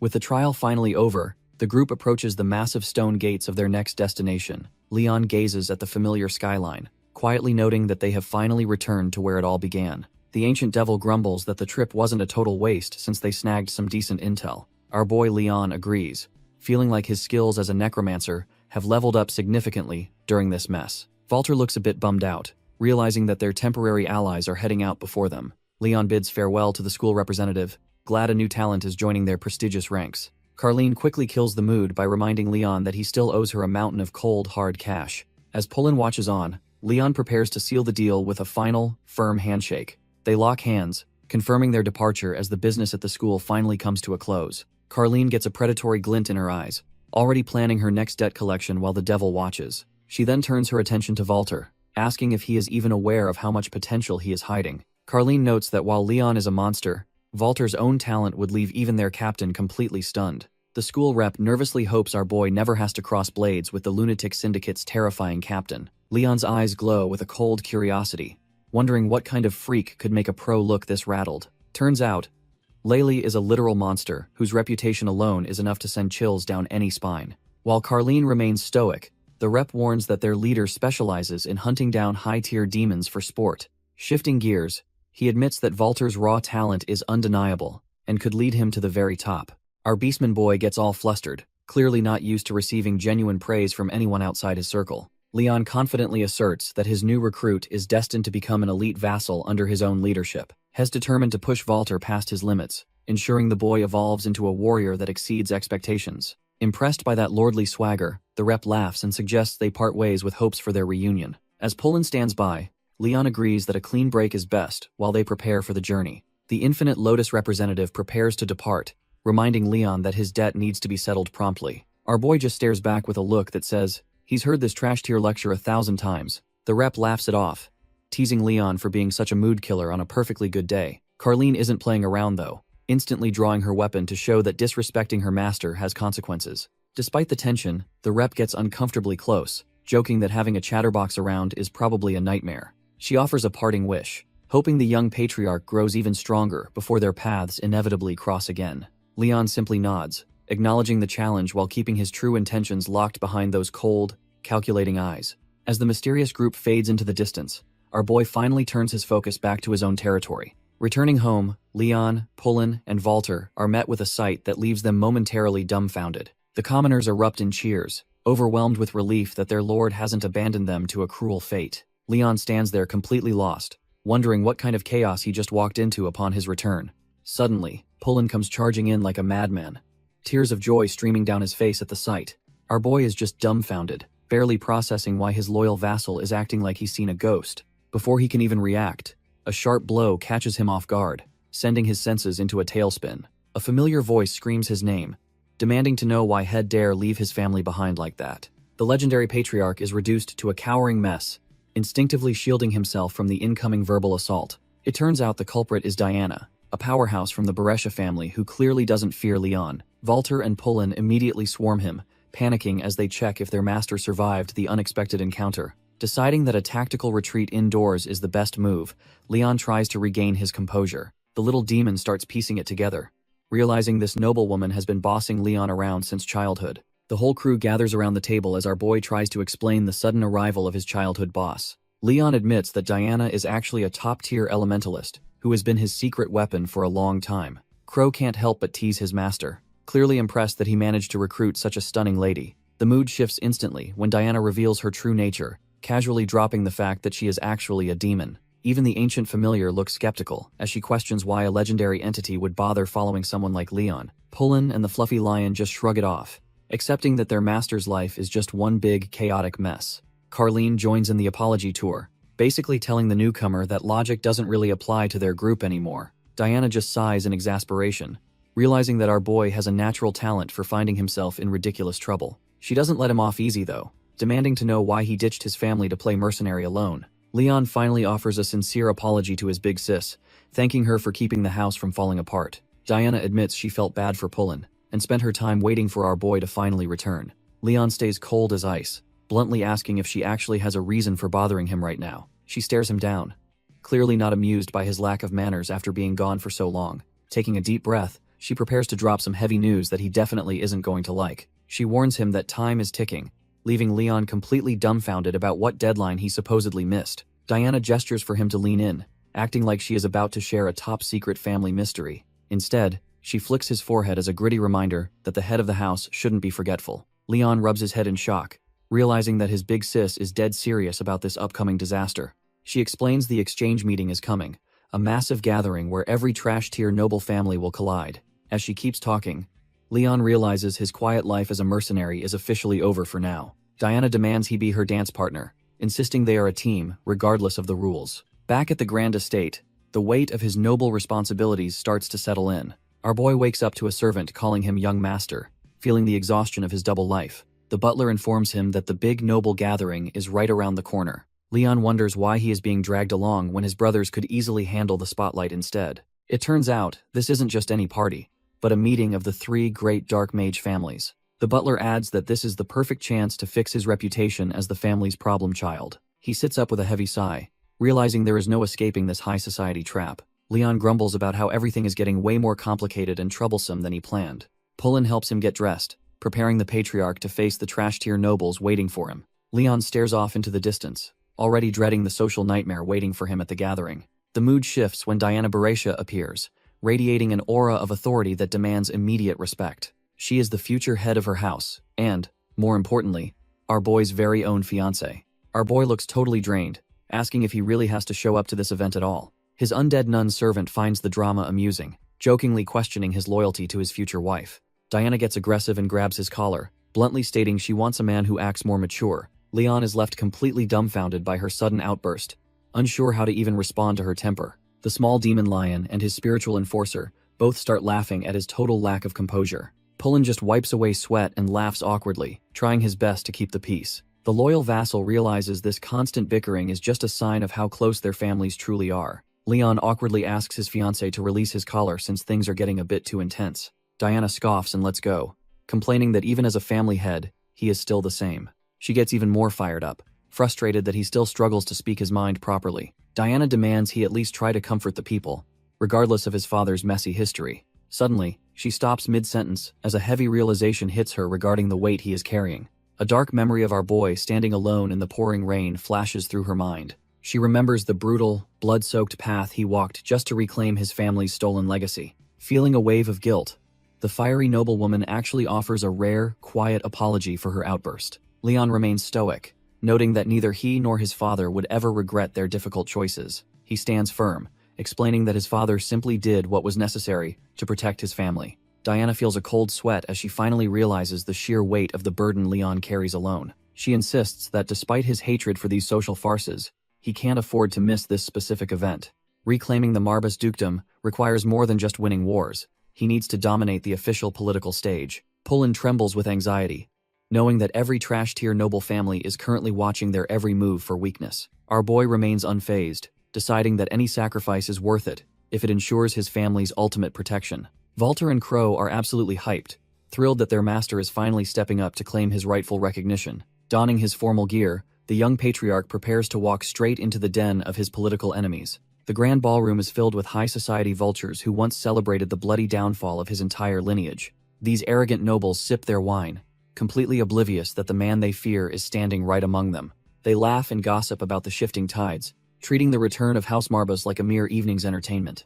The trash-tier nobles sip their wine, completely unaware that the political landscape is about to shift forever. One of them whispers in shock, questioning if the rumors about the Sylvester family's total defeat are actually true. Another arrogant lord scoffs, demanding to know exactly who could have possibly brought down such a powerful house. The first noble trembles as he reveals that the supposedly dead Marbas family was the one behind the slaughter. A skeptical noble dismisses the claim as a baseless rumor, refusing to believe a collapsing house found such power. Suddenly, a finger points toward the entrance, silencing the room as the atmosphere turns heavy with sudden realization.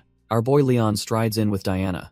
Looking every bit the powerful patriarch these vultures once tried to bury, he internally grumbles about how much he hates these stuffy parties, feeling completely out of place among the fake. To keep up appearances and steady his nerves, he firmly takes Diana's hand as they face the judgmental crowd. Diana is caught off guard by the sudden contact, her heart racing as she realizes the weight of their partnership. Diana plays it cool, claiming she only puts up with this nonsense because a family head must handle things. Our boy Leon just offers a smirk and thanks his big sister for the backup. Diana realizes he's changed.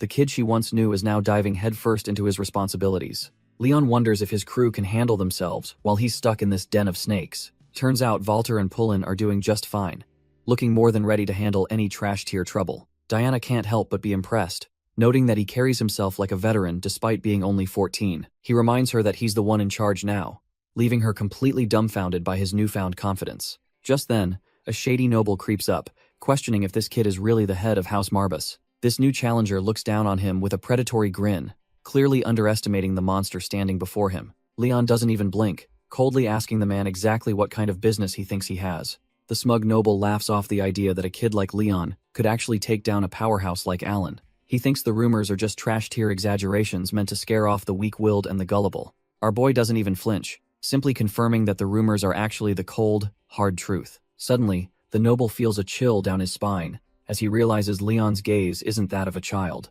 Diana watches the exchange, wondering why this arrogant man is suddenly acting so awkward and tense. Trying to save face, the noble nervously laughs and asks how exactly the territorial war was won. Leon stares him down with those glowing eyes, bluntly stating that his enemy simply died. The noble is completely dumbfounded, his predatory grin replaced by a look of pure, unadulterated terror. Leon leans in, making it clear he personally ended Alan to reclaim the Marbas family's bloody legacy. As the man turns pale, Leon casually mentions that showing him the process wouldn't be very easy. Leon issues a final, bone-chilling warning, hinting that the noble might face a similar fate if he stays an enemy. Diana stands there completely dumbfounded, witnessing a level of cold-blooded intensity she never expected from her childhood friend. Having said his piece, our boy simply turns his back, leaving the trembling man behind without a second thought.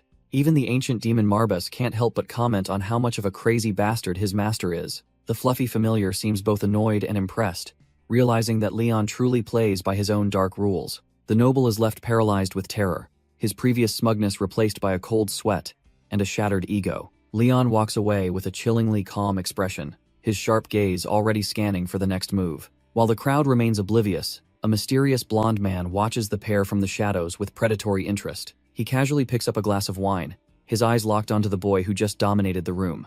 This new observer smirks, thinking to himself that a very interesting player has finally arrived at the party. The surrounding trash-tier nobles start whispering, wondering if the young head of House Marbas is looking for trouble. They dismiss our boy's family as powerless, completely unaware of the monster walking right past their table. Leon keeps moving, his fluffy familiar perched on his shoulder while the atmosphere in the room remains heavy. The ancient demon finds the whole display amusing, teasing Leon for throwing such a public tantrum. Our boy doesn't care about the gossip, his glowing eyes fixed on leaving this boring party behind. Just as he tries to exit, a persistent noble blocks his path, refusing to let the matter drop. The man grabs Leon's shoulder, calling him ridiculous for trying to walk away after such a scene. He warns that ignoring the Varela family has consequences and demands that Leon take full responsibility. Leon just looks back with a chillingly calm expression, questioning why defending his family's honor is considered wrong. The noble gets right in his face, accusing Leon of threatening a preemptive strike against his house. Diana steps in, coolly suggesting that this trash-tier noble should finally start acting with a bit of decorum. She reminds Lord Rev that barking at a ducal heir is way above his pathetic pay grade. With a sharp smirk, she asks if he's truly ready to face the fallout of this blatant rebellion. Reeve's face contorts in pure rage, his pride taking a massive hit from her public humiliation. He glares at our boy, warning him that a single fluke victory doesn't mean he's won the game. Turning his venom on Diana, the noble claims the lady of the Barassia family is just as delusional. Diana just scoffs, knowing she's far too powerful to be intimidated by a small-time noble's empty threats. Reeve completely loses his cool, his mind reeling from the absolute lack of respect he's receiving. Suddenly, a purple-eyed noble cuts in, bluntly telling the man that his noisy tantrum is ruining the vibe. The noble snaps his head around, wondering who else is brave enough to mess with him tonight. Rev is absolutely shook, his previous bravado vanishing as cold sweat starts to pour down his face. His hand trembles uncontrollably, showing just how much this sudden shift in power has rattled his core. Even standing near our boy feels like a death sentence now, as the trash-tier noble's body completely betrays him. Leon watches the pathetic display with cold indifference, while his fluffy demonic companion keeps a sharp eye out.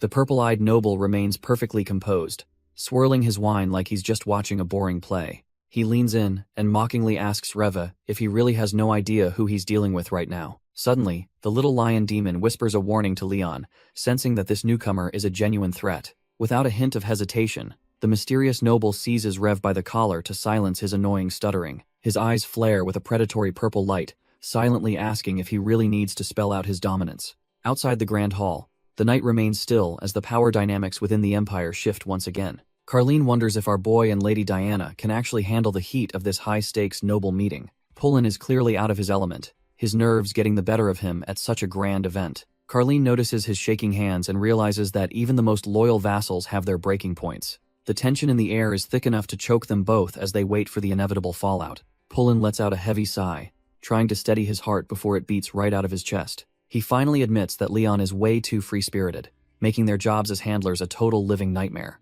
Despite the Imperial Knights watching, Carlene knows they have no choice but to trust the Marbas family head. Pullen finds a bit of comfort knowing Diana is there, hoping her legendary composure saves the day. Carlene shifts the topic, curious about the rumors regarding Diana being the future bride of the Marbas house. Pullen struggles to explain that calling Diana our boy's fiancée is actually a bit of a stretch. He clarifies that she's basically an older sister figure, with a massive age gap between them. Carlene finally understands that their bond is built on deep family-like care rather than some spicy romance. Pullen shifts gears, warning her that a dangerous heir similar to the lunatic is lurking at this meeting. Carlene is visibly stunned, knowing that having such a loose cannon around usually means nothing but pure chaos.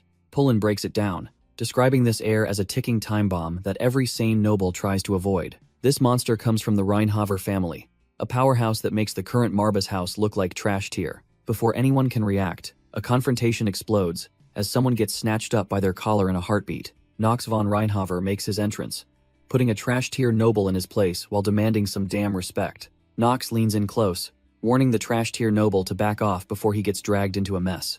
The man immediately folds, begging for mercy once he realizes he's facing the terrifying heir of House Reinhaver. But Knox isn't interested in apologies, and the noble soon finds himself drenched in a humiliating display. As the wine drips down, Knox just scoffs at how pathetic and stingy this so-called noble truly is. He mockingly pours the entire glass over the man's head, pretending to worry about the mess he's made. Knox breaks into a wild, unhinged laugh, clearly relishing the absolute terror he's instilled in his victim. Even Diana is left completely dumbfounded, watching the scene unfold with a cold sweat as the tension peaks. Watching from the shadows, the little demon familiar finds the entire chaotic spectacle to be top-tier entertainment. Our boy Leon remains perfectly calm, observing the Reinhaver's madness while his fluffy companion rests on his shoulder.